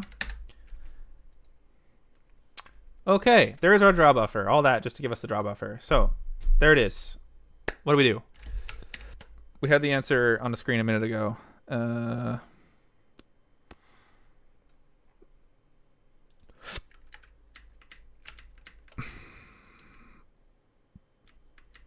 Ooh, there's the answer. Make sure the entire wrap, the entire line, the entire right gets wrapped in. What is this? Question mark?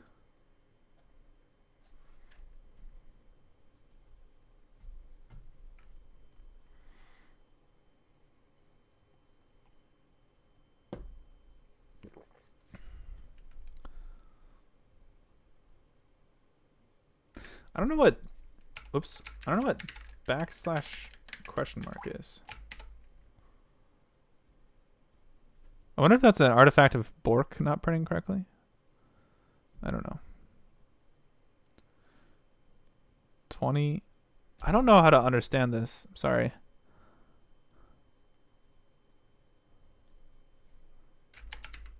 Seven and 8. Okay. I think what we want is...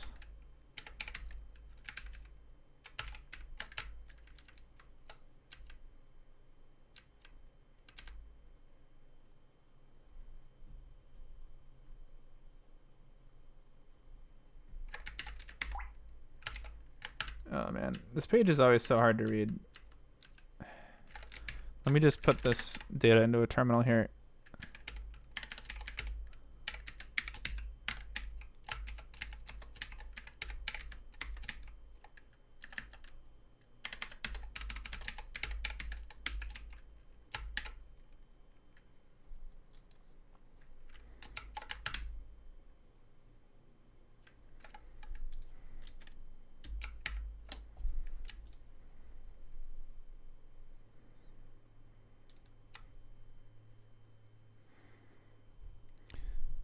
Compiler should be fast enough that you don't need the bar unless it's for the fetch packages.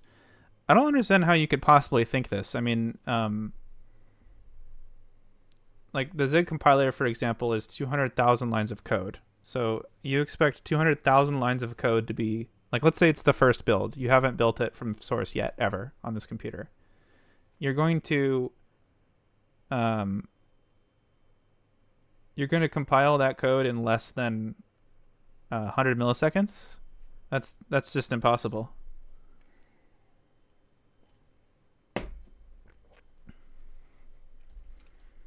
I mean, I could see updates. I could see incremental updates being fast, but at some point, you're gonna just have to build a lot of code, and you could just come up with an arbitrarily large code base. Clang takes like an hour to build itself. An hour. Or 10 minutes if you use my computer, because it's really fast.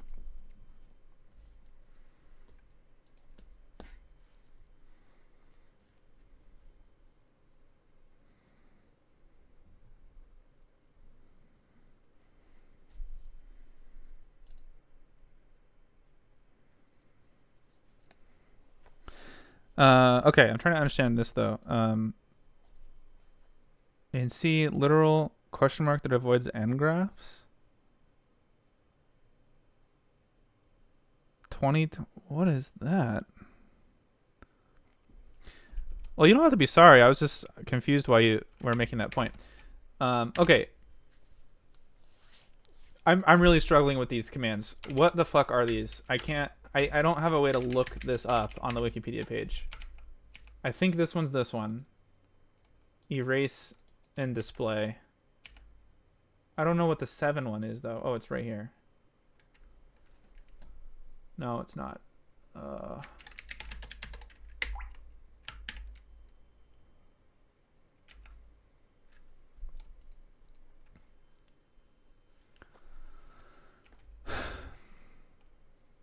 Wait, let me see Mlug's message. Synchronized output?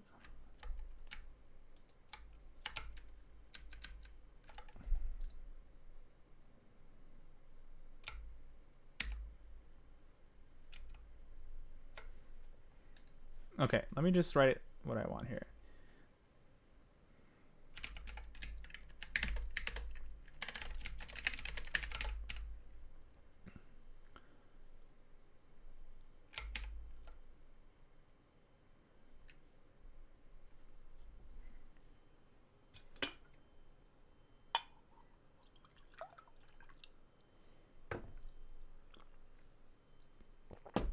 So, okay, here's the problem I'm having right now. I'm sure that multiple people have already pasted the answer here, but some of these are the wrong answer. And whenever I see one of these strings, I just have no fucking idea what it is. And I can't look it up to understand what I'm doing. So I basically, every time someone prints one of these strings, I'm just kind of stuck.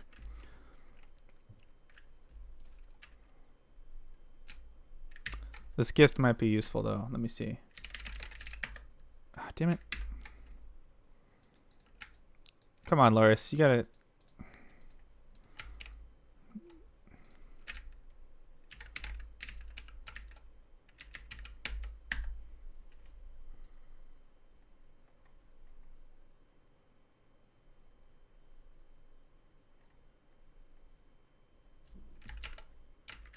How many gists does this person have?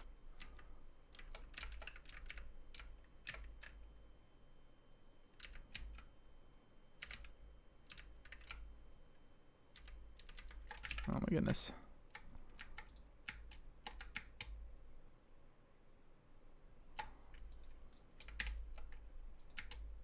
No good.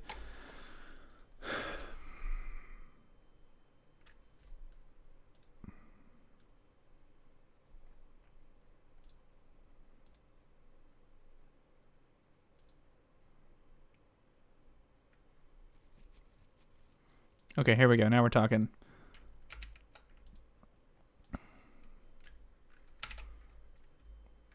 Okay, I'm just gonna use this.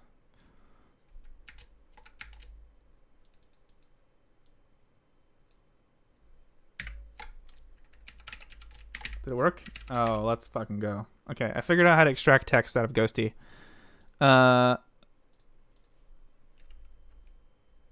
This is gonna be what we use. So I'm assuming this is erase the screen.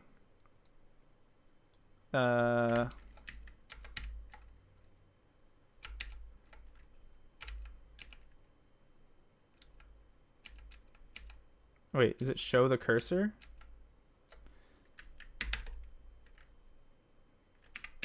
Oh my god, you guys.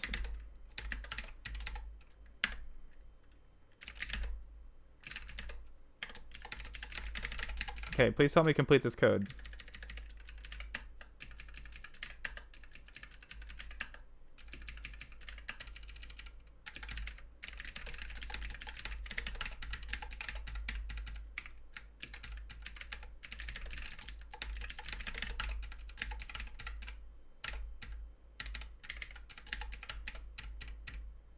Okay, Soul Serpent to the rescue. Here we go. Okay, so we have start, sync, clear, save, finish sync, restore. What? This makes no sense. God damn it. Just tell me what they mean. These are just nonsense. Like, I need to know what they do.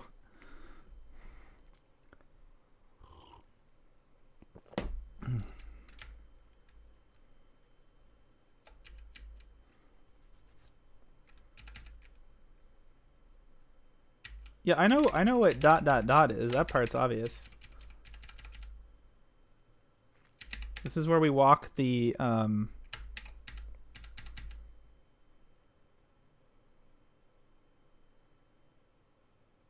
Oh, this is the thing? Okay.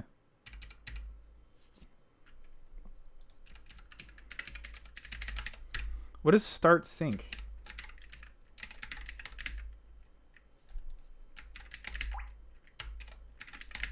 Oh man. This is the worst documentation page ever.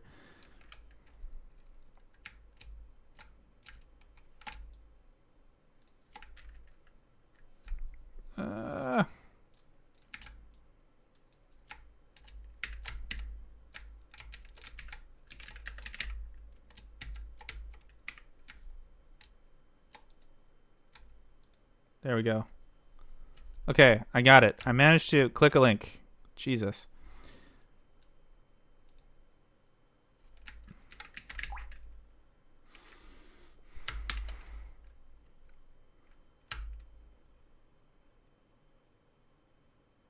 Didn't help. Oh my god. Okay, I'm just gonna trust everyone. What does start sync do?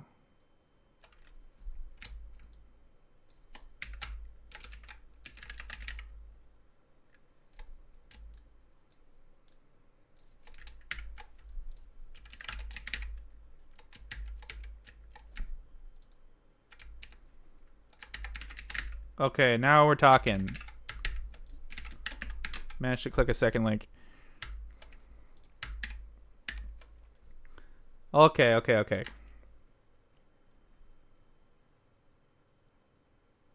This looks good.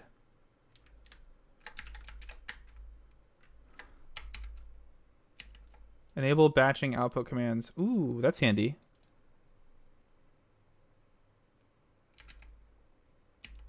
When done, okay, yeah. Okay, I see. So begin and okay, that's great. Love that.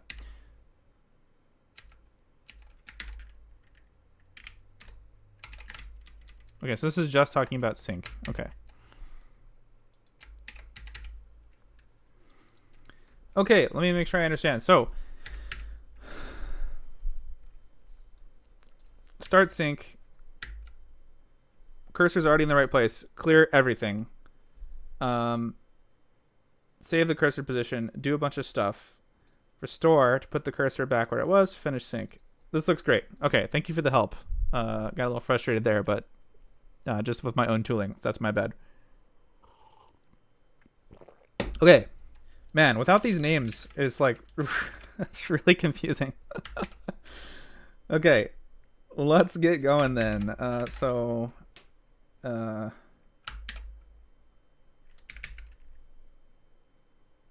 we have this draw buffer. Let's give ourselves a little shortcut here. Boof. Gotta have my boof.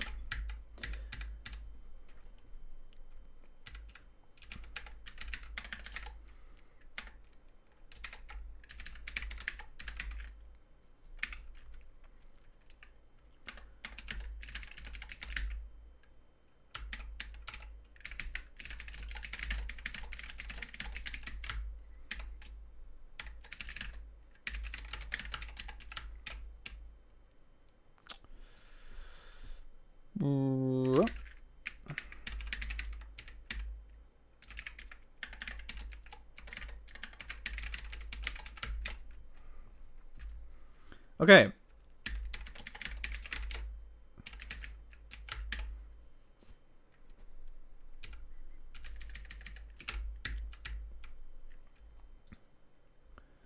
We got the prefix in there, and then we do our rights.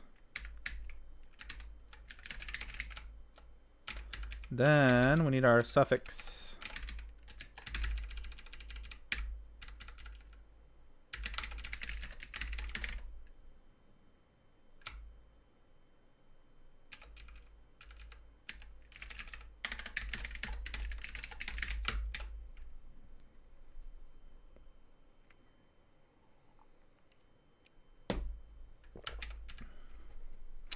This is great. This makes me think it's a nice proposal.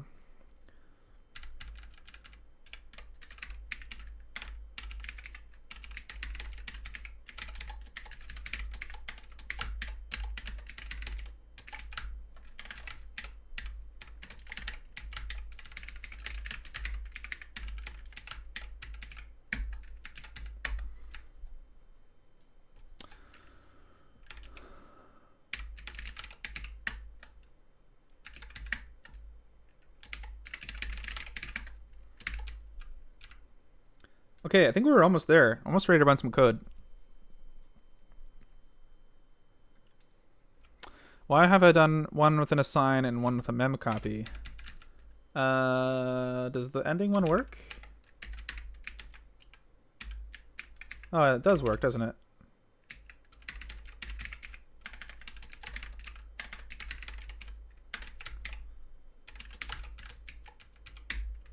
Ooh, I plus equals 1. Oops. That was a weird mistake.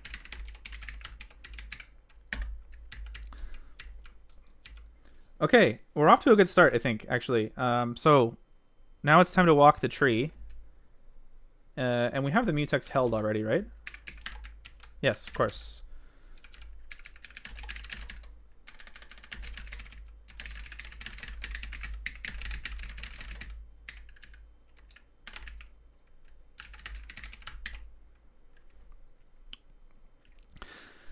So we know the terminal size. I have a question. Did we delete the like PS1 line, or how's that working? Should we like print a new line and then draw the progress there, maybe? Then we don't have to care where the the cursor is, right?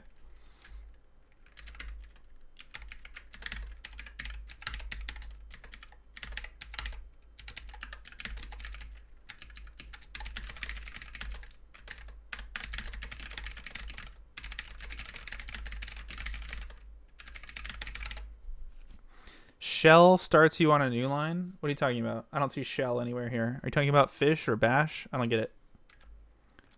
It doesn't start me on a new line. It starts me right here. I don't understand.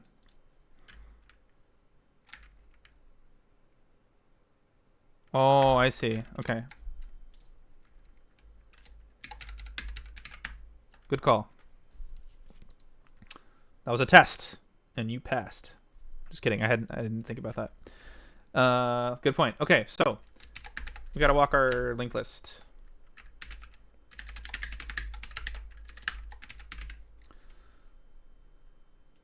So we have our root node.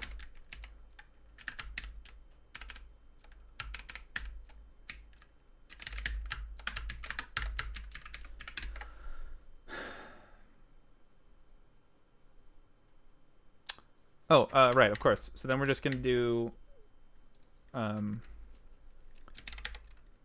well,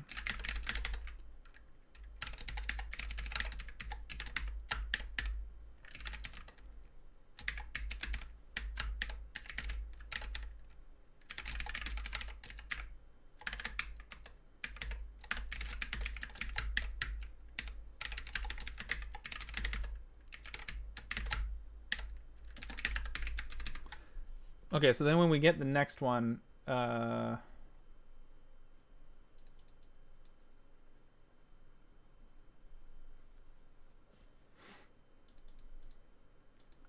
think we use field parent pointer for this.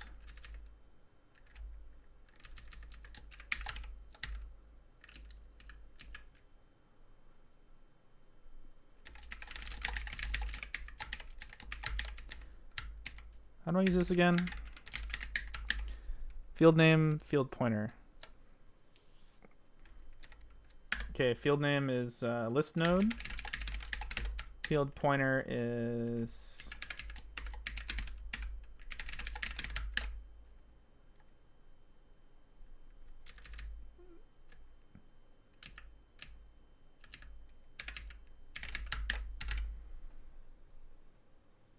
there.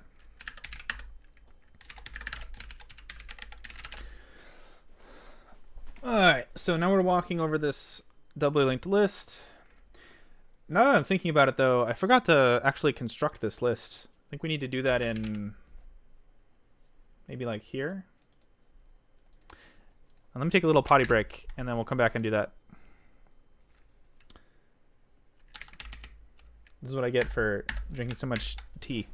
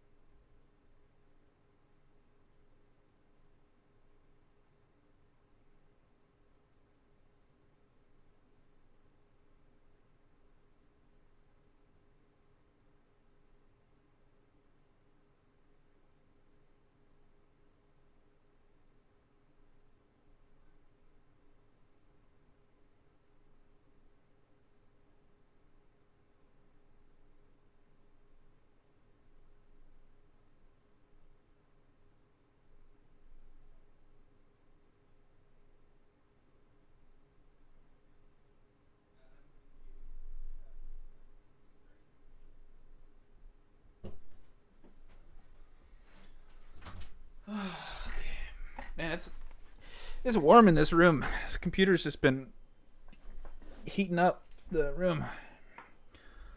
I guess from all that OBS encoding.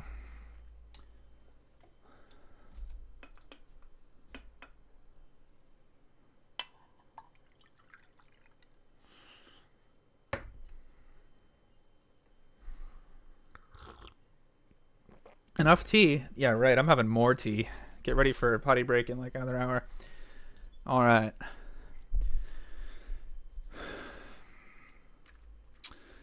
I haven't set this up yet, but my plan is to enable PureTube and put my videos there soon. Soonish. I don't know. We'll get there. That's my loosey goosey plan though. Okay, so I don't think we're actually creating this linked list yet, but let's assume that we have one. Yeah, we just walk across it, and then I don't know. Let's do one per line.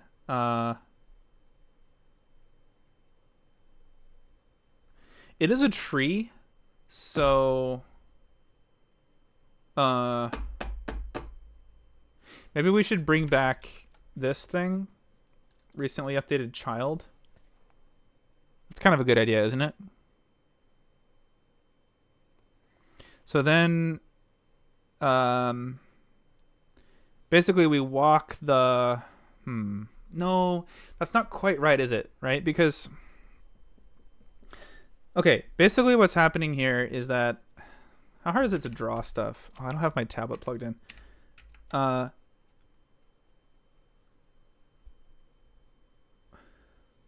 have an idea.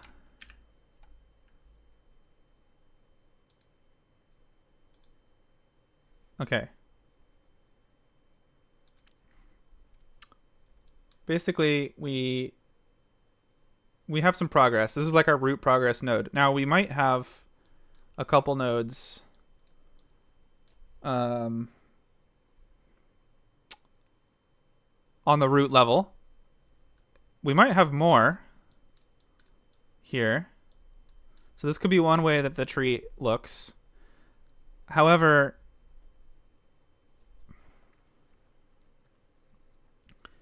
it also could look something like this.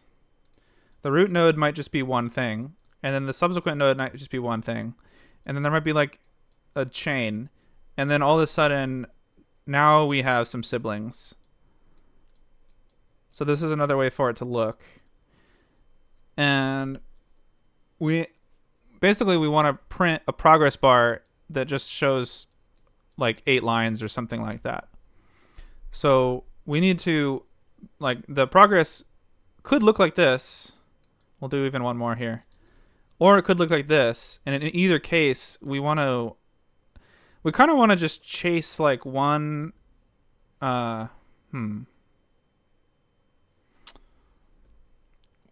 want to flatten it, kind of. Like we can only print one, like we can walk this tree to a leaf node for one per line, basically.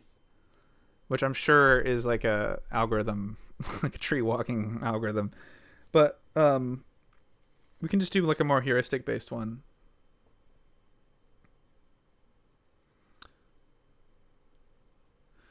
Okay, well, we're in danger of having this problem like balloon out of control too soon. Like we need an initial implementation before we start going nuts. So, I do like recently updated child. So this was a concept that existed in the other one, because this basically lets us pick like one fork over the other to win. If you're gonna only walk through if we're only gonna visit this parent, then recently updated child lets us choose which child to go after if we're limited. So one algorithm that could be reasonable, I think, would be no, I'm trying to keep it simple though. How are we gonna do this?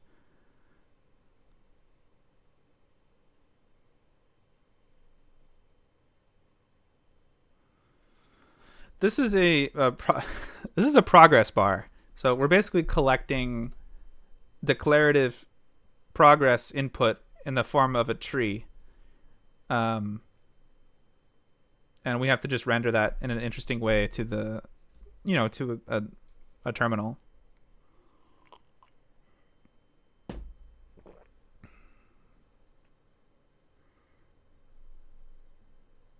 The problem is that only some of these paths through the tree will be interesting. Like, one thing that the previous implementation was doing well was that it's only printing one thing, and it was always printing the most recently updated thing. So you were only getting like one walk through the tree, but at least it was like the best walk through the tree because it was the thing that most recently updated. So if we lose that property, we're regressing. So I think actually we do need this concept to bring back, recently updated child. We'll bring this back. But we want to do more than one walk through the tree. Okay, I have an idea. What if we did what if we had thread local variables and we did recently updated child per thread? And then basically we're going to print one line per thread. So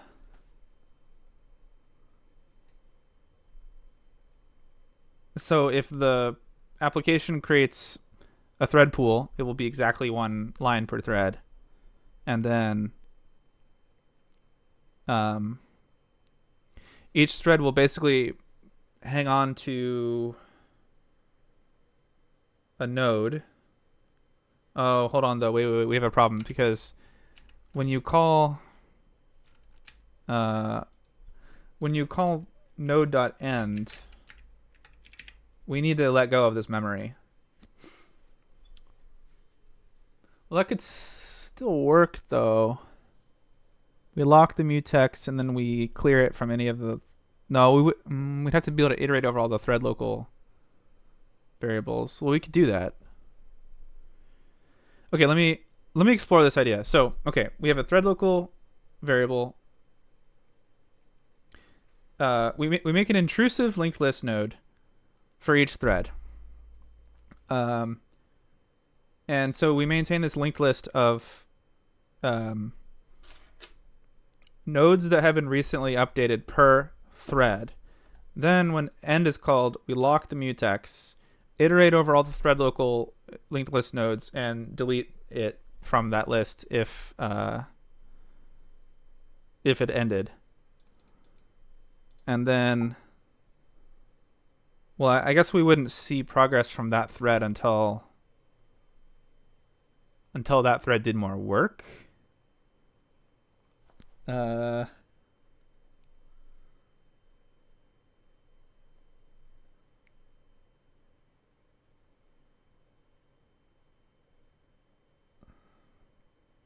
That's fine though.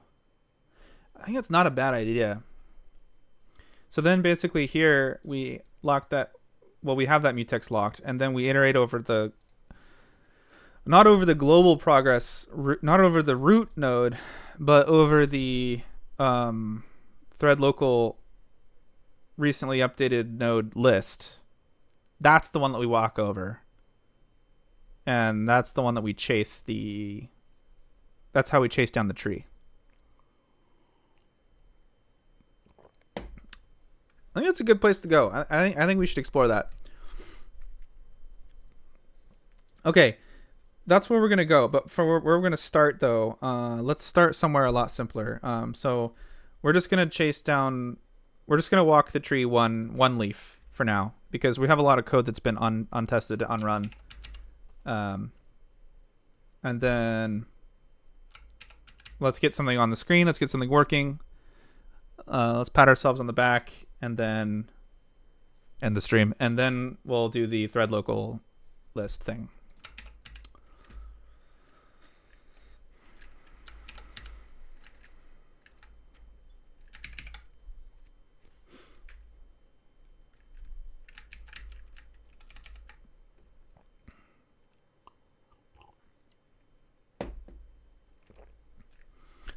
I am leaving for the skate park in 1 hour, so that is a hard cutoff.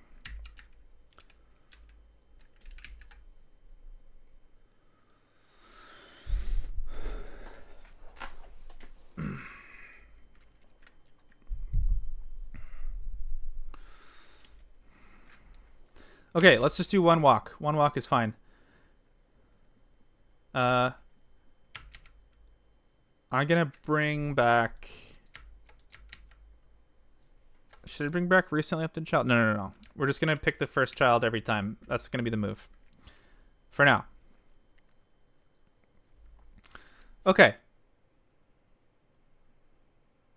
So this is trying to iterate over the siblings of the root node. That's not actually what we want.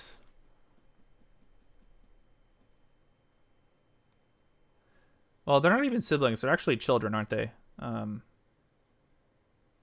more like first child.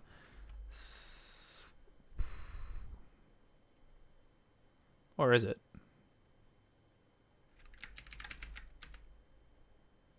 It's children, right? Yeah. Root?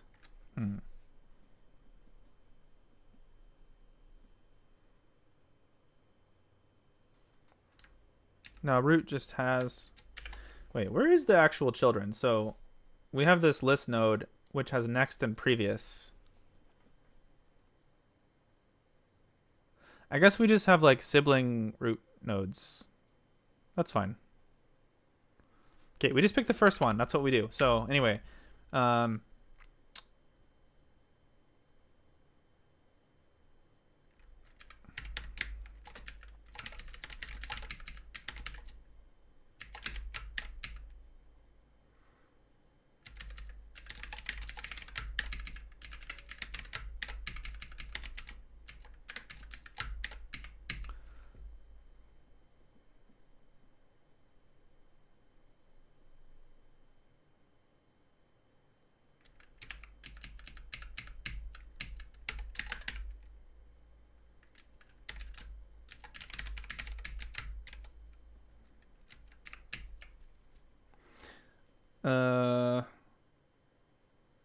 okay, this code is a bit wonky. Let's just do my...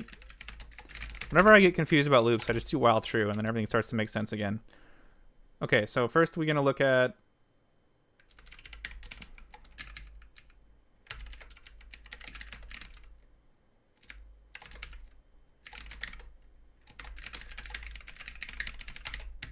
Okay, we have a node. Then we're going to do... Oh, yeah. Okay, we don't... I'm kind of confused about how children work. We have this node here, but like if you do next, next, next, are you getting children every time? What about siblings, though?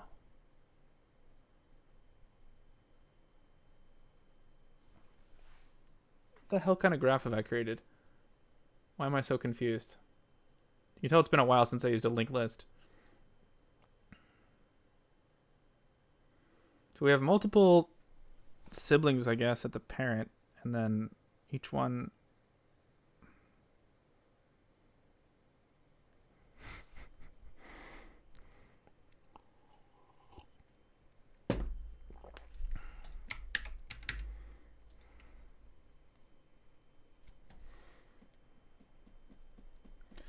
Okay, concrete confusion I'm having with my own code.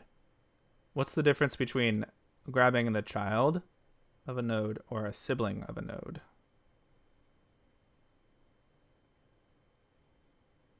Basically, every node has a next and a previous, but what the fuck does that mean?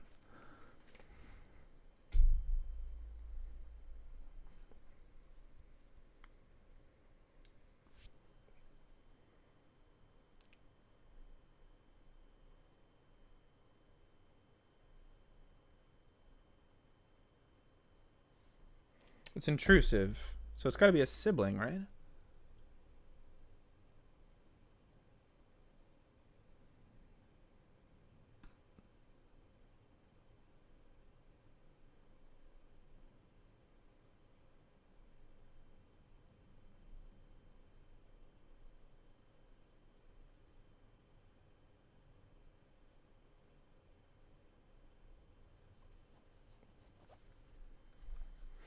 Yeah, sure, I'll put up a branch. I mean, what we have here is just a diff on the standard library, right?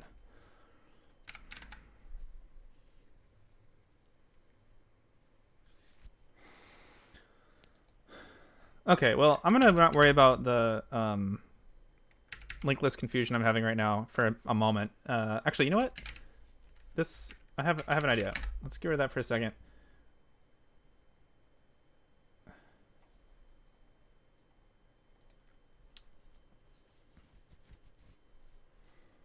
So when you call start, you create a child, right? Because we have a parent. And then the list node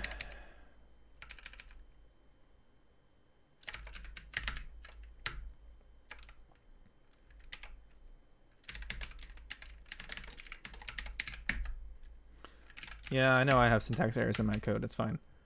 Prev next.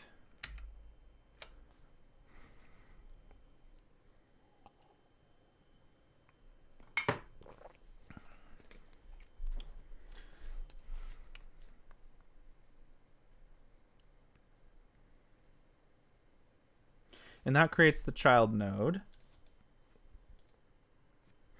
Oh no, this is a problem. Oh shit. Okay, so I tried to use an intrusive linked list node, but we're doing a copy here, which well,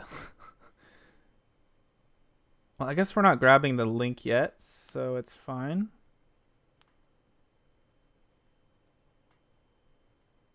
Yeah, I think it's fine for now.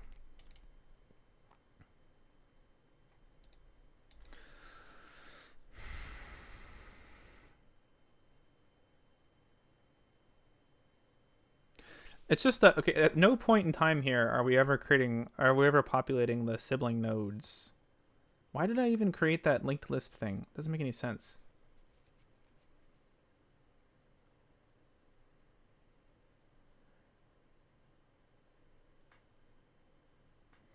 I don't think we need it, actually.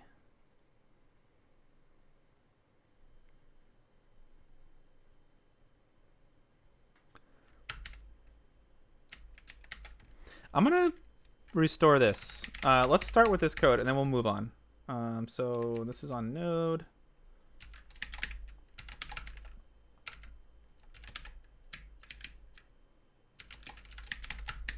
This is on complete one.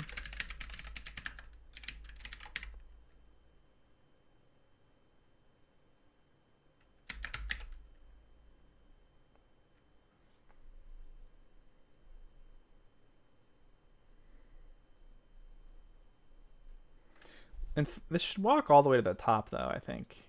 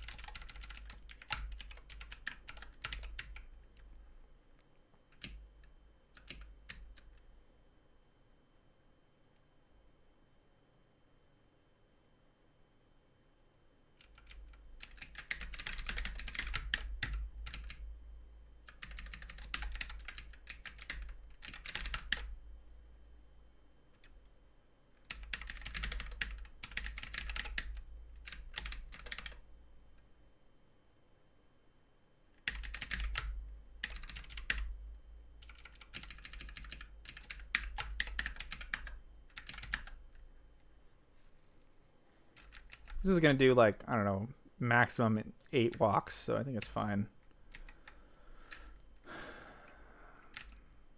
Okay, and then down here, we're going to have the same logic we had before, basically, where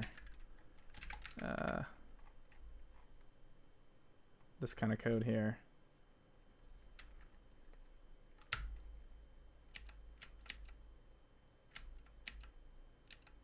Well, yeah, we're just going to walk down all the recently updated nodes. So this part's good.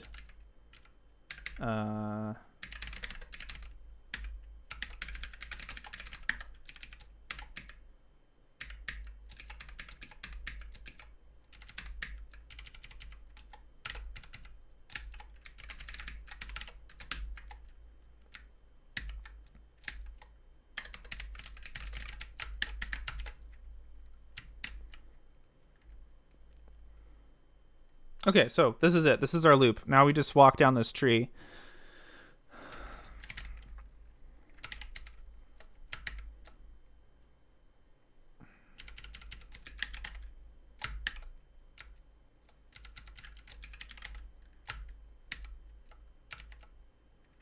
So something like this.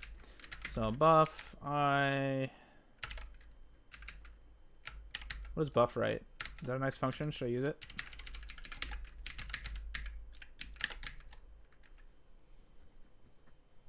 Yeah, we'll probably arrive at the same conclusion. Let's just get there naturally, though.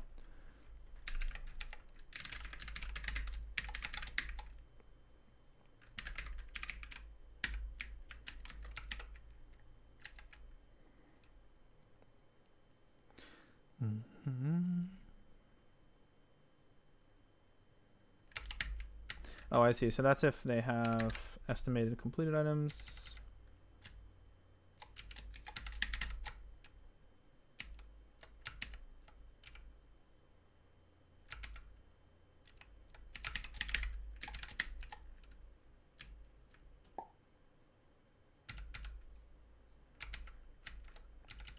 This part's kind of fine.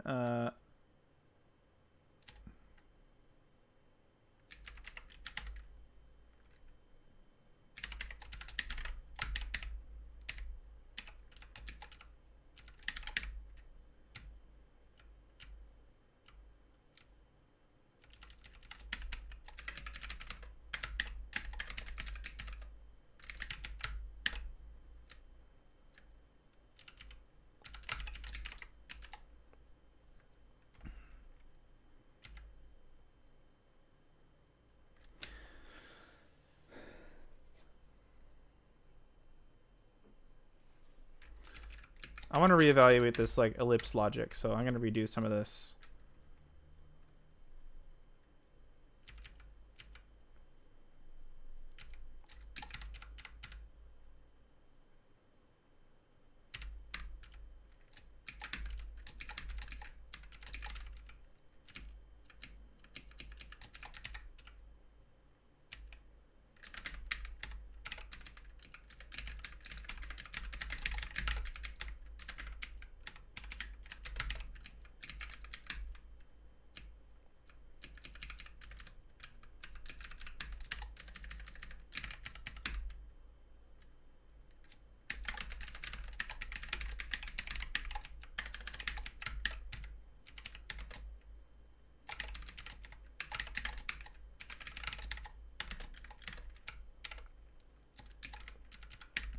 Okay, otherwise we're going to do just this part.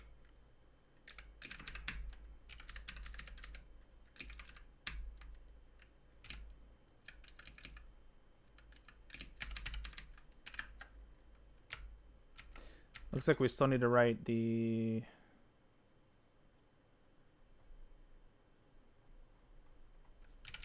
Is this handling the name? Oh, the name's before that. Okay, I see.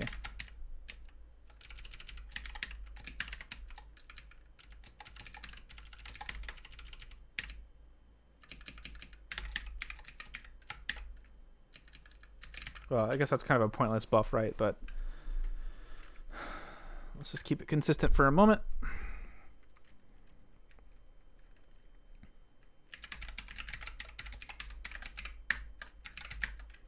Okay, what is current item here? Completed items. Where did this value come from? Ah.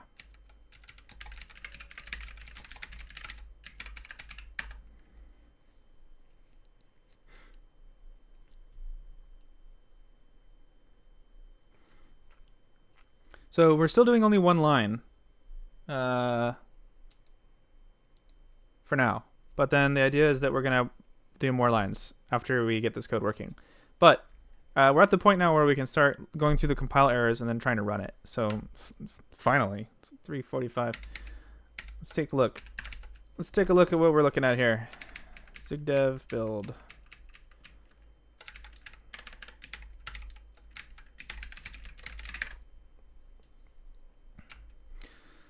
Don't print on... Oh, okay. This is a problem. So the build system depends on this. So let's just drop below the build system because I don't want to mess with that yet.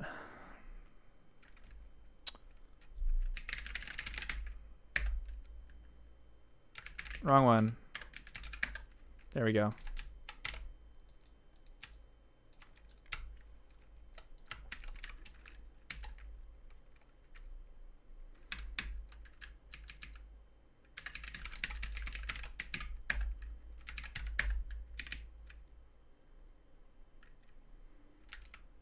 Okay, we're using this API incorrectly now.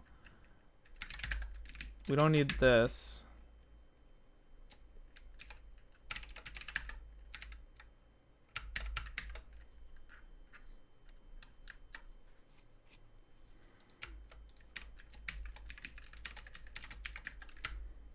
What was this value that we were trying to pass?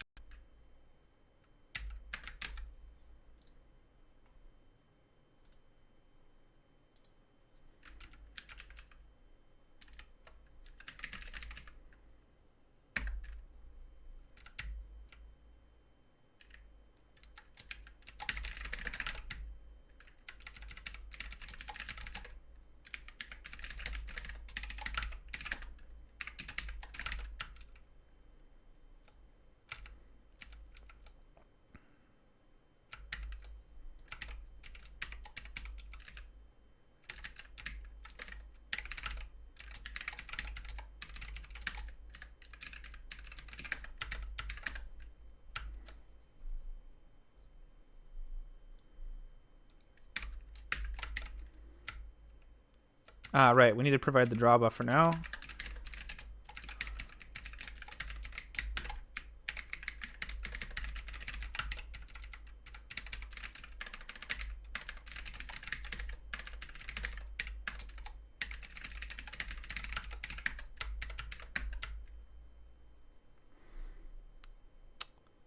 Activate. Yeah, we don't need that anymore. Or do we? Unfortunately, activate is relevant again.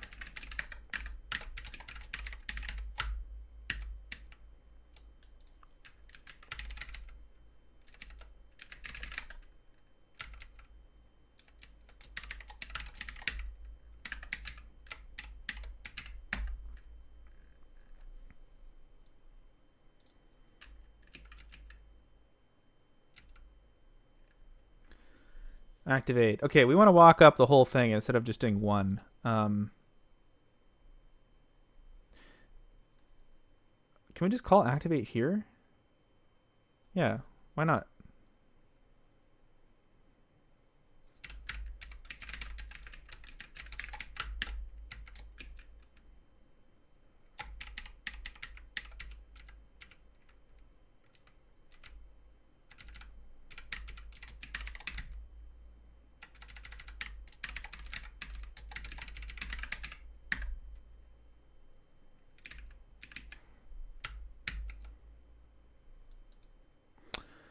Sorry about the stream, y'all. My Wi-Fi connection is not amazing. I'm gonna have to figure out how to get a wire out to my office, I think, for making these streams nice. We've had, I think, 2 dropouts. That makes the 3rd dropout, so about 1 per hour. But shikataganai.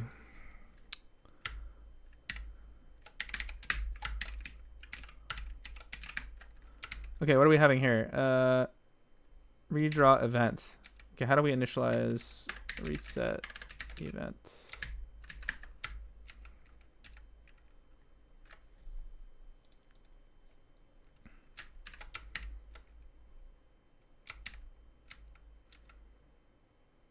Bool, huh?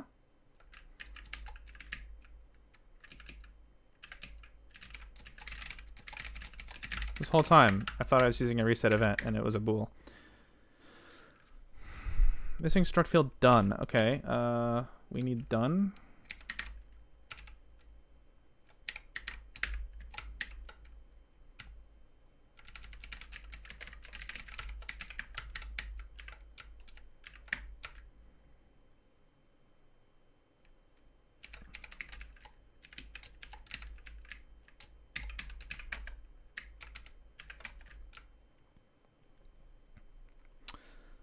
Uh, 182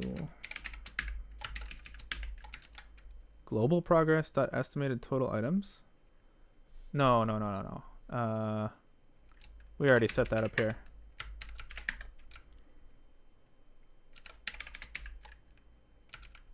Buddy.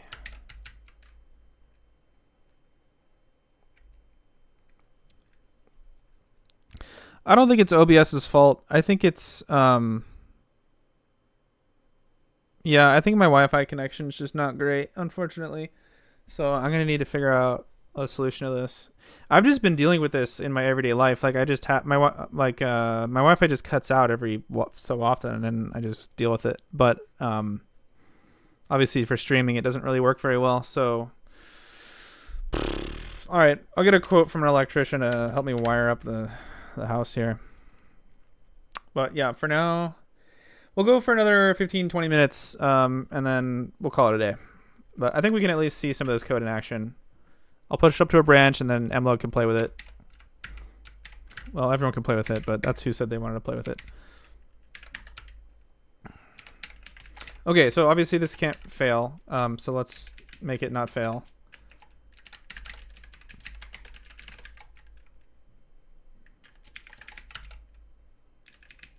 Okay, we'll just do the same thing here.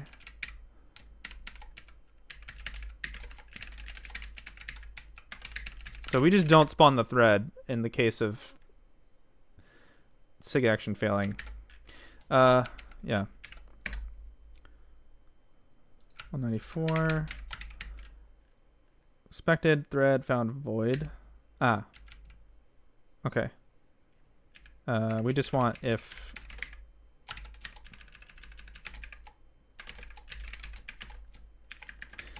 Yeah, sorry everyone.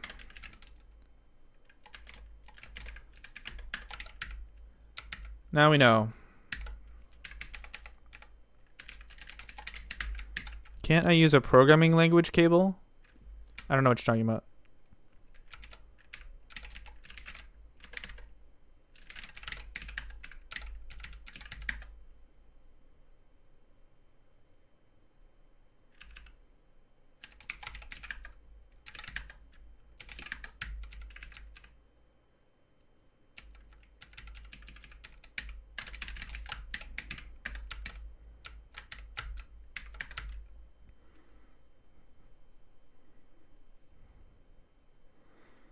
Ethernet over power line? Excuse me? That sounds like madness. 117. Progress node does not support. Oh, it's optional.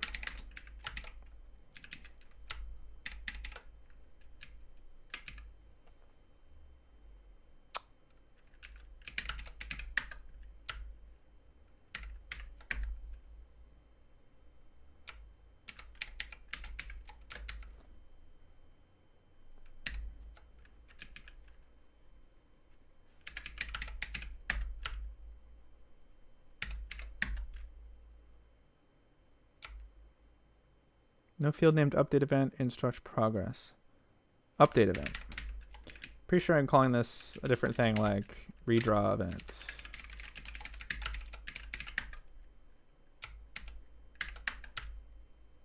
Okay, we have a build. Let's see what happens if we run it. Okay, that's doing something.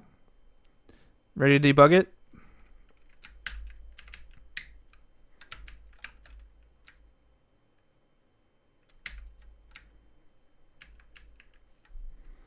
Okay, clearly this is printing like something that's not an escape code.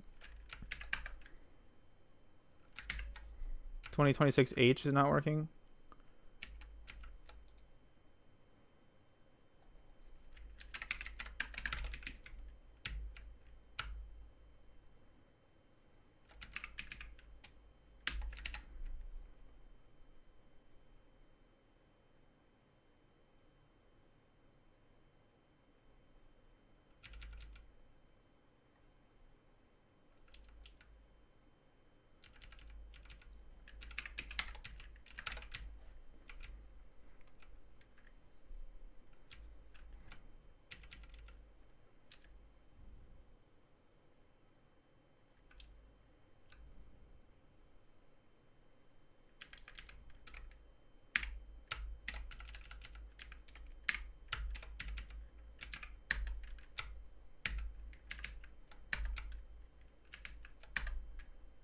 Oh, look at it go. That already looks a lot better. Okay, so it's not chopping off at the width of the terminal. Ooh, wait a minute. Ooh, it didn't clear at the end. Okay, let's think about that. Okay, so that's going to be end. Done is true. Oh right, yeah. We gotta clear. We need like a final done thing. Dunzo.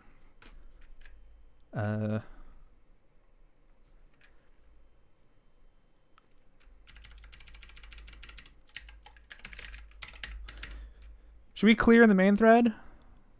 Well, we're waiting for the thread anyway. Might as well just, well, let's just do it here.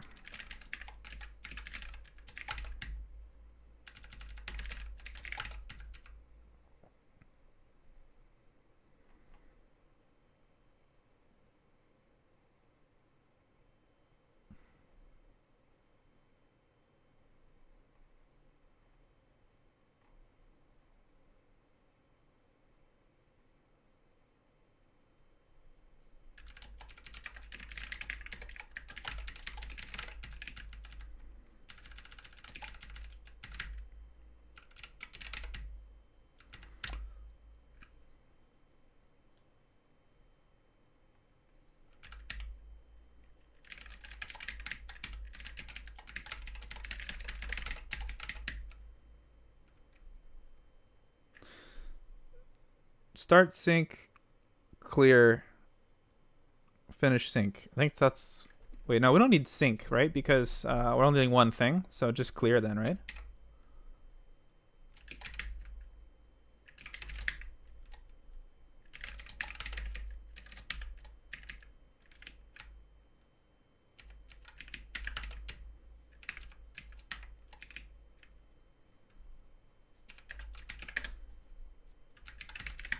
Oh, right. What am I doing? I'll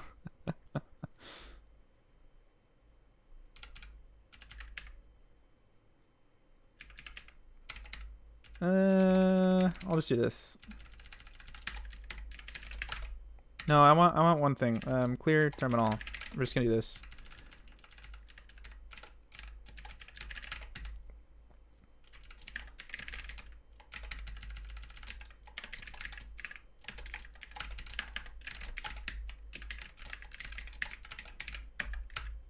Yeah, I could have put him on escapes. Yeah.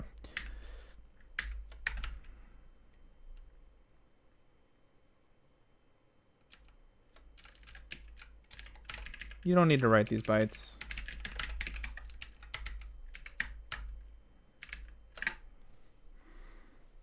That's pretty nice. Okay, so mlog wanted like more. You want me to pump up the ms? I think this is fine. Oh wait, it didn't work.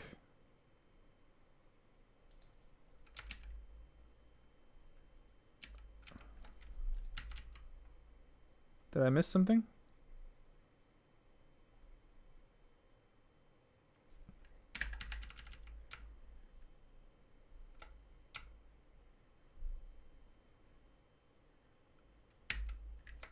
Oh, in the protocol. Yeah, it's like half a second. Okay, why did that not work?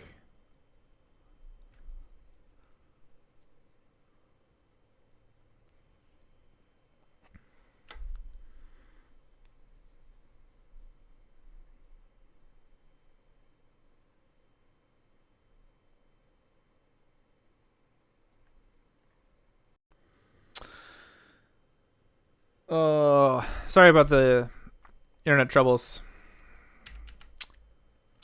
Okay, let's just get this figured out, and then I'm going to call it.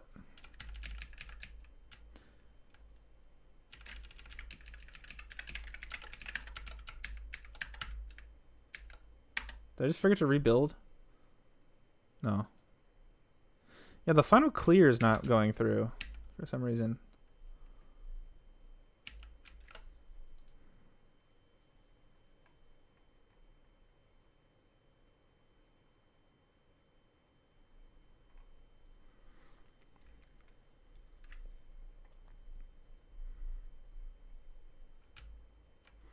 Okay, this should be super simple. Like, what's going on here? Clear, save, restore, clear.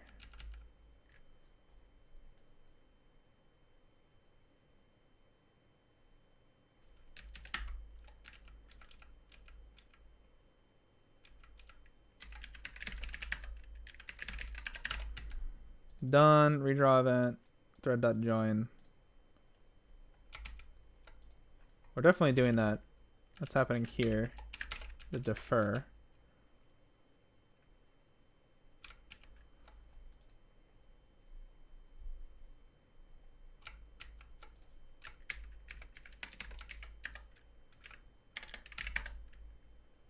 Oh no.